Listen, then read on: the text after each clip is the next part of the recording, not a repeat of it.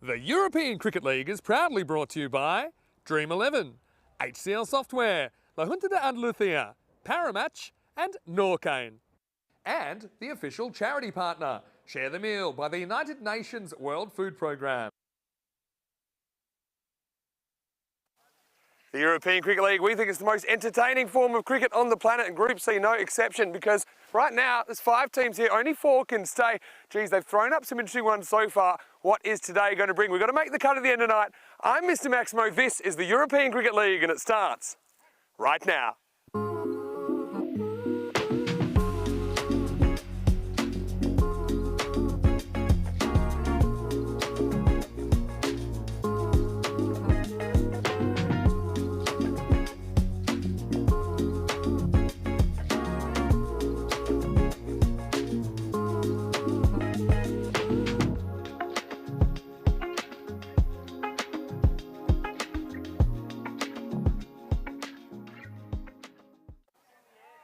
Bienvenidos, good morning and welcome back to the Cartama Oval. It is day 2 of Group C. It's actually the start of week 2 of our 4-week ECL adventure for 2024. This annual tournament is the Champions League of European Cricket. So Group C action continues, and starting with match number 6. And right here we've got CC Academic Sofia of Bulgaria taking on Gamblers SC of Portugal. In the first match of the day, Tyrone Peters, he's in for Ian Ramage today. He's got the giant coin, he's got the 2 captains. Let's see who wins the coin toss.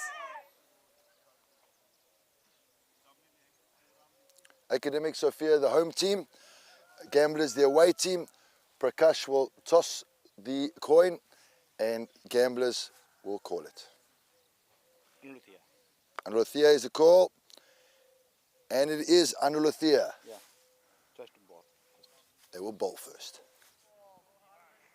So Gamblers SC of Portugal have won the toss, and they've sent in CC Academic Sofia of Bulgaria. Now the Bulgarians last night, they just kind of struggled chasing a challenging target, but I just still don't think they've quite got their order right. You've got someone like a D'Souza in the middle order. I'd like to see him facing a few more balls in the innings. Yeah, also, I wonder if they might make a change at the top, because they haven't been making great starts, and I think you might need to against this Gamblers SC side that have a bit of power. Having said that, I don't think they quite hit their straps with the bat on day 1. Having said that, they walk away with 2 wins, and they'll be hoping to establish themselves in the top 2 today. Watch out for Junaid Khan. He's likely to bowl very early on, and he's a real handful, and we saw some of the Bulgarian top order struggling a little bit with the heat last night. Let's talk the conditions. I can tell you the heat is on here as well, because we're expecting maximum temperature up in the 20s, 21 expected, currently about 14 to get this one going. I know that Rico Ford had the day off yesterday. He was watching intently. Now he gets to see it live. Rico, news from the toss in match number 6 is that Gamblers SC of Portugal have won the toss. They've sent in CC Academic Sofia of Bulgaria. Over to you. Let's get the start for a new week of ECN cricket. Thank you very much to Vinny Sandu. Good morning, world. How are you? I hope you're ready for another scintillating day of action on the European Cricket Network. You're watching the European Cricket League, the Champions League of cricket. And, well, it's time to see the champions from Bulgaria taking on the champions from Portugal. There you go, CC Academic Sofia taking on Gamblers CC. Sofia yet to register a win, 0-2, whereas the Gamblers have won both their matches. So looking forward to this one. Kulukalaya will be hoping that these men can stay in good form. And these are the percentages for you, 83% to 17 in favour of the Gamblers. Let's have a look at the 2 openers out there. You're going to have Manan Bashir. He's listed to be opening, and he's out there with Kushal Krishan Kumar, who, well, let's just say, it took a while to get going yesterday. He did bat all the way through the innings, it is fair to say, but only made 48 of those 37 deliveries, so batting a little bit too slow. You get ready to go for the action. It is the battle of bat versus ball. Welcome to everybody in the chat, and the bowler feeling the heat already as Nitin Kamboj takes his shirt off, and well, didn't he put a fine performance in with the ball yesterday, and taking on Afyon Karahisar. Yeah, they didn't get a run off his 2 overs, and there won't be any runs from him yet, so bowling very well. Get someone in the slot. Umpires for this one is umpire Asad Ali and Joe Foster, and being led today by Tyrone Peters as Ian Rummage having a well-earned day off. It's played away. It'll get a run here. So it's been a while since some runs have come off the bowler. Little Gumbodge. Lovely morning here in Andalusia. That gentle breeze that you'd expect this time of year. It gives it a little bit of chill factor, but if you're under the sun, that soon disappears.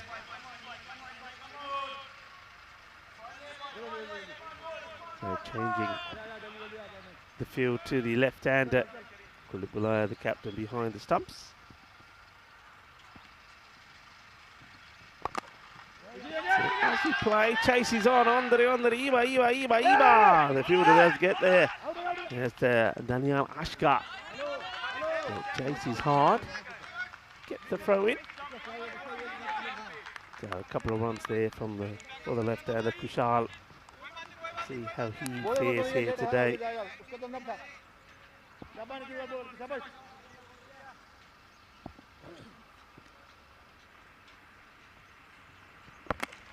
He's going to just chip this up in the air, hesitation, and the fielder, well, that's Simranjit. If he'd picked this up straight away, it was definitely an opportunity for a run out. Batters just not looking at each other there at all. He's lucky he doesn't, I mean, if he hits that any better, it would have been a catching chance with Simran. Flashes away, chance, oh, goes down. It's a difficult one. Krishna Kumar gets alive. Diving forward, always difficult. I mean, it's a great effort there from Darji. Gets hands to it. He'd be disappointed it doesn't stick. It is on the way down. He covers a lot of ground to get fingers to that, but it doesn't stick. So Krishna Kumar gets alive early on. Dropped on two. Now high up in the air. And adios, it will be the wicket. So a chance early on to remove Kushal. He doesn't go, but Manan Bashir will. And Bashir, disappointing one of just 2 deliveries. The Gamblers looking to continue in the form they were in yesterday. As we see that wicket again, just hoiks it up in the air. Gamblers, of course, beating Old Victorians. That was a bit of a surprise for everyone, as Karambir Singh put in a good performance, 40 of 18 and also 2 for 15.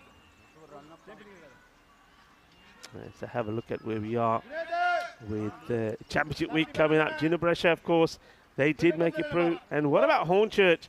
Of course, they had to do it the hard way. It's a simple catch for the keeper, Kuldeep Gulaya.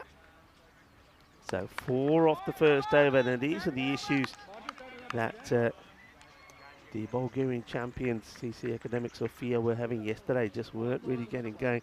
I suppose I like the fact that they're throwing the bat at it, and if it's not clicking, then somebody hopefully will. Well, this man, well, everyone in Bulgaria knows the name Kevin D'Souza. This guy is a hard hitter, but everyone in Portugal knows the name of Junaid Khan. He's a solid bowler. He's been a leading wicket taker on the European Cricket Network for some time. I have to ask Vinny, when Vinny joins me, if he took any wickets yesterday, because before the start of this tournament, Junaid had 98 wickets to his name on the European Cricket Network. So we'll keep an eye on that. Okay, that's launched high in the air. Well, it could be another. Let's have a look. Oh, what's happened here? Oh, I cannot believe it. But Krishnan Kumar, he must have a little Krishna that's looking after him, because this should have been taken. And then it's in the air. The field is getting under it. Then, for no reason at all, that's Karambir. He just stopped. Oh, I don't know. Well, Karambir was the man coming from behind. And total misunderstanding. Well, that's disaster, really, for the Gamblers. Kumar, though, still swinging. He picks up a valuable 2 there. So he's been dropped on 2 and 3. Sometimes you've got the luck, sometimes you haven't. And Junaid Khan knows he should have had another wicket there, that's for sure.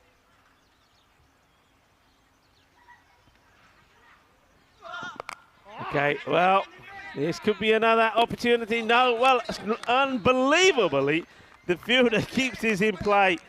That's a Nitin Kumboj. And I thought it was a catching opportunity. And if I'm going to be a little bit harsh here. I think you've got to throw yourself at the catch, to be honest. I think this is up there long enough. It deserves an effort. But he shows some brilliant footballing skills. And we know that Portugal got a pretty decent football team. Well, I think our very own Ronaldo would be impressed with that. He does save a boundary, I suppose.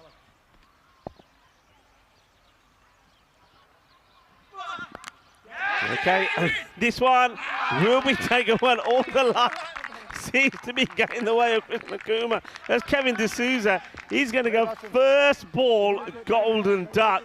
That's a really good catch, I have to say. So there's another wicket here for Junaid. Oh, D'Souza is going to have to go. He probably can't believe his luck. He's saying, hang on a minute. Maybe the luck only comes if your name is Kishore Krishnan Kumar. It's well, we know that fielding position is pretty key, isn't it?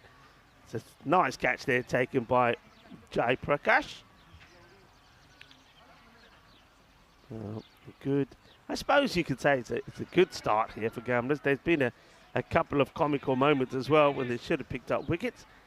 But they do get another, and it's going to be a golden. It's an early morning. For Kevin D'Souza, the next batter comes in. And, well, this man, maybe not known for this format, but when he has played it, he has scored decent runs, and he's a good player. Saeem Hussain, the wicketkeeper batter, comes in. It's a fine time also to welcome back and say buenos dias to Vinny Sandhu. Yeah, buenos dias. Same. Hooks. Well, Kuma, he's golden. He never gets out. It's impossible. He had so many lives last night. I said if he was on the Super Mario game, he'd be flashing. And I wasn't even nervous for a second when that ball went up. I knew something weird would happen. He's been essentially dropped twice, not attempted one of those times. Meanwhile, poor Kevin D'Souza finally gets a hit and he nicks one down to deep third. He's out first ball. Anyway, end of the second, it's 7 for 2. Yeah, he reminds me of one of those greedy corporates that buy up all the foreclosed mortgages. He's bought all the luck cheap and he's hogged it all to himself. He's not giving any to his teammates. And D'Souza, who sat on the pine for 10 overs last night while his team dawdled, he finally liberated, but then unfortunately only lasted one ball. Of course, it was Liberation Day, in Bulgaria. Yeah, it was indeed. So I'm sure there was some celebrations. They'll be hoping that those celebrations means that today they can come out and get a win or two under their belt. They need one. That's a nice looking shot, actually. Plays this well, and it's a good one to play. We're still in the power play, so that fielder is not quite on the boundary. So Krishnan Kumar plays this away. He's a man who has scored a century on the European Cricket Network, so he's just got to have that belief in himself. Yeah, that's the thing. He had to deal with some tough stuff under lights last night. He just looked like he was lacking confidence yesterday, which is understandable. Same with Bashir, who had his helmet knocked in the first game. Good to see him come back, though, and field. Good delivery. Takes the pace of this one. So I think the key with CC Academic, they've got lots of guys that have been successful in ECS Bulgaria. So you've got to try and order them in a way that makes you dangerous as a side at this level. So Krishnan Kumar is certainly, well, he's shown he can bat time. He has been pretty lucky, to be honest, with these missed chances. Taking it on. It's a good, I was going to say good pick up and throw there. Could have had him in trouble. Yeah, I'm just having a look. I mean, obviously, we've spent a lot of time in Bulgaria. Bulgaria was one of the first countries that we went to when we were doing those European Cricket Series. They have got some good players. I mean, I have to admit, I'm a little bit surprised that the likes of Isa Zaro is not opening up. And unfortunately, Zirak Chugtai just picked up an injury there in the warm-up. I mean, they would be my two openers, if I'm fair. And somebody like D'Souza coming in at 3. And then Krishnan, well, he can come in at number 4. Just get him into some sort of form. That's a nice shot there played. So both these guys starting to get going here now. That's a nice one played by Hussain. Simon Hussein's really important to me. He missed out a couple of times yesterday because he can technically hold himself at the level, and I think that's quite important. Yeah, I mean, you know me, I'm not a negative kind of person. I suppose the only time frustrates me is when you've got resources that you haven't use, he didn't try, and they really felt they could have got at least a point out of that last night. The pad's asking the question. The umpire has a look and decides, no, I suppose height could be an issue here as well. And yeah, they've also got the croucher, Zaid Sulat, in there as well. This one, I think, just drifting in a bit off the pitch, maybe. Pretty good shout, actually, but maybe just going down the leg side. Maybe just drifting, and I think height also comes into play there as well.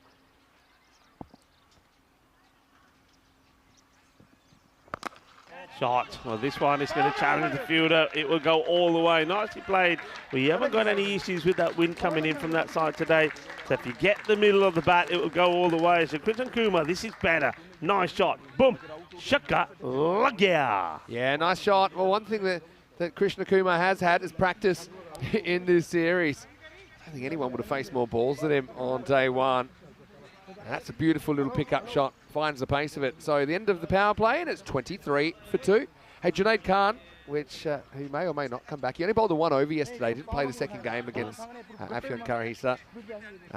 And that wicket that he took in the second over takes him to 99 wickets, 99. as he said. So yeah, he's got one off the 100-wicket milestone. Not many bowlers have reached the 100-wicket milestone. I'm just trying to think of, I know that our leading wicket taker in the European Cricket Network is Mohammed Atif, and I think he's on about 130. Yeah. So Junaid is, I mean, not that far behind. Here he is now with the ball. If anyone else can find a bowler with 100-plus wickets, I'd like to know. Yeah. Because So here we go, Junaid. He's on 99. I wonder if he knows that himself, but he's a wonderful ambassador, though, for the network as well. It's a lovely guy. He's a real performer. Whenever he's bowling, you always take your wicket. That's going to be out. That is out. Well, the batter wants to give a little bit of spice back to Kuldeep Gulaya. And Kuldeep says, well, I'll take it. If you want to shoulder barge me, no problem whatsoever. Saim Hussain, the 2 wicket keepers, have a little bit of an argy-pargy together here. But I think this is out. This is not good running. Whose fault's this? Because there's never 2 there. So someone had a light bulb moment. And I'm curious to see who it was. All right. Saim, he is looking. I think He Saim takes it on and he looks for confirmation. He got a nervous glance back from Krishna Kumar. Watch this. Watch the elbow here. I mean, have a look at this. Oh, get at it, he says. He says, if you're going to take my wicket, I'm going to take you out at the same time. Well, Kuldeep Gulaya won't mind that, the captain of the Gamblers. Oh, CC not Academic Sophia, what are you doing to me? I mean, Saim Hussain, he's found a way to get himself out, survived a close-ish LBW shout. It was never on, and it just wasn't worth the risk either. And he knows it. It's just a misjudgment, and that can happen if you haven't spent too much time at the crease, but he's run out needlessly for 5, and it's 24 for 3. Yeah, that was just when you needed those 2 left-handers to get your little partners game. We saw Krishnan Kumar play a nice shot for 6, and Sam got a good bit of bat on one as well, got a boundary. Then, after getting a boundary, he runs himself out. Right, Sulat, he's fun to watch. Going nowhere. It's good length being bowled here by Junaid. He knows that these guys are looking for the ball to be pitched up so it can be hit down the ground. It's not giving him anything at the moment, Junaid. Eyeing up. He's 100th wicket. Sulat, crouching tiger, hidden batter, the way that he goes about it. Come have a look at this. Set up. Nicely played away, gets a single. So Krishnan Kumar now, he knows that he's the man who's really got to get them to some sort of score here.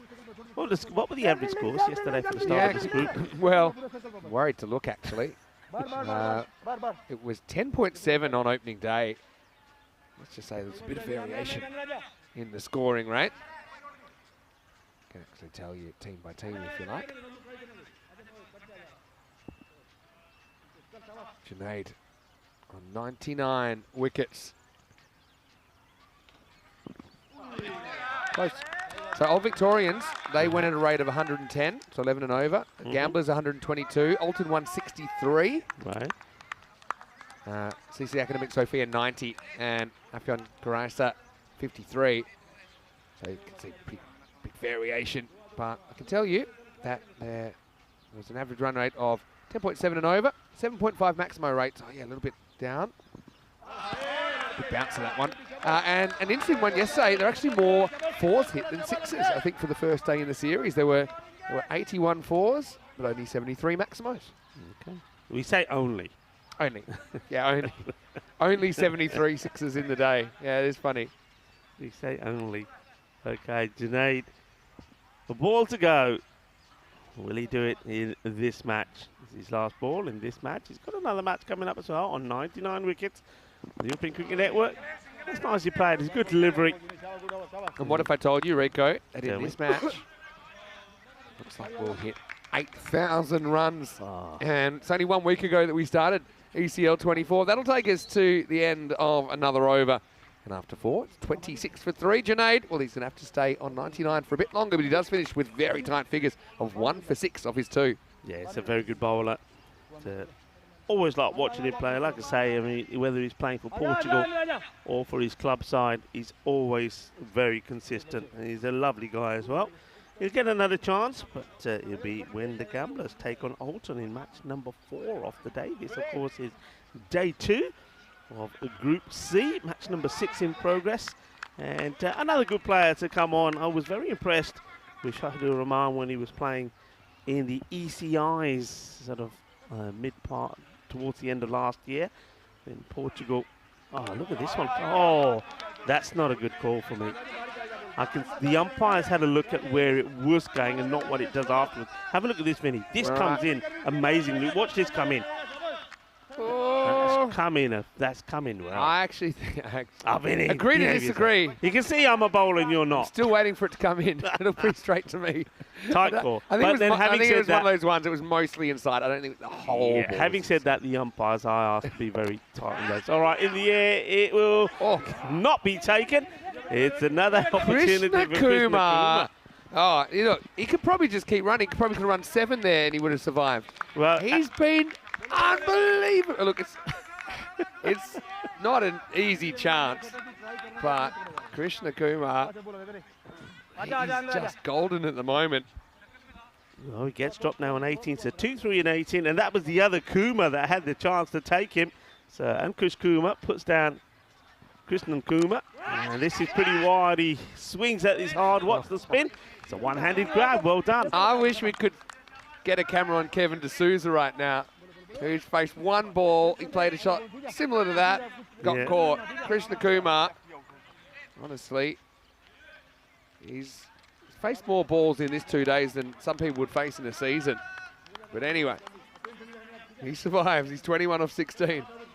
So looking to get going here as well. They've got to do at some point. At the moment, this looks like it's going to be a low score. It's around about the 80s. Asking the question, they like it. And I must admit, from here, from our box, I don't see it and I don't hear it. But they're pretty excited about it. I'm the same. We're a long way away. But I'm probably not certain this is hit. Benefit of the doubt. Away from his body, so I can't see what it would be, but I'm just not certain that he got an edge on that by any means. Hey, by the way, Krishna Kumar, good on him. If he's having that much luck, that's great. I'm not angry. I'm just amazed. This one should be 4 runs. So nicely played. Gets the swivel on it. The first boundary for Salat. Just strays the line a little bit here, Shahidul Rahman. And Zaid says, thank you very much. I was waiting for a loose one. There hasn't been too many from them. He's standing, not a good delivery really, because he's standing well outside leg stick. Yeah. So to bowl on down the leg side with the batter standing there, that's not well bowled. Just love his setup here. He's got that back foot, which is kind of outside the leg stump, super accentuated knee bend. Good comeback. It's a better delivery. This time he says, all right, I'll be short and right at you. Let's see if you can still play that hook shot. And the answer is no. So ball to go in this one, approaching the halfway point here. Kroom said cheat mode switched on. Like on some computer games, you can put in a code and they'll drop you every single time. You basically can't get out. Hello to Chris Webster as well. Good to see you. And David Carrington said he played on this pitch back in 2012. It's a while ago now, but hello, David, and welcome to the broadcast. Last ball, the 5th. It's dragged down onto the leg side. It'll just be a single, so halfway point. They're on the 35. So even that score in the 80s at the moment.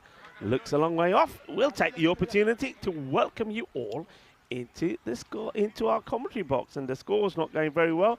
I tell you who is going very well, and me and you have to wish him a very happy birthday. It's our very own CEO, Roger Finer. Right. So, Roger Finer, happy birthday to Happy you today. birthday, And Roger. you know, it is also World Tennis Day today. I know that Wow. Roger loves his tennis, and his cricket, of course. So, Roger, go out there and play a bit of tennis on your birthday. Happy birthday, Yeah, buddy. well, some talk we might have to cancel the games out of respect to our Chief Executive Officer, Roger, but don't worry, we've kept the games on.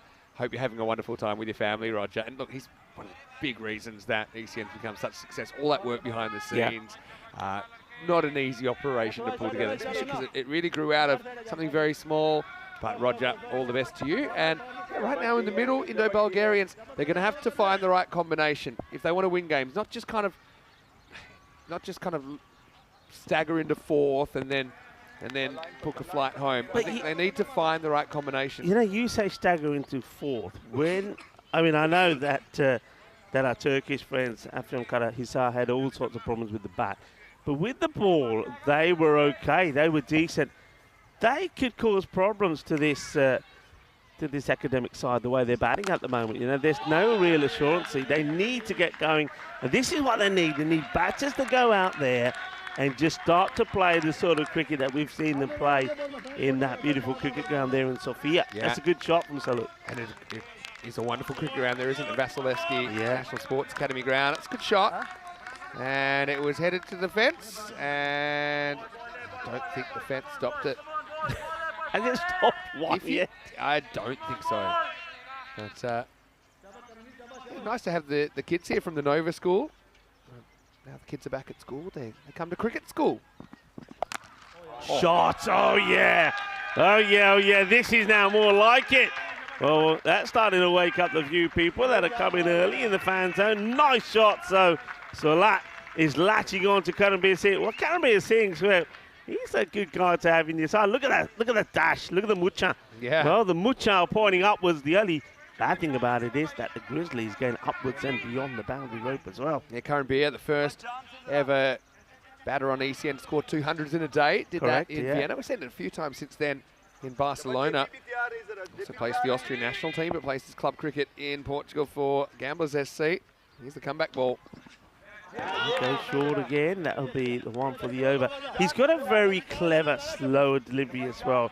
If I remember when he's played at that magnificent Seebahn cricket ground in Austria, in Vienna, and he used that slow ball well. So, having banged the short one in, I wonder if he will go for the slower one here now. Karambir, here he comes.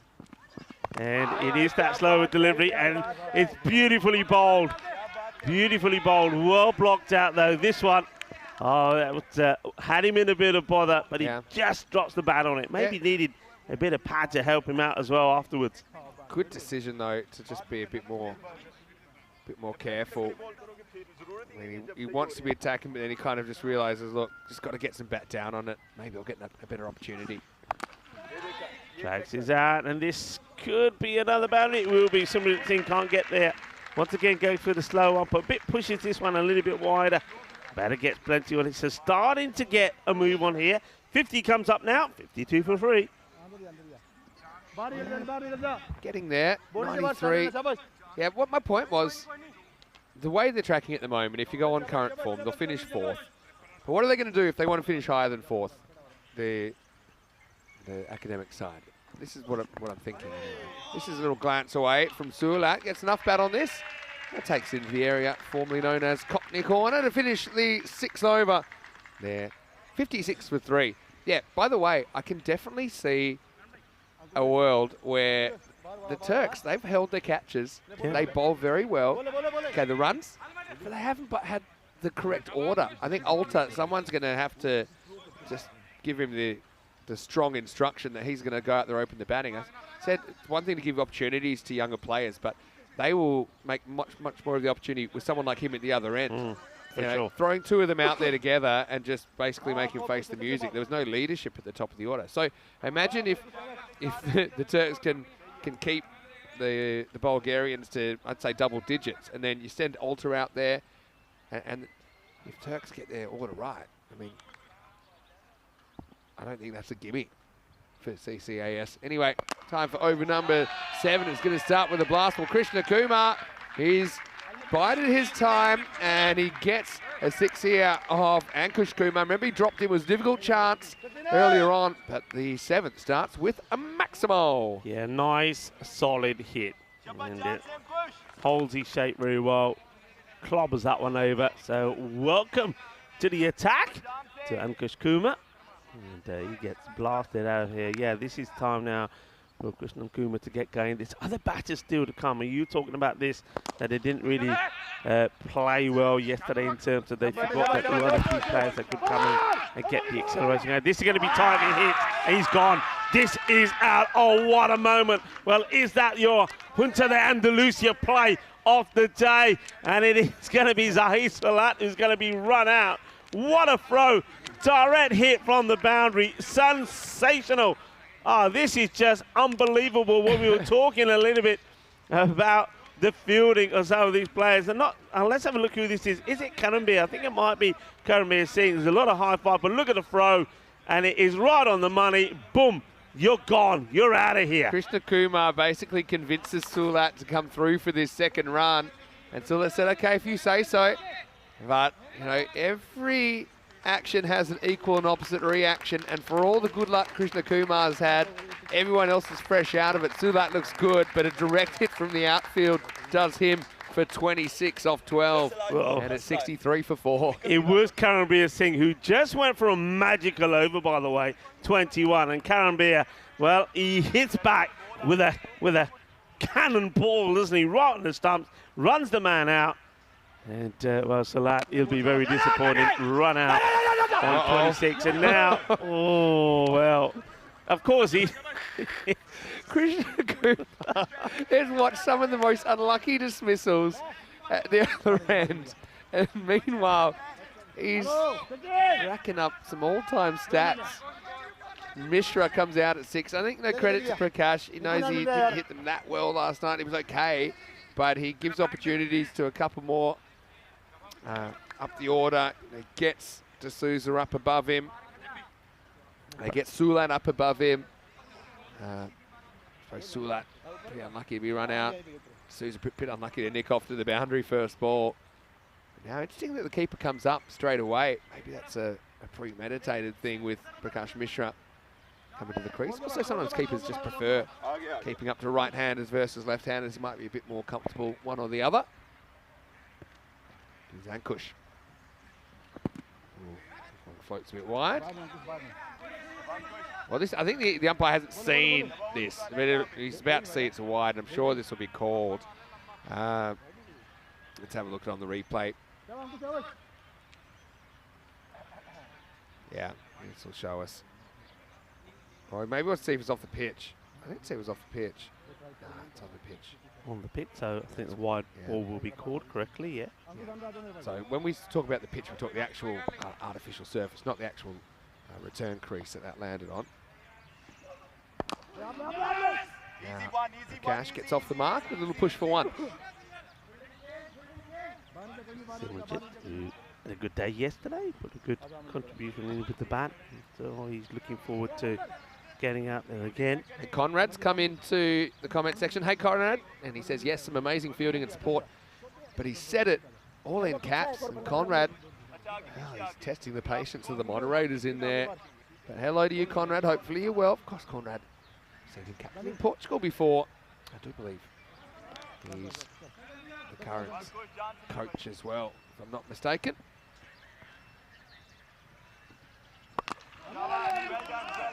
Full, and they won't get a run here. So Krishna Kumar, 29 off 20. I mean, everyone's been calling me Mr. Maximone. That's what came out last night. You weren't, were you? No. You weren't having a moan. Come on, what's the matter with you? Who was getting you rattled? Just the fact that they never made the change. It's actually these two batting together for pretty much the whole 10. Going down the leg side. Well, that's probably one of the loudest appeals that we've heard, and that's, of course, the captain of Gamblers, Goliath. It's the end of the over. Well, it looked like it could have been an expensive one with the very first ball being smashed away for a huge 6, but then Karambir with that laser throw arm of his, got the wicket of Salute. And then end of the over at 7 down, 66 for 4. Yeah, and if you want to have a moan to me, you can. Just get in touch with me at Mr. Maximo. And also Rico Full on Instagram as well. I want to say a quick hello to Ravi Teja, or Jitubai, who was your first ever Instagram follower. He was And I know he watches yeah. all the time, and we haven't shouted him out for a while. And Rico took the big leap into social media. He was your first follower. And the other thing is, I don't know what's happened. The Y2K's kicked in. I think our Facebook page has crashed in the first week of this ECL. So you might have to get your highlights elsewhere at the moment, but you can always jump on the Instagram. I know X, formerly known as Twitter. And I think some people are TikToking now. Maybe. TikToking? I don't know. Yeah, I spend all my time at the cricket, so it's very hard for me to get on, if I'm completely honest. I do try and check it out when I can. Here's Jai Prakash. Ball over number 8. Gets it right. Up in the block hole. Mishra misses out. Conrad's just apologised for the caps, saying, sorry about the caps, just got excited. Hello to Birdie as well. I think he's watching in the UK. Hello to Helix. Let's see so many people interacting this morning. Andrew Ryan will be in with us a little bit later. Corey, he's taking the day off again. Oh, well, it's a wild throw, this one. Whoa. Highly surprised that doesn't hit one stump, and Mishra joins the unlucky club. Karen Bear doing the backing up this time. Got him a bit of thing after he was involved in that superb run out. Some of the fielding that we've seen in this year's European Cricket League has been absolutely superb.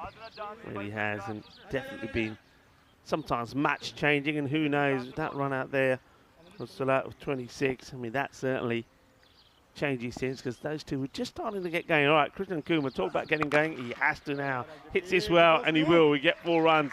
He gets a wide one, a wide full toss really from Prakash. That's nicely played, but he's got to join them up now, hasn't he? I mean, hitting a boundary and then a couple of singles and dots, that doesn't help the course. He's got to go out there and he's got to keep motoring. You still have the likes of Hasazaro to come out there, who we know can smash the ball pretty well. The Gangadeep Singh's another one that if he gets going. Delric Vinu, these are all guys that can hit the ball well. So I think now's the time. You just got to go for everything. Okay, up in the air. Surely not. It's going to drop in the middle. Oh, no. Hey, what a catch. What a catch. This is the most casual catch that you will ever see. And his Nitin Kamboj has pulled off an amazing grab. It's 3 players there. You thought it was going to drop right in the middle of them because it was lost by Kuldeep Gulaya. He's taken the cap off. He can't find it, and the fielder just comes along just before it's going to drop to the ground and says, thank you very much, I'll have it. I actually think it's a magnificent catch. So finally Krishna Kumar's luck runs out, but it's almost like Kamboj, he knew it was a keeper's catch, but he keeps his eyes on, he keeps one eye on Golia and one eye on the ball. And, and when he sees that Golia is struggling, he just kind of pulls rank at the last minute. So I can't believe it. Finally one's been taken, and Kushal goes for 33 at 71 for 5. It's an amazing catch. That really was. I mean, the reflex, because he couldn't impede earlier because he would have got in the way of the keeper.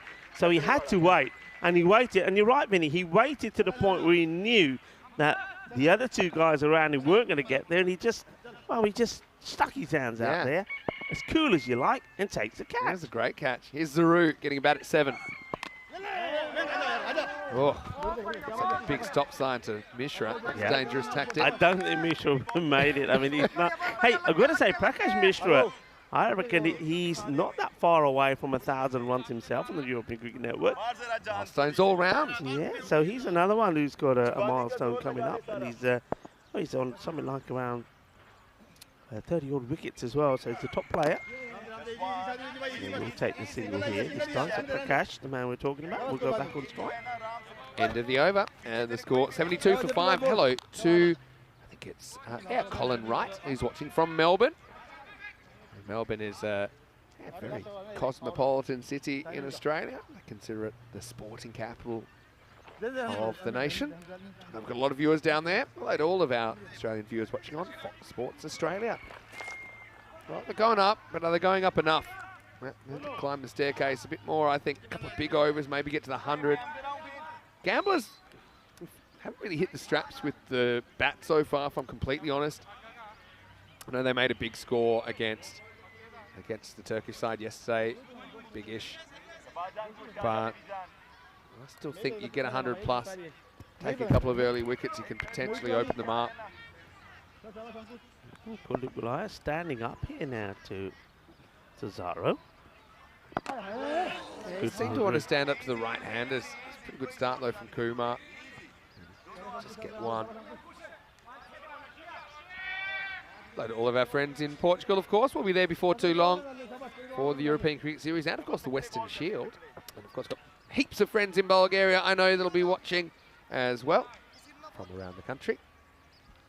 I mentioned yesterday Bulgaria. It's a different kind of a place. Just very, very unique compared to some of the other countries we've gone to, and really, really enjoyed my time there. Remember I had that, I think it was the tarator. It's like the cold cucumber soup. Quite refreshing. Yeah, that's this for just a single, but it's tiki-taka at the moment when you need to go boom boom. And I tell you who nearly goes boom boom is Simranjit Singh. He sees that Prakash is just idling back into his crease, and Simranjit says, well, if you're not going to hurry up, I'll have you. And I tell you what, that would have been closer than you think. Kumar, 4 to deliver here. Stuck in the 70s.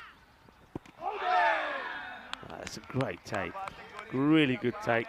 Don't think his foot does come off the line or goes up in the air, but it's a great take. And that just, it really, bothers a lot of batters when you've got that keeper up there. It stops you playing your natural game. At this stage, yeah, it shouldn't be affecting you, because if you get out, you get out. But that one stuck in the pitch a bit because it was a slower ball. Foot never came up, though. But quick hand from Kuldeep.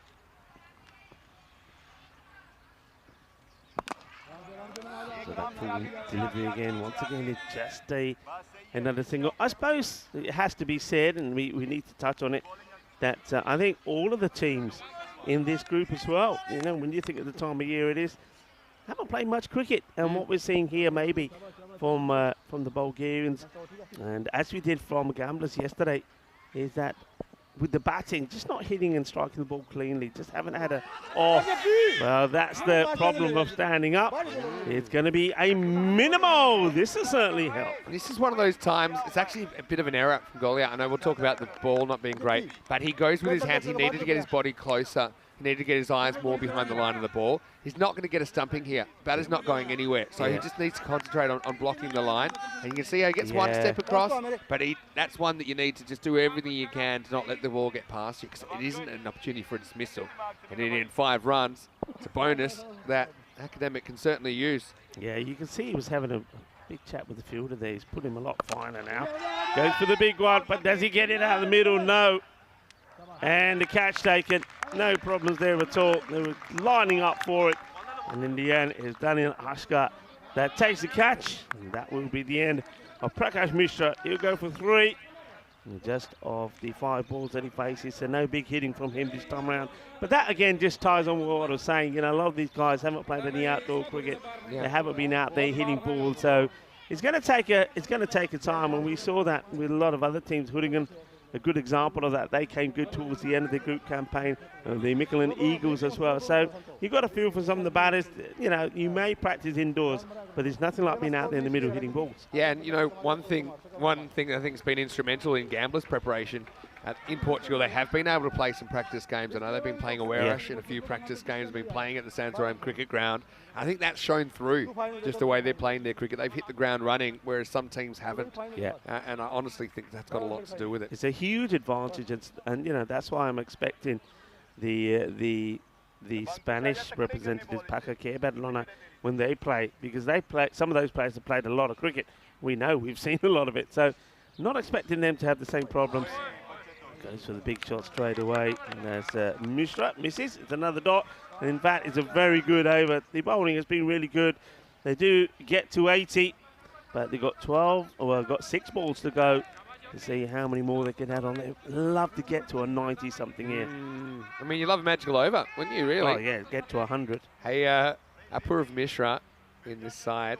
I remember, I think he was playing for the Pleven 11 back in 2021, and remember that he got one through Prakash Mishra in a club game, and he really likes to celebrate. So if he's in the side, I noticed, I think he was out of the 11 first 2 games. He gets a wicket, watch out. Eventually, when the suspension was lifted, we saw him again on the network. Anyway. Some bowlers can get excited when they take a wicket. I think I've been guilty exciting. once or twice in my earlier days of Our broadcast had an M rating that day. catching opportunity, taken, and that's the end of Zara. He'll be disappointed, Isra, because he's played this pretty well, but unbeknown to him, there's a fielder there, and it's straight into the hands of Junaid Khan, and he ain't going to drop him. That's another one that bites the dust. It's 80 for 7 now with 5 balls to go. Yeah, nicely taken. Probably regulation, Junaid. Normally a good pair of hands. We saw him drop a fairly simple one yesterday. No such issues on this occasion. So CC Academic spluttering to the end there. It's 80 for 7 now with 5 balls left. Junaid, 99 wickets to him as well on the European Cricket Network, so keep all eyes on him for when they play Alton a bit later. Alton have made a fantastic start, of course, in this group. The only team that really looked to be scoring runs pretty freely.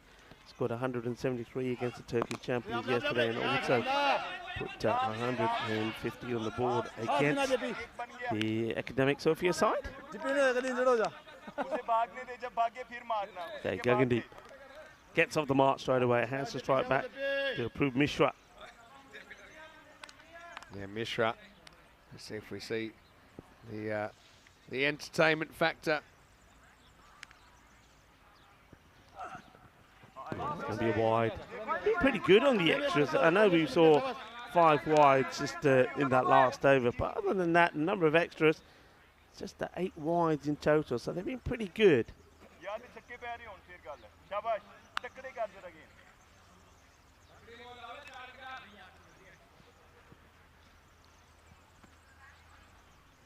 Yeah, wait for another delivery. Most teams have been pretty good with the clock in this series. Don't think we've had a 5-run penalty yet for slow over 8. I don't think we've had a 5-run penalty yet for a batter being too slow to the crease. So No, shows you that been just something, if you put a bit of attention into it, it's very achievable to avoid those penalties. Good delivery, really good ball there for Jai Prakash. Right in the block hole, just going to be a single. There's not been too many loose deliveries, it has to be said. Just turning my attention to the chat. A lot of people in there enjoying themselves today. Buenos dias. Namaste, assalamu alaikum, sasri akal, aibawan, vanakam. Welcome to the European Cricket League and Action Entertainment. From start to finish, 5 matches a day.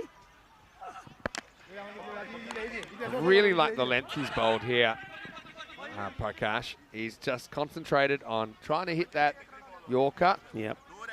And he's hit it more times than not, and they're really struggling to get him away. So he's given up a run of ball, he's picked up 2 wickets. It's been a good spell.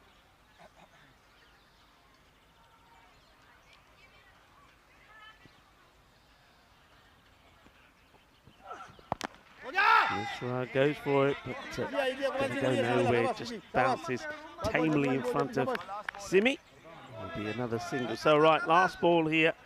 They'd love to get a maximum here, take him into the 90s. Even that doesn't look like it'll be enough, but it gives the bowlers a little bit more of something to bowl to. Been a very good professional performance so far from the Gamblers. And it's well bowled to finish off with. It's just going to be another single. They may, oh, that's a terrible throw. A terrible throw from the fielder. I mean, they might as well keep running, and Caribbean in the end, will get the run out. But what's with this throw? There's no way the batters are going to make 2, and he fires it in like a laser. And, well, I mean, the bowler rightly decides, I'll leave it low. Caribbean, he's strong enough to get a hand to it. Good job he did. It was almost 6. Let's see who's out here. That was a nasty throw. Who's close to this end?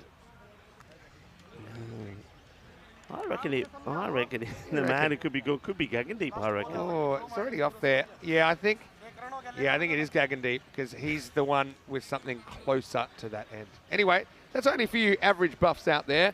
Right now, it's not quite an average score, is it? Says CC Academic. How many did they get there? They get 2? They got 2 there. 2, right. So it'll be 87 for 8. 88 will be the target Gamblers. Now, I think they fancy this. They think that they probably are capable of getting it in the 7 overs. Yeah. To do that, they're going to need to go about 12 and a half and over at 125, so like an average run rate. The CC Academic Sophia, well, once again, supposed a little bit underwhelming with the bat, although I was happy to see them, try and get some of these hitters to the crease. Sometimes it worked out, sometimes it didn't. Guess it depends what your name was when you're out there, but Gamblers, they elected to bowl in match 6, and they're certainly well ahead at halftime. Yeah, not too much went the way of the Cricket Club Academic from Sofia, did it? There was an easy dismissal there from Bashir, simple catch from Kuldeep. And Kishal Krishnakumar was playing some nice shots, but everybody else seemed just not have the luck he was getting. Kevin D'Souza, you saw being caught there by Jai Prakash. And then Saim Hussain came out there and thought maybe they were going to get a partnership game, and Hussain runs himself out. Tries to take out Kuldeep Gulaya at the same time, but it wasn't to be. Kuldeep, he's a strong guy. He says, I can take it. I'm still going to get you out. And talking about getting out, what about that from Karambir Singh? After being hit for 21 off and over, the only over really that the academic side had any success on, he then throws the stumps down of the man who was trying to get back there. And that was the end of Zahid Zulat. And then after that, to be fair, not an awful lot happened. Batters came and went. That was we thought a nicely struck one there from Zaro, but even that one goes to the hands. And then right at the end here, well, an extra bonus run that didn't need to be there. And Karambir just picks the ball up after it almost took his hand off and completes the run out of Gagandeep. So they will get to 87 for 8. I suspected it would be a score around about the 80s, and that's what it is. It's not done and dusted, of course, you know that. I mean, Vinny touched on the fact that Gamblers yesterday batting first against Old Victorian scored 109, and then in the game against Afan Karahisa they got to 134. So maybe against good type bowling they could also be pegged back a bit, but I reckon this is a sort of match that Gamblers will be looking to say, right, okay, go out there like we're chasing 150, let's try and get to this target of 88 before the start of the 8th over, and then walk away with all the points. You see there, only Krishnan Kumar 33 and Zahid Sulat 26 made any real contribution. Pretty tidy with the extras, 10 of them in total, 9 wides, but 5 of those came off one delivery. And as you'd expect, having a look at the amount of runs that were scored, the bowlers were, apart from Karambir Singh, who went for 21, they were exceptional. That has to be said, and just remember that Junaid Khan, with that 1 wicket, moves on to 99 wickets on the European Cricket Network. So 87 is the score.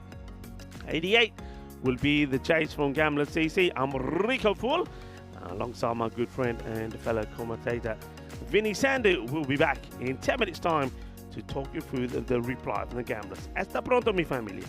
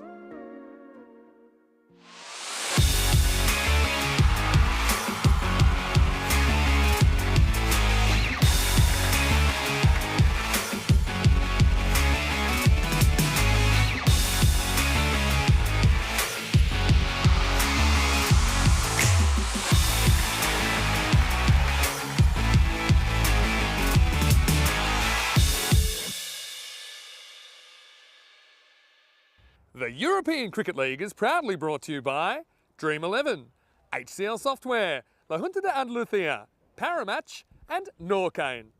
And the official charity partner, Share the Meal by the United Nations World Food Programme. Hello viewers and welcome back. It's nice to have the kids from the Nova School here as well today on the Costa del Sol. We'll probably see a bit more of them a little bit later, but they're certainly enjoying the cricket. I hope you're enjoying the cricket wherever you're tuning in from at home as well. And, this match is going to be a low-scoring one with the CC Academic Sofia having a bat first, and their troubles with the bat continue. They got to 87 of the 10 overs, losing 8 wickets along the way. You just see the bonus point equation there on your screen. And I think it has to be said, it's probably unlikely that Academic Sofia will be looking to restrict the likes of gamblers to under that 60 mark in their 10 overs. It's probably more likely that gamblers will have a real go at this and try and get to the score in the 7 overs. And it'd be interesting to see how it goes. I think it's a good challenge for the gamblers. They've got some good batters at the top of the order. If they get off to a good start, they could definitely achieve it. And I think you just have to have a point where you feel maybe it's a number of wickets down, or the rate gets to a certain amount where you feel, right, now let's go just get the win in the bag. But initially to start off with, you're definitely looking to get all the points here. It's going to be Ali Rasool to start off with the ball. Rasool. Nice start, good length, but it's always going down the leg side. Kuldeep Gulaya, no appeal there at all from Rasool. He knows. A good start. Kuldeep Gulaya, the batter on strike. He's approaching 2,000 runs on the European Cricket Network, so a lot of these players have played a lot of cricket in this format. So we're going to miss. Kuldeep also has played, of course, for the Portuguese national side. And Krish Kumar is his partner. Good areas to start off with from Rasool. How'd you get yourself back in this match? Well, we start with some tied overs, a good power play, a couple of wickets in there. And that just sort of gloved into a bit of space. That's the wicket keeper. That's Sahil Hussain gets the ball. Prakash Mishra, I don't think he moved, didn't flinch. He says, that's yours, that's yours. I'll move and come into action when I have to. Just some adjustments being made to the lid of the batter, who I think doesn't feel too comfortable with that lid, Kuldeep Gulaya, so it might see a replacement being brought out to him. It's well bowled. He's definitely getting this ball to. He starts it angled in, and there's movement in the air there, and he's got a good length on it so far. It's Ali Rasool.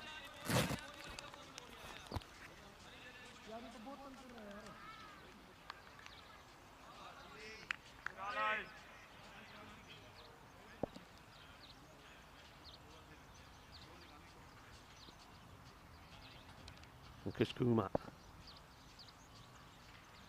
Got a nice full delivery of the ball before. This one's a little bit shorter, but well, I'm not sure how he's managed to play that over there. This one must have come off the back of the bat, surely. Let's have a look at this. Back of the bat or the toe end, or one or the other. It's not where he was looking for it. We'll get a good look at this here. I mean, there we go. Yeah, right at the toe end. Couldn't do that again if he tried. Not sure it's the right approach to be walking out to these. Probably better off waiting for him. This time he does wait for it and just blocks it out. So what a good over this is. Like I said, you need a good over to stay in this match to give yourself some hope, and that does nicely. Only the one coming from the first, and all of a sudden the score is more the sort of 96 mark as opposed to the 88 required. So that's a good start. 31 matches since the golden ball. So when are we going to get the next one? We did say when we got that golden ball, match number 2 on day 1. Cobra CC against Heritage just scores 106 to 106. We said then there's bound to be some more coming. Of course, Heritage won the golden ball, hitting the ball for 4. So when's the next one's coming, we'll have to wait and see. There's the Cartama Oval looking rather pretty at the moment. The sun is seeping through, very calm, very little wind. Gagandeep Singh bowled well yesterday.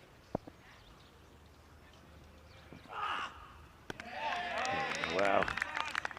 Big grunt from Gagan as he gets this one to rise sharply outside the off peg of Kuldeep. Another dot ball.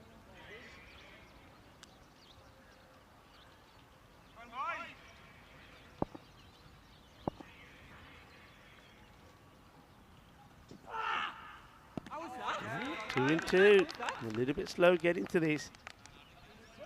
So I have to say, very liking the look of Joe Foster behind the stumps, the umpire. He's certainly got a old Western feel about him, doesn't he? He's like he's a bit of a gunslinger. Have a look at him there. You see the bowler coming in.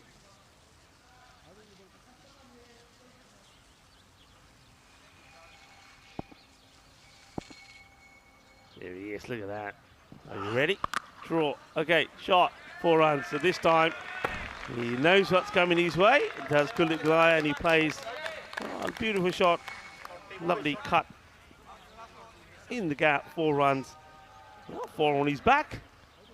4 on the board for Kuldeep Gulaya. It's his first boundary. It's nicely played. Don't mind that though from Gagandeep. He just looks at his offside field and wants to get them a little bit tighter. Now he goes down the ground, and this will go all the way. Balle. Inna zona. Shakalage was just slightly concerned for one of the teams that's doing this warming ups there in the background. And I think that might have been, I'm not sure who that is, Old Victorians maybe. Incoming, coming your way, watch out. Well, they always say, never turn your back on the ball, no matter where you are. And, nice shot from Kuldeep. 4 and a 6. And this one's into the ground, it'll take a single. As we welcome back Vinny Sandhu into the commentary box. Yeah, it might have been Alton that watched that go at a decent altitude over their heads. Of course, no strangers to that, being from Switzerland, and they've spent a bit of time up in the Alps. Right now, they're flying high. Alton with 2 wins in their first 2 matches. The first team that I can think of to achieve the octopus on their first day. They've got 8 points out of a possible 8 on day 1. Big clash coming up between them and Old Victorians, though, in the second match of the day. Right now, right here, CC Academic fighting hard to stay in this game. They've made a good start to this second innings. Gamblers only 13 without loss after 2 overs. Yeah, the problem is when we have a look a bit later on, you'll see that Gamblers are still ahead. Let's have a look at that. Well, you mentioned the octopus. I wonder if you've tried a bit of octopus here in Spain. It is very good, and the answer is yes. But Afghan Karasa at the other end of the spectrum, unfortunately not picking up any points, but they'll get a chance to, I suppose, press their claims in match 3 of the day, which is match 8 against CC Academic Sofia. They do take on Old Victorians in the last game of the day. I think that's going to be a pretty tough one to pick up points. But anyway, never know what you're going to get. Here's the third over, Rasul, to continue. It's nicely played, and it's vacant. Where is the third man? Everybody's looking around at each other. I'm loving this from our spot. We can see all the fielders looking at each other saying, where'd he go? They got it wrong. I mean, they've got 5 on the leg side for Rasul, which doesn't make any sense. They've always got 2 mid-wickets in the circle, and in one area they need somebody who's down at deep third. We've seen a lot of balls going through there. There's still no change. I can't believe this. Doesn't make any sense, really. I'd be looking for it if I was Kumar. Okay, high in the air. Well, Rasul, he can't find it. He does a little juggle, but he still takes a catch. Well, how about this? I like it. He's to the left, to the left, to the right, and in the end, he holds on to it. That's a really good catch because he took some time trying to find it. So well done to Ali Rasul. He gets the wicket. He gets the wicket there of Ankush Kumar, but let's have a look at this. It goes a long way up in the air. And, well, sometimes when you're playing the game, you got to have your dancing shoes on. And, well, Ali Rasool, he does very well to take that. Yeah, look, that I'm happy with the dancing, but there was more glancing than dancing, really, when that ball went up in the air, because Rasool, he looked left, he looked right. He said, hey, didn't we have all these fielders in the circle on the leg side? And suddenly they all just moonwalked down to there and said, look, you're on your own. And Rasool reads the room just in time, and Kumar goes for 5, 17 for 1. It's a wicket, so that's what they're going to be saying to themselves, right, that's one.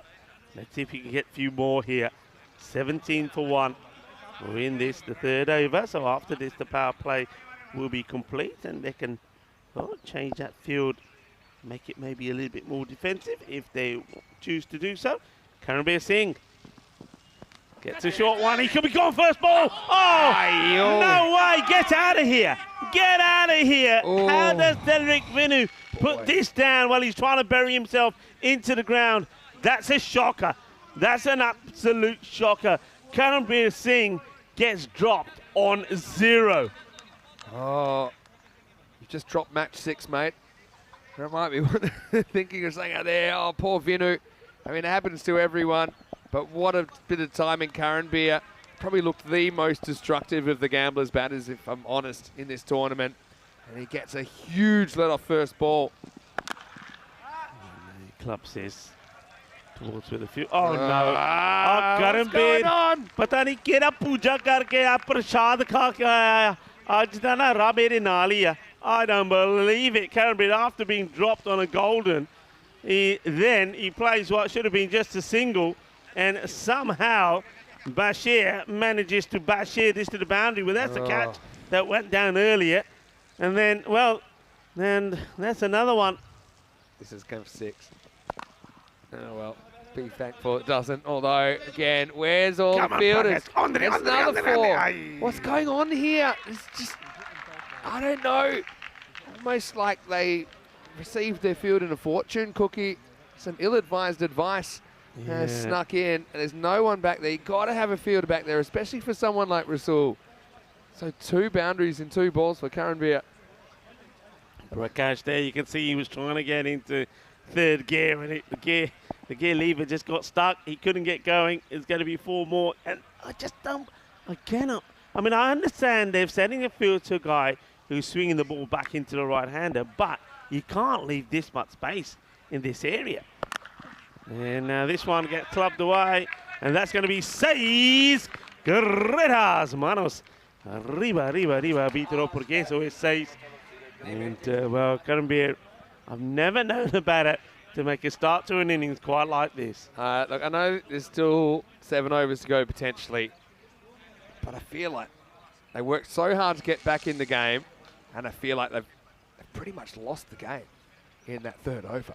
Yeah. You know, to miss Karanbir, and then, okay, you miss the 4, you don't get a field right, you get 18 off the over. So you miss 4, you give away 4 with a misfield, but by missing him, you might have cost yourself 30 or 40 runs.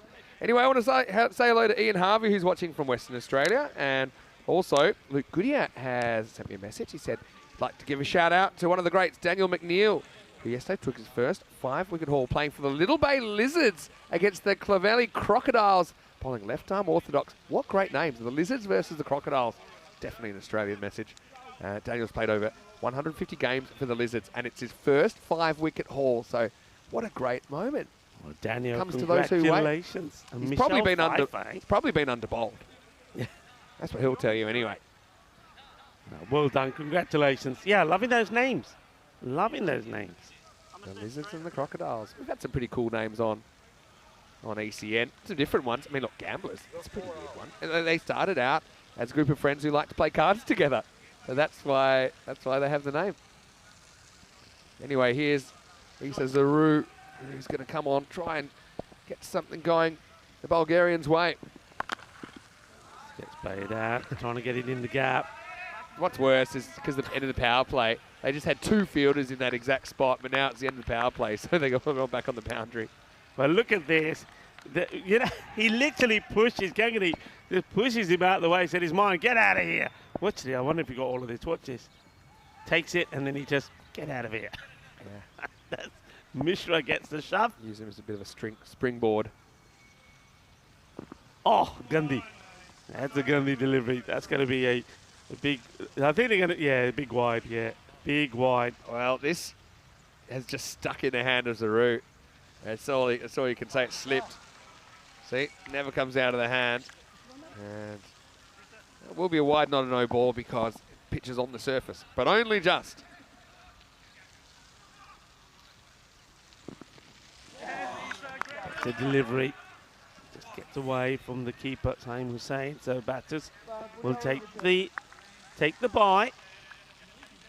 That might be the biggest lateral difference between two deliveries that we see all day, because the first one arrived way off the pitch when it arrived at the batter's end. That one goes straight over the stumps, and Zaru's unlucky not to get the wicket there. All right, Kuldeep Laya struggled a bit. He's been beaten a few times. He strikes this one well, straight down the ground. They'll take the single. So I suppose the key here in the win, is it still possible? I guess it is. Everything is always possible. But at least with certainly the way the first two overs went and the way this one's going so far from Zaru, they're looking like they'll at least get something out of the contest, which could be huge going into that match. I'm asking the question, I wonder if there's any bats here or not. It looks like he's playing it down leg side anyway. I heard a sound, it sounded a bit woody. Let's have a look here. He goes right across. And if he doesn't get bat on, hang on, it starts to drift. Yeah, he gets a little bit of bat onto it as well. You just see just about here, gets a bit of bat, but it's missing leg stick. But a better delivery, I think that's the slower one from Zaru. Good over so far. Can he finish it off well? And no is the answer, because that has been blasted. That is a biggie. Well, that is sweet out of the middle of that bat, and that is sweeter than a bowl of rasmalai. Big hit. Well, poor Vinu. Every time the big boy, Karen Beer, sends one out of the ground, he'll feel the knife twist in his heart. Another quarter turn. And, that was a large one, wasn't it? He hits big sixes when he's in Karen Beer. It's a false shot from Karen Beer. He can't play on the off, and he says, yeah, I saw that you rolled your fingers on this, but still it's not a good shot to play. It is the end of the over, not the worst of overs when you consider had a few difficulties with one of those wides as well, but it was a bye from it too. The over will go for 10, and Gamblers 41 for 1 here, so it looks like, unless we see a couple of magical overs or something here, that at least the CC Academic Sophia should pick up a point here, and that could be pretty valuable the way the standings are here. And remember, their match then against Aponkara Hisar, the champions from Turkey, which will be match number 3 here. Which, so after this match, it's the Old Victorians will take on Alton, and then straight after that, the Academic Sofia are in action against the Turkish champions. That becomes quite a crunch match for this group, because remember, tomorrow, would you believe it, it's finals day again. Yeah, every 3 days. It's like you get a mini weekend every 3 days, but we don't get an actual weekend. It's fun. We love finals days. Well, we love all the days here. We're really lucky to be playing cricket at this time of the year on the Costa del Sol. Mishra had one game where he was super effective as Bolivia State, and one game where he went the distance. And now this one is more of the latter, isn't it? Picked up, and that's going to end up in the Bulgarians' tent. Oh, that's a big hit from Golia. He had a great ECC for Portugal last year. Lifts that one up and out of the ground. Maximo. And now they'd have to have a big 3 overs, but it's not impossible for them to perhaps get the bonus point. Golia and Goli Mari, Shakalagia. You can see they're looking pretty composed, not getting too excited, are the Gamblers. Oh, well, now it's time to get excited. That is huge.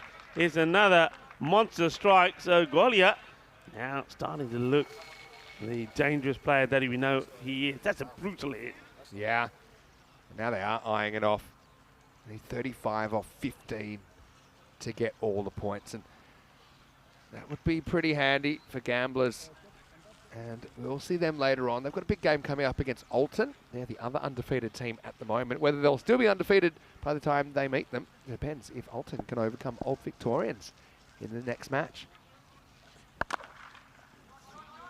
Take the single, but Prakash Mishra, well, he might be relieved that Kuldeep's not on strike, but now he has to deal with Karanbir Singh. And if you think that Kuldeep can hit it far, well, this guy, he can as well. He's something else when he gets going. I've already informed you that he's the first man who's scored back-to-back centuries on the European Cricket Network. And there you go. That's the power of the man. That's an exceptional hit. It really is. Que guay, que genial, que grande, seis man. Yeah, good shot. They're really eyeing this off now. So the Bulgarians they want to at least pick up a point. They missed out on their point last night. Had to push it to an 8th to do that. We saw Mishra was instrumental in securing the point in the earlier game. And that was against All Victorians. And now straight down the ground. Balle, balle, balle. Brrr. Well, remember how it started. He was dropped by Vino, and it was an absolute dolly. And then he was lucky when he got a 4 boundaries that ricocheted off the fielder. Since then, he hasn't looked back. Karanbir Singh, he's had the aloo prontas this morning, hasn't he? Yeah, there's such a variance in this game if the luck's with you or if it's not with you. And there's really no way to control it, and that's kind of the beauty of cricket. Think about in tennis, if you play one bad shot, if you have a bit of bad luck, for example, you're going to get more opportunities. It's all probably going to even out over an hour or 2 hours or 3 hours. But here in cricket, it's one of the unique and special things about our game that the little bits of luck can have a huge impact on the outcome of a contest. And right now, Karanbir, he gets it and he's making the most of it. Yeah, big time. And now the captain, Kuldeep, he's finding his form as well. It's a hard throw aimed at the stump that Goliath's running to, but he gets in. They go back to Zaro, who bowled a good first over, went for 10. Yeah, so right now, flying away, 21 required off 11 balls for the bonus point.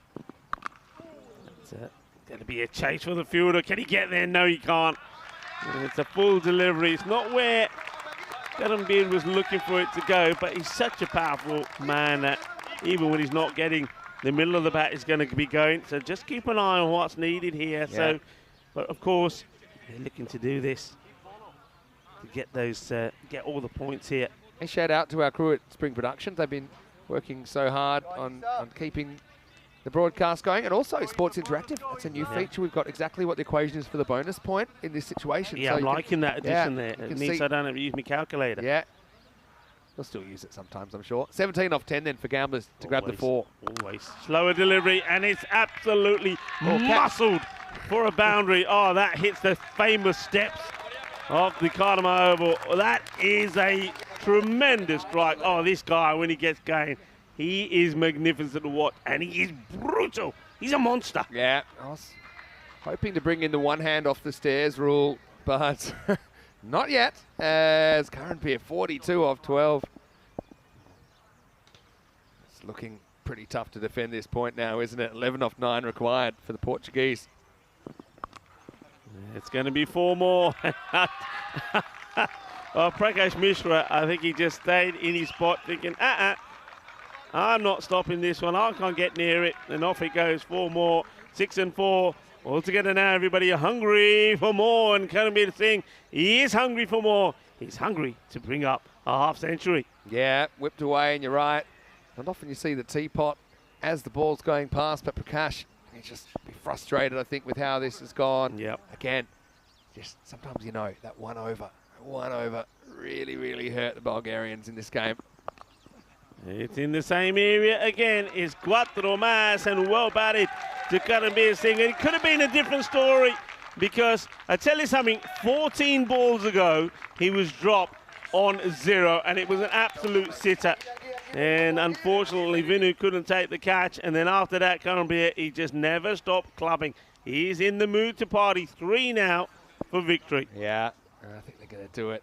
Well, maybe within 6. Anyway, well batted to Karanbir. Made the most of his chance. That's down the ground, and that is it. It is all done. Caribbean Singh. El Máquina, este hombre es El Máquina. 56 carreras en 15 pelotas. Qué guay, qué genial, qué grandísimo es este hombre. Eso define partido. Y son Gamblers ganar. Y ganar muy fácil. Easy win then in the end for the Gamblers. And as we suspected, Vinny, they get all 4 points. Yeah, they do. They do it in 6, in fact. So going about 15 and over. Gamblers continue their perfect start to this series. 3 matches, 3 wins. They've got a pretty tough one against Dalton coming up. They'll know where they're at after that. But yeah, coming up, we have Alton on the park. In fact, they've got Old Victorians next in match 7. Karen Beer. Yeah, he's got that magnificent moustache and some pretty magnificent hitting as well, as we go back and have a look at some of the highlights. But really, unfortunately for CCAS, they kind of had the game by, what's that, a scruff of their neck, where they definitely had a little bit of the collar, but they let it go, didn't they, Rico? Vinny, the first over went for just 1 from Ali Rasool. Then Gangadeep's second over wasn't that bad either. It went for 12. But then Ali Rasool, that third over, that's when they really did lay into him. And they got moving, they got going. But there were chances, and you got to remember that. I mean, just have a look at that. If that is taken there by Delrick Vinu, Caribbean Singh, the man who muscled the ball all over the park afterwards, would have been back in the shed. They give him a life, and Caribbean then says, thank you very much, it's time to turn it on. And he makes 56 of 15, and he's captain. Played a good part out there as well, a good supporting role, scoring a fine 28 of 15 as well. And it becomes a very easy win. I didn't like the body language there of CC Academic Sofia. They look like a beaten side too early. They've got some good players in there. They've got a bit of time now doing their next match, which is the key match for them. I think they need to sit down. I think honesty needs to come out. They need to talk. They need to get things off their chest, and they need to come back better. They really do. I think you need to forget about what's happened in the past. Forget about who's who. Just say, look, we're a team of individuals. Let's go out there and play well.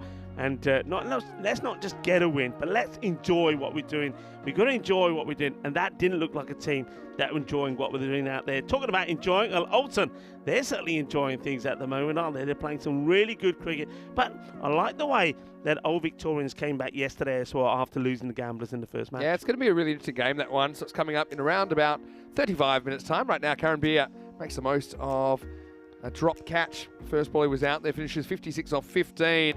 He's looking very, very good. They go for Golia and Kumar at the top of the order. Kumar, unfortunately, no good. It's well caught by Ali Rasool. Ball that kind of was skied up, and many people were looking around for it. And Golia does the business as well. Darji just dropped down the order. Doesn't get a hit in this one. Ali Rasool 1 for 19. Kept things tight early. But yeah, there was just that over where it all got away, didn't it? And unfortunately, that's been the story for the Bulgarians so far in this tournament. So near, but so far. Rasool only 1 in his first over. 18 come off his second, but it could have been a much different story. Vinny Sandu here, Mr. Maximo, with Rico for Andrew Ryan. Will step in for the next game with me, and we'll be back in around about half an hour's time from the Costa del Sol with more live European Cricket League.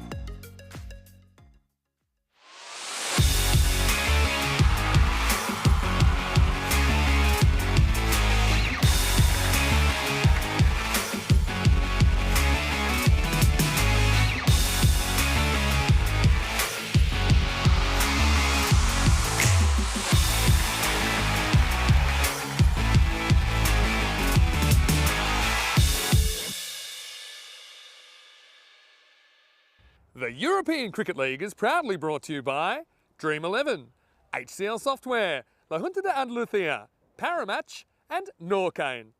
And the official charity partner, Share the Meal by the United Nations World Food Programme.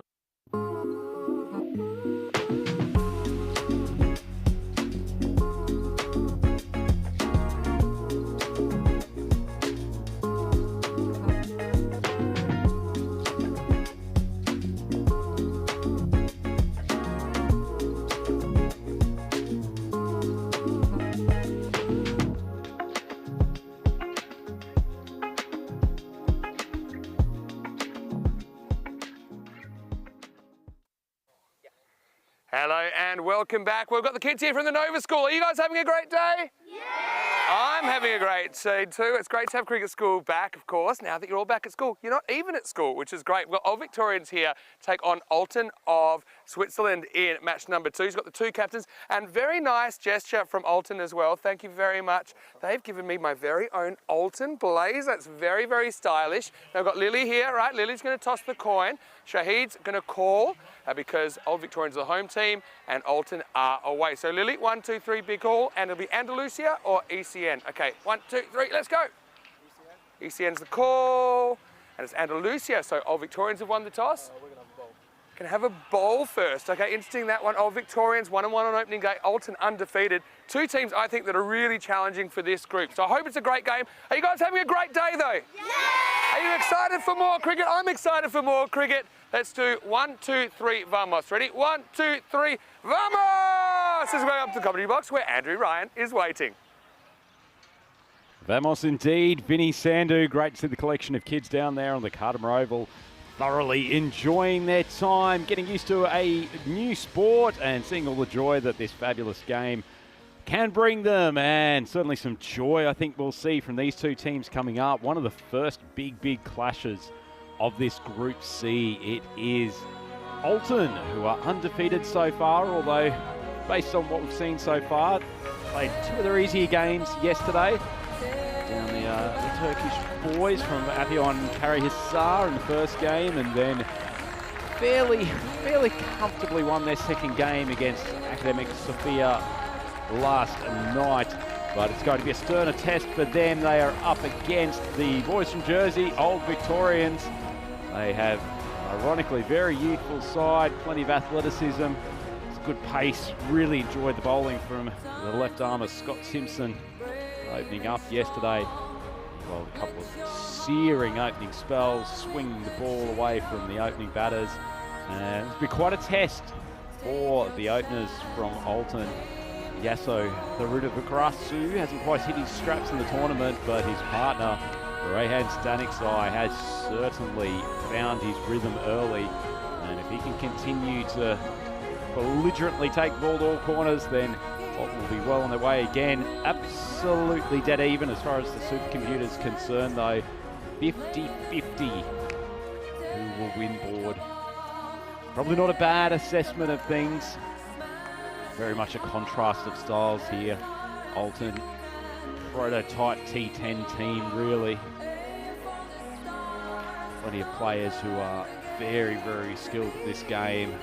A lot of players in their team have really grown up playing tape ball cricket. Their techniques and styles have developed to hit the ball as high, as long, as possible. They absolutely love this format. Very good at it too. Probably the strongest unit that they've brought out here, the European Cricket League, 3 times in succession, the Swiss T10 champions. And they're showing precisely why. So it will be Simpson to, unsurprisingly, take the first over for the Old Victorians. This will be a great matchup.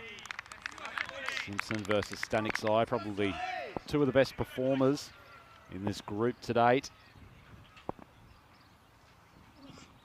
Draw ball outside off. Staniksai opens the blade. Heart may have been in his mouth for a moment, but it carries the boundary cleanly. Simpson missing his length. Generally not bowling that short and that wide from what we've seen so far. Bit of pressure on him though. Different prospect. Batting bowling to a player who's in such tremendous form. That's a better length, static side though. Flicks it just backward of square, and he's on his merry way. 10 runs in the first 2 balls. Simpson just drifting on to leg stump. Very, very strong player throughout that leg side, Static side. I've also seen when anyone's just dropped a touch short on the pegs. Pulled them for numerous maximos. He goes for a huge one, and that's carrying the boundary by a good 20 metres. Gorgeous shot. Stanik's got one that he saw he could get under immediately. Really hit it as high as possible. And a fresh Grizzly carries the boundary easily. Pressure on Simpson. He's gone for more runs in these first 3 balls than he's generally going for his entire 2 over spells in the tournament to date. Oh, make that a 4th. Not quite as sweetly timed as the last 3. But in these opening overs, you give Stanik's the opportunity to go aerial. He's good enough to find the gaps, and despite the fielder out there, Jonty Jenner at deep mid-wicket, he was not able to chase that ball down. They've gone for a fielding switch. One player behind square on the boundary now. Stanik's charges, ball's high in the air, should be taken, and it is. Well, Simpson may have lost a few battles during that over, but he's probably won the war.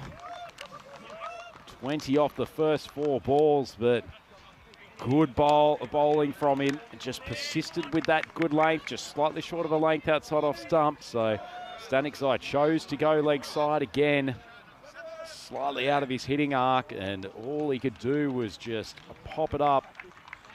Excellent bowling from the big left-hander. Safely taking catch. A good fielding unit, Old Victorians. Anything that's up in the air, they will generally take. Well, that's the back of Rehan Stanik's his earliest exit, but he still hit 20 off 5. Rob Duckett with the catch. And Alton 20 for 1. And after an action-packed start, what an opportunity to bring Mr. Maximo back to the commentary box. Yeah, well, interesting. Neither man nor machine could split these 2 teams before the first ball. I think you'll take that from Raihan. You can't expect him to bat deep all the time the way he plays. Gets him off to a fly, and here's a guy in very good form, Malia Stanik's. He's going to start with a boundary as well. Well, welcome to the T10 extravaganza. Simpson conceded 24, but it's 1 for 24 after 1. Well, probably bowls all day. Sorry, I was going to say probably bowls all day for 1 for 24 at home. Here he's done it in 1 over. It just compresses time, doesn't it? So good start to this game. We knew this would be a great contest, and plenty of good contests coming up. Of course, this is the second day of Group C. We have Group D coming along later in the week, and that will see the introduction of the 2023 champions draw. I know they're personal favourites of myself and Maximo. Should be a fascinating group, that one, and up against their Parisian rivals. That's right. And we're not allowed to have favourites really as commentators, but to speak more correctly, our favourite is Team Nabi. Singularly around one player. Anyway, Yasin Thrunavukarasu faces up for the first time. Oh, yeah, so he goes high. Oh. It hasn't carried. 3 players converging. It's going to be a tough chance, and it is spilled. James Duckett, the captain. No, he leads from the front. He gets to the front, but he can't hold on. That was a real steeper. Keep clouds around at the moment, of cloud cover. Sometimes not easy to pick up the ball. White ball in the light-coloured clouds, but Yasso gets lucky first ball and gets dropped. Certainly does. Brings Melia on the strike. 4 off his first ball. Giles goes full outside off stump. Melia just turning the hands a little bit too quickly. With that catch, though, I mean, one thing that was good was the communication, at least. Okay, I know Duckett doesn't hold on. But I think a few teams could probably take a leaf out of Jersey's book as far as the way they communicate with each other in the field. Giles, good length again. Melia, good enough to adjust. Just guides it down to third man. I'll go a different one there, Vinny. I quite like the Turkish team's technique of essentially having 2 or 3 people running at each other like a set of tracer Oh, bullets it's and more just seeing what exciting. happens. Yeah, yeah, just like demolition derby style. I can understand that. Outside edge goes flying. That is what you get with Thurudavukarasu. He will go hard every single ball. Pretty good delivery actually from Giles, but nothing for thick edge to take it for 4. Swings so hard here, doesn't he? And I love that acrobatic attempt. Corbell back behind the stumps. Saw Watling take over for the second game. They've got a couple of good options there. One will always head it to the fence. Short of a lane, pulled, not particularly effectively, so it'll just be the 1 run. It's an interesting batter, Thurudavukarasu. Tends to almost play a very similar looking shot to almost every ball, which you would imagine would not be a recipe for success, but he's been so consistent, particularly in his shorter forms of the game. Some players just can do those kinds of things. Well, your Chargers times it nicely, but can't beat the field there. Fiery throw coming in. That's Jaunty Jenner. He's got a rocket for an arm. We've seen a lot of good things from him in the outfield so far. Also really well backed up by Corbell here, who has to deal with that skid off the artificial surface. Just knocks it down, makes sure it doesn't go any further as we hit the end of the second over. And the score 31 for 1. Looking at the table, well, Gamblers, they're top of the pops right now, but Alton could catch them with a win here. And Old Victorians, well, they'll hope that today's the day they can push their way into the top 2 and get that double chance. Indeed. So they lost one of the other key matchups, first game of yesterday morning up against the Gamblers. And after, to be honest, they put themselves into a winning position with an excellent effort with the ball and in the field. The Portuguese team came out on top of that one, sort of a clear demarcation between the top 3 and the bottom 2 in this group. Some big clashes today. Webb coming on to bowl the third. Short of a lane. Yasu just manages to almost pull it directly behind himself somehow, and it flies for a Maximo. Well, they play straight back, but they don't tell you to play straight back behind. It's exactly where this goes, straight over the middle stump by some distance. Yasso has certainly ridden his luck so far to his dozen off 4 balls, and Webb has to deal with a bit of a head scratcher there. Looks like he's scratched it a bit around the sides as well, hasn't he? There, Webb comes in again. Oh, it's got high. Got enough carry, and it is a Maximo. So first one off the meat of the bat for Thurudavukarasu, and this could be his game, Vinny. He's the sort of player that you feel like he's gotten away with a few, and sooner or later you look up at the scoreboard and he's got 60 off 20. Yeah, this is such an interesting, like a cricket culture clash game. Very different backgrounds these two teams. That's a mighty blow. Drags it behind square, sends it 30 metres over the boundary. Super shot. Yeah, you got to think on your feet here. And I think what you got to realise is you've got to go Yorker at the stumps. Don't give them length to work with. Everyone that's been banged in or anyone that's even a good length has disappeared this over. Yeah, caught in the web of destruction at the moment at the other end. Thurudavukarasu with some hits as long as his surname. Playing with there, Webb just drifting onto his leg side. Yes, he'll be probably disappointed he didn't put it away, but he creeps up where before you know it, 24 off 7. Yeah. And Alton almost at 50 for the power play. Another one of these innings that if he was to get out next ball, you'd still say it's a win for Yasso. A bit like Raihan Stanikzai. They don't really worry too much about losing wickets as long as whoever's there is scoring at a good rate. Oh, lovely strike. That's actually a really good cricket shot from Thurudavukarasu. Just rode the ball on the leg side, didn't try to overhit it, just elevated with timing. Lovely shot. Gets a little bit open there. I think with that front toe, pointing straight down the wicket and opens up that leg side. This one's gone magical now. 24 in the over. This one's 666.6, and if there's another Maximo, it'll go supersonic. Oh, I can guarantee Yasso's not playing a defensive shot for this last one. Oh, Webb gets slaughtered again. absolutely mashed, and what a stunning display of striking from the Alton Star. They have ended the power play 61 for 1. Yeah, it's a magical power play. A little bit like Delric Vinu in the last game, who dropped Karen Beard before he scored. I know the old Victorian skipper, James Duckett, probably has a lot in his mind right now, but back of his mind, I'm sure he knows that he should have taken Thrunavukarasa. He'd be disappointed that he couldn't hold on. We've had magical, and then tragical, and then supersonic. What a start to match number 7. Got to say, Vinny, I'm not sure if I was the skipper, I probably would have brought back the left armer Simpson for a second over there. He's been so good in the power play, and in fairness, went for a few early on, but he was also bowling for the left armer, which I don't think suits him quite as much. I would be bringing him back on to try to take the wicket of Thrunavukarasa before he does too much more damage. But a man who can inflict a lot of damage, Malia Stanicsai on strike, and the skipper Duckett bringing himself to the bowling crease. Yeah, well, takes matters into his own hands. I think it is smart to change pace, but Malia Stanicsai, he's in good form as well. Well bowled, but He doesn't want it. gutsy stuff for a man who's up the other end with 36 off 9. That's the kind of uber confidence that I can only imagine having. Malia saying, no, I got this. Oh, that one is in the slot, and it's yanked over long on. This is what I'm talking about. I mean, scientists need to kind of do some tests on the brains of some of these Alton players. I mean, you've just got a guy that's hit 30 off and over. He says, no, I'm not going to let you have it. I want it because I'm confident I'm going to take the next ball down. I wish I had that kind of confidence in life. Unbelievable stuff, really, from Stanicsai. So, a question for you. Do you think this is Stanicsai ego, or do you think he's protecting Yasso from the off-spinner? Well, that's the question. Does Yasso need protecting? Protecting from himself sometimes. Duckett puts it on a decent length. Stanicsai nice to pick up the square leg. If he's not taking one down the ground, he's not taking that one.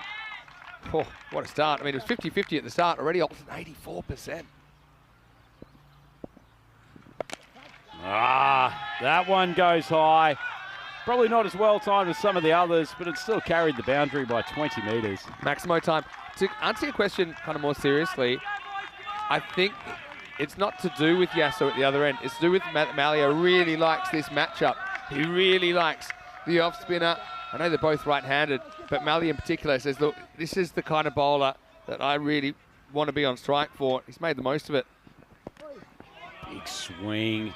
Nice change of direction there from Duckett. He'd been firing in at the stumps the previous 4 balls.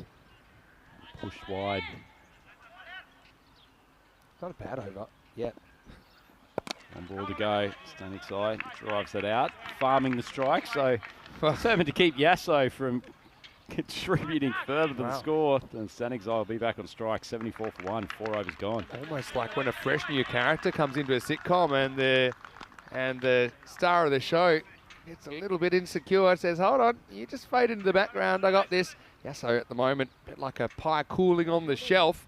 He was piping hot, but hasn't had any action in that last over. 74 for 1 off 4, 13 coming off that 4th over. I feel like Stanicsai is just percolating at the moment. It hasn't come to the full boil. Played a great innings last night. Just some of the cleanest hitting we've seen in E-Cell so far. Medium pace now, Rob Duckett. Oh, it's the Duckett show. Pretty decent ball, actually. And managed to squeeze away to the boundary, but it feels like a moral victory for the bowler. Yeah, it does, but on the scoreboard, tells a different story. Well bowled, though. You should stay the course if you're Rob there. That was a good delivery. I think that's where you got to be. Maybe we can end this partnership. Full ball. Well, you're not going to end it with deliveries like that. Easy as you like. Stanicsai just heaves it over the leg side for another Maximo. Yeah, and look, this is when you just miss. And he's trying the same thing again. This is top of the pad height. Just basically sweeps him out of the ground. So this is a crazy start. Alton, team that have had heartbreak at their last 2 ECL experiences. They're on fire right now. It gives Stanicsai some width. Hasn't got it completely, but just evades the despairing leap of Jonty Jenner down there in front of the big European Cricket Network ball. Another Maximo on the total, and the confidence is building in that Alton camp. Yeah, and Jonty Jenner's one of the best fielders we'll see this week. He couldn't do anything about that. Ball from Duckett, but Stanek's the power and speed of his wrist, still able to drive it right of the fielder at long off for a single. Through into Vukarasi now. Mentality of a pop star that's had a hit album, but then has been in the wilderness for a little while. Has he still got the magic? I wouldn't say it was magic. Dragged the leg side for just the one. Might need to pop him in the microwave to warm him back up again. One ball left in this over, and it will be faced by Stanek's eye. Getting up around 3 figures. First half of the innings. Oh, it leaves them too short, but that might be the best shot he's played today. Whipped off the leg side, well caught by Singh out there. Yeah. With the deep mid-wicket position. And that is a wonderful first 5 overs for Alton, 98 for 1. That's crazy start, really. Yes, Simranjit, what a great catch. And saw a game lost for about here on the final, but right now it's all Alton. Vinny Sander here, Mr. Maximo for ECN.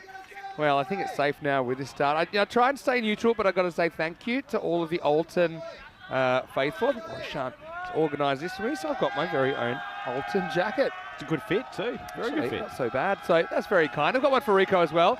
Apparently they don't come in your size, Rhino. So we appreciate you being here. But I just want to say thanks to everyone at the Alton Club. And yeah, it's been a really great thing to see them going about their business at the ECL. Whole Victorians, they need a turning point. They need it soon. Let's get back to the action out there as we're ready to start over number 6. So it is the left arm opener. Scott Simpson being brought back into the cauldron. Boy, do they need a wicket from him. Yeah, so back on strike. Wide of off stump, plays the bat, and enough of it for a Maximo. And the carnage continues at Cartama. Well, I'll make your deal. I'll take it off when there's a wicket, but I'm getting pretty comfortable at the moment in the blazer. 100 comes up in just 31 balls. These two racing each other, really. It's like the Beatles and the Rolling Stones pushing each other to new heights as this second wicket partnership has grown and grown and grown. Oh, that's high off the bat. Fielder tracking back from square leg. Tough chance, but he takes an excellent catch. Rob Duckett had to keep his eye on the ball while tracking back a good 15 metres. And that's a big wicket. Simpson delivers for his skipper, Alton, 104 for 2. Yeah, it was a good catch. Really good catch in these conditions. It's not as windy as we've seen it sometimes, but it was at about the same height as the one that went down earlier. But yeah, Yasso goes in that kind of rampage in the over off James Duckett, but then he's well caught. Not quite make the 50, and yep, the jacket is off. But fair chance might be back on again soon. That was a pretty nice innings from Vukarasi. Started with a bit of luck, but showed a fair bit of power in there as well. 43 off 12 for the opener. It's 104 for 2 as Roshan Krunamurthy comes to the crease at number 4. Yeah, gets that left-right combination going. Again, hard to be critical of Alton given the score that they've got at the moment, but really did take Yasso out of his rhythm when he was absolutely smoking it in the early overs. Just didn't really face a ball for probably a good 4 or 5 minutes. And got to take advantage of a batter when he's on fire. Himalia put him in timeout. Simpson short of the lane. Not much footwork there from Krunamurthy trying to force off the back foot. Good ball. Old Victorians, they would have seen the other night how Hornchurch were able to come back from this position to win. And they've got some power, especially at the top of their order. They've got some quality. I like the use of Simpson coming back here. Indeed. Proving himself to be a quality bowler. On for 30 off 1.5 overs so far, but he has picked up the 2 wickets. Short, Krunamurthy, excellent shot. Really cannot drift onto his legs. Probably a similar sort of hitter in a way to Stanek's eye. Well, he's a little bit more on timing the brute force, but just helps that one backward of square and runs away for a boundary to get him off the mark. Yeah, it's been thrill a minute kind of stuff, hasn't it? But Alton still in the box seat. Murthy. Guy you don't want to get too close to. I think the first ball was probably the better line. Maybe get a little nick through to the keeper. At least try and keep him quiet.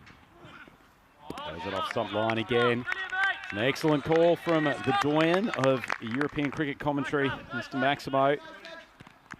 Do not want to be drifting onto this young man's pads. I'd like to say I'm a genius, but I don't think I am. I just think I've seen a lot of these games, and you see what works. You see almost all situations.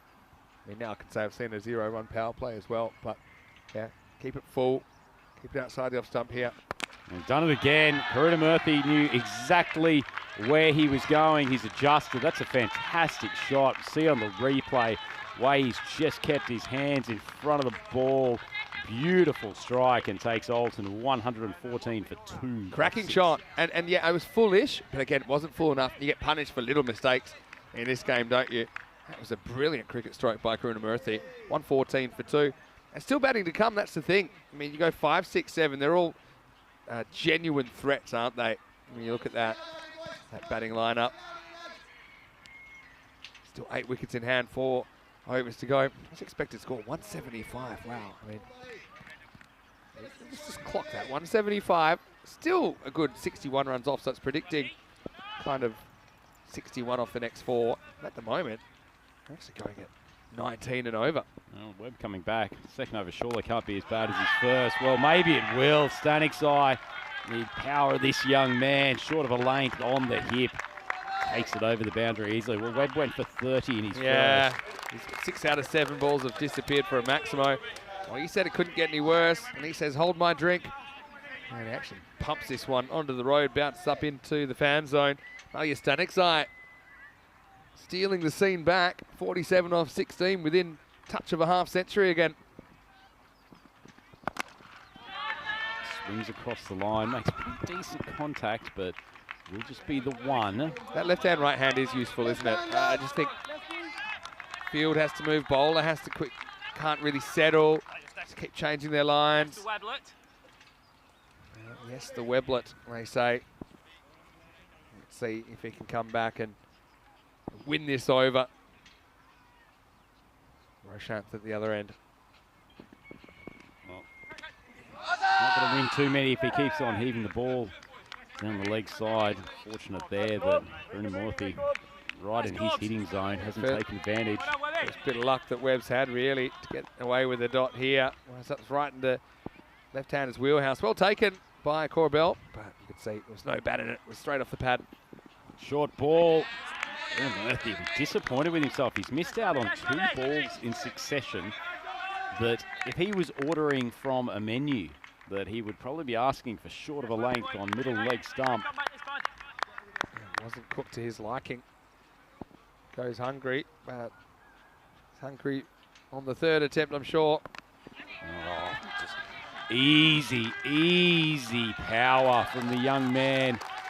Just swivels, hoiks that behind square for a lovely Maximo, and 3rd time was not lucky. Yeah, and that's actually very good footwork there to get across and get inside the ball. They can just swivel and use all that pace. Got in a really good hitting position there. Webb finds himself in the naughty 40s with a ball to go.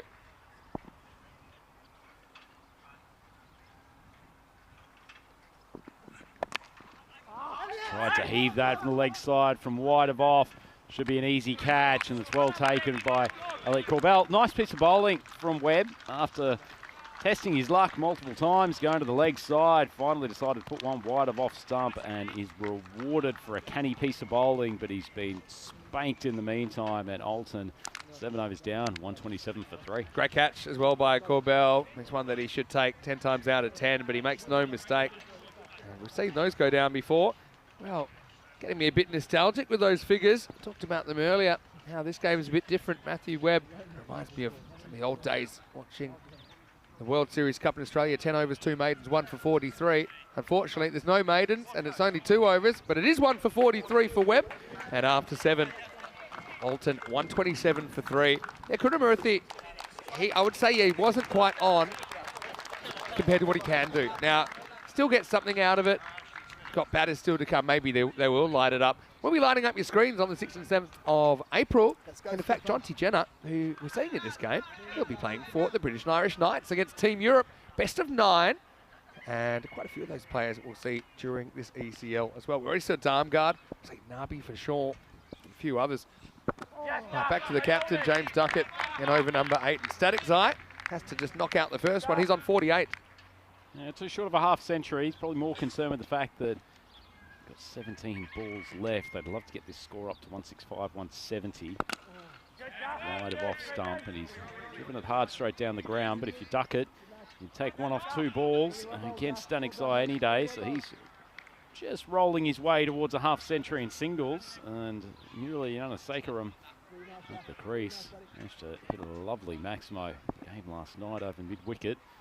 Do with a few more strikes like that today. Hasn't hit that one cleanly, and it is taken. That's, I think, Grant Donaldson out there on the mid-wicket boundary. So Sekaram, he comes and goes pretty quickly. First ball duck, and Derek gets woken up for this game. Yes, he does, as Sekaram just doesn't quite get this. It bounces maybe a bit more than he thinks. It's like a top edge, really, that flies all the way out to the boundary.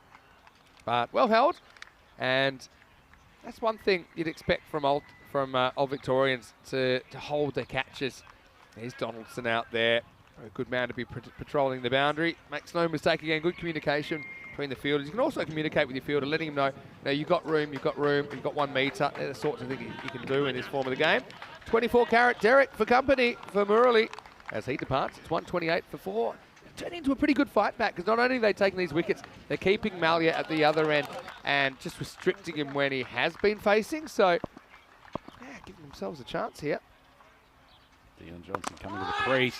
Lovely strike. Hit it hard, hit it flat. Just inside the rope. But a good start. He's a good man to bring in at this time of the innings. Doesn't take any time to get settled. But Olsen, we saw a little bit of this from them last night. Obviously, a pretty comprehensive win against Academics. But they did falter a little bit in the last 4 overs. The batting innings. Didn't want to be doing the same here. The ball's gone high.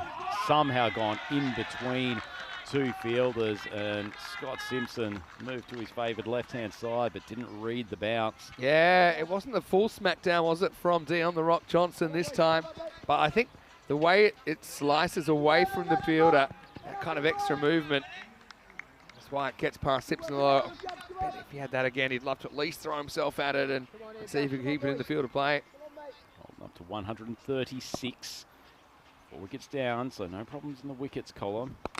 Johnson just punches his bat in disgust after dragging that shot down, and they'll just scoot through for a single. So good end of the over, pretty good over, and 2 over spell from Duckett. 1 for 23, managed to subdue Static Zai for that spell. And Alton 137 for 4, Vinny, but Old Victorians feel like they're at least back in this game. I'd be curious to see the excess. Remember, we saw it up at 175 after 6. Where is it after 8? It's been an interesting graph, actually, to track what the expected score is after every over. Right now, wait for it. Oh, it's 0 at the moment. 0. Click. 160 odd. 167. So basically 8 runs better off than they were on the back of a couple of good overs. Old Victorians, we do say it all happens in the 9th on ECN. And they're going back to Rob Duckett to bowl it. Well, Duckett's given him full toss first ball. Johnson probably lucky he mistimed that a touch. Bat turned in his hands and fell just short on the field at mid-wicket. I know he's on 49. I've got a feeling. He doesn't want a single here. And he doesn't want one. Will he take one is the question. Won't need to, because that's a full toss. It's going to be called a no ball, and that's going to be 4. So it's going to be 50 for Malia Static Zai. Back to back. Yeah, this is some sort of player that Alton have at number 3. Yeah, he's an absolute gun cricketer, Malia Static Zai. Round of applause for him. His teammates who have enjoyed watching his exploits. Cartama Oval the last 2 days. Nonetheless, it's an ordinary seed from Duckett. And he's now facing a rampaging Static Zai with a free hit. Drifts onto his legs and he plays a superb cricket shot. Down on one knee, helps it around backward of square, and yet another Maximo. Yeah, and again, able to step inside it with immunity.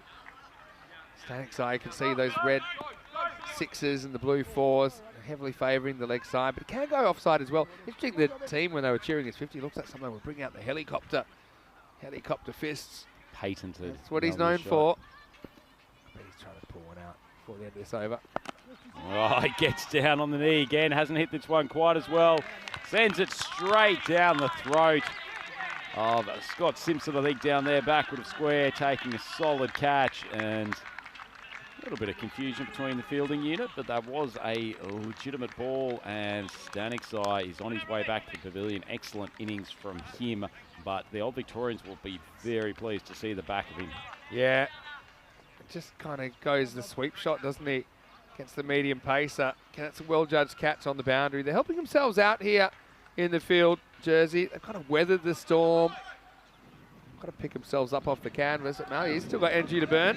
He'll run off 59 off 22 with 7 large ones. It's 149 for 5. Oh, he's striking the ball very cleanly, that young man at the moment, enjoying his cricket at Cartama Oval. And he has powered Alton in the last couple of games.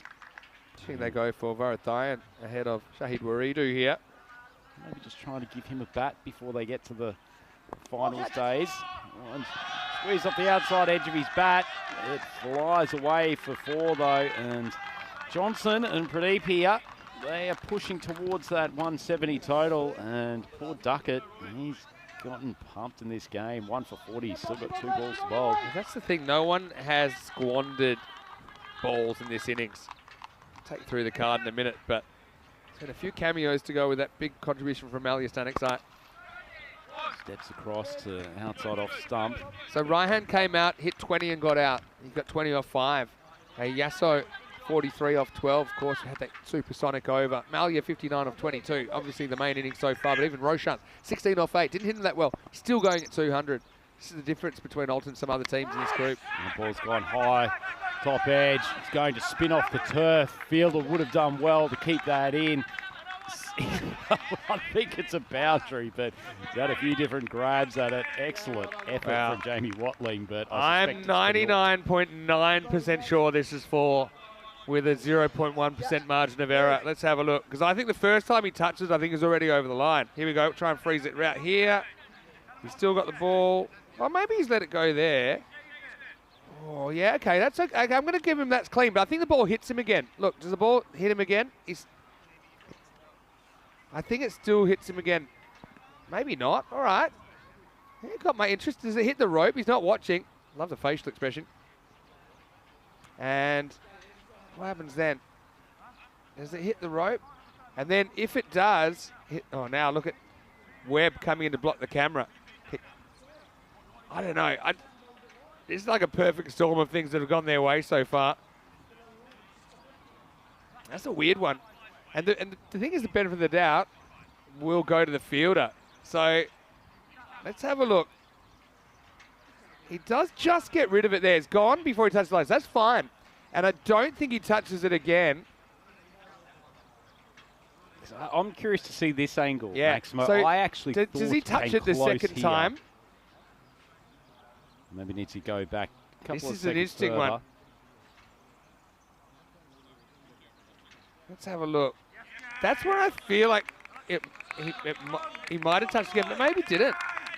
That's good. Well, that just shows you that even when you're 99.9% sure, there's still that little 0.1. And look, the directions are with boundary stops.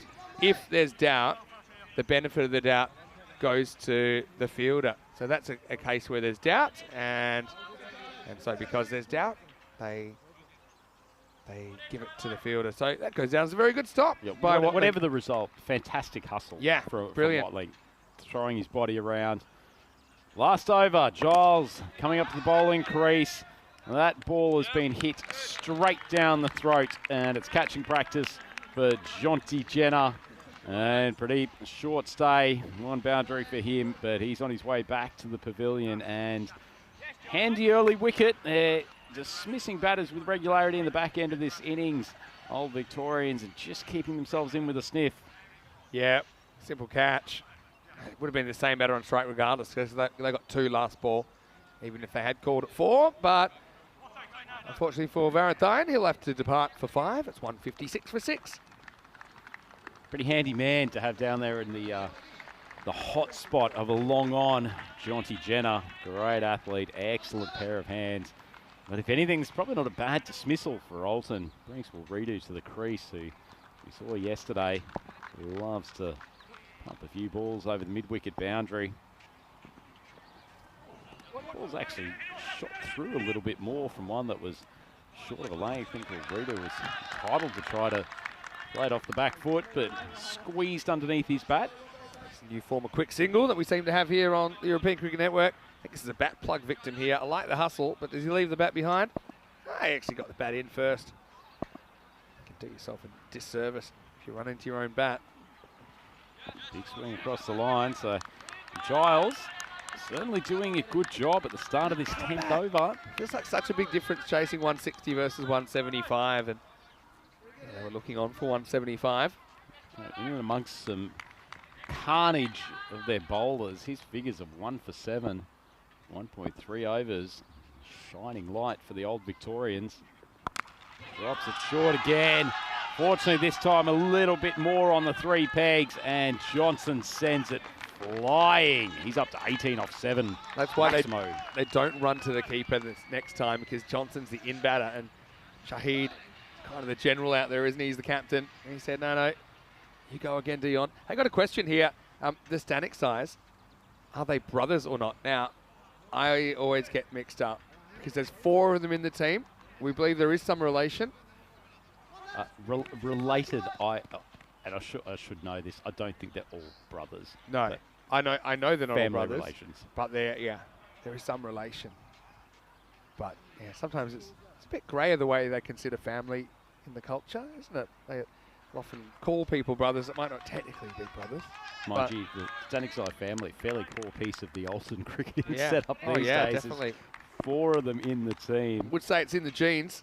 Excitement's in the genes. 2 to come, 163. Oh, speaking of excitement, Dion Johnson has pummeled that almost out to the car park.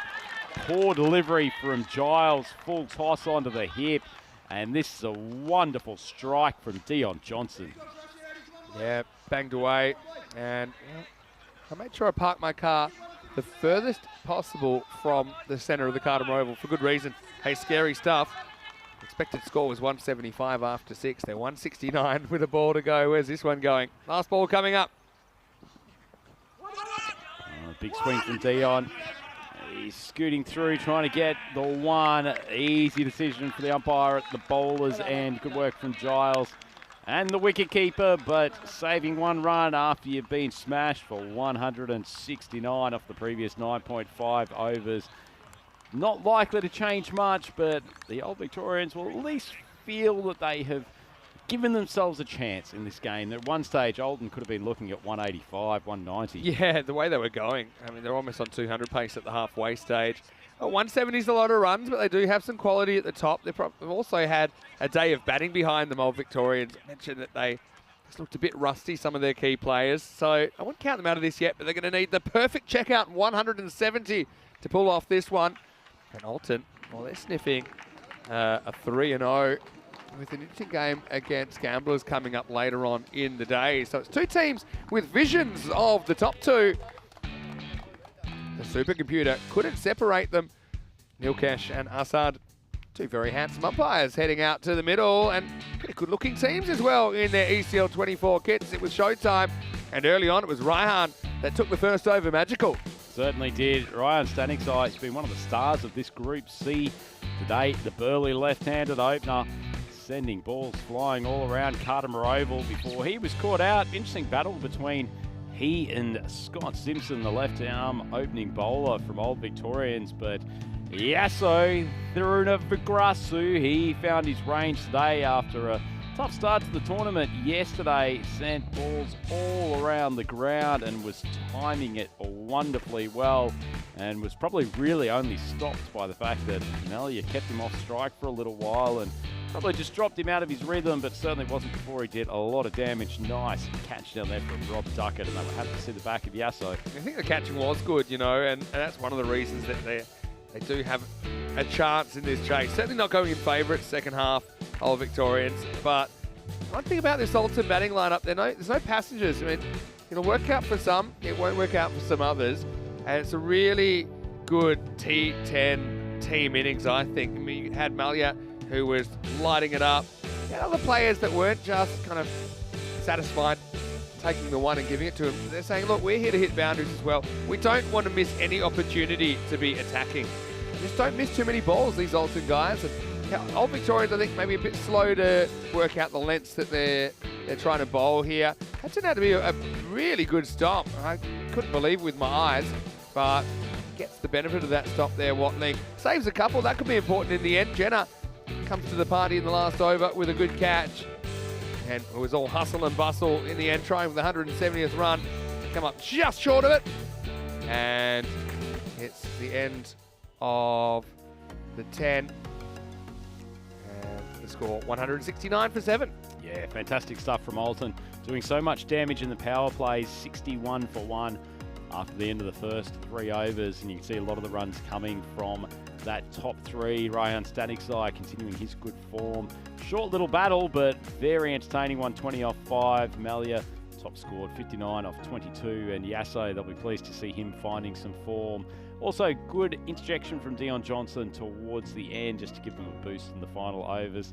Old Victorians tried hard. They're still, I think, working their way through tactics of T10 bowling. Scott Simpson, it's the first time he's been torn apart in the tournament today. The left arm has been very effective, but still picked up 2 wickets. And I was actually pretty impressed with both James Duckett and Edward Giles as well. Giles keeping himself under 10 and over, which in the context of that innings was a good performance. So Alton putting 169 for 7 on the board.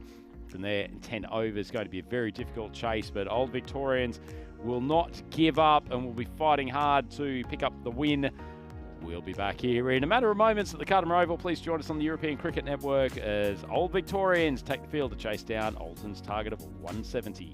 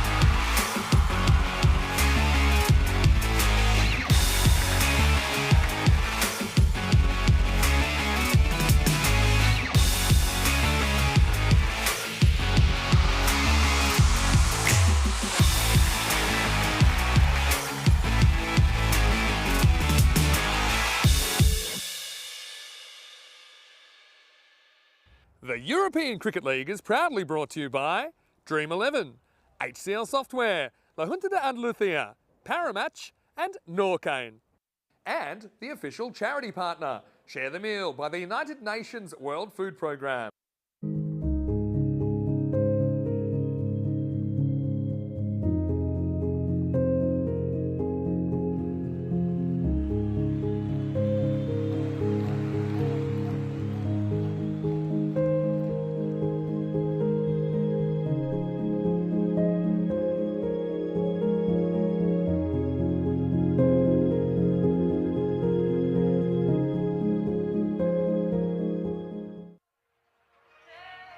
European cricket fans, welcome back to the magnificent Cartama Oval here in the Andalusia region of Spain. We have a cracking contest halfway through at the moment. The rampaging Alton Cricket Club from Switzerland have put a big score on the board, racking up 169 off their 10 overs.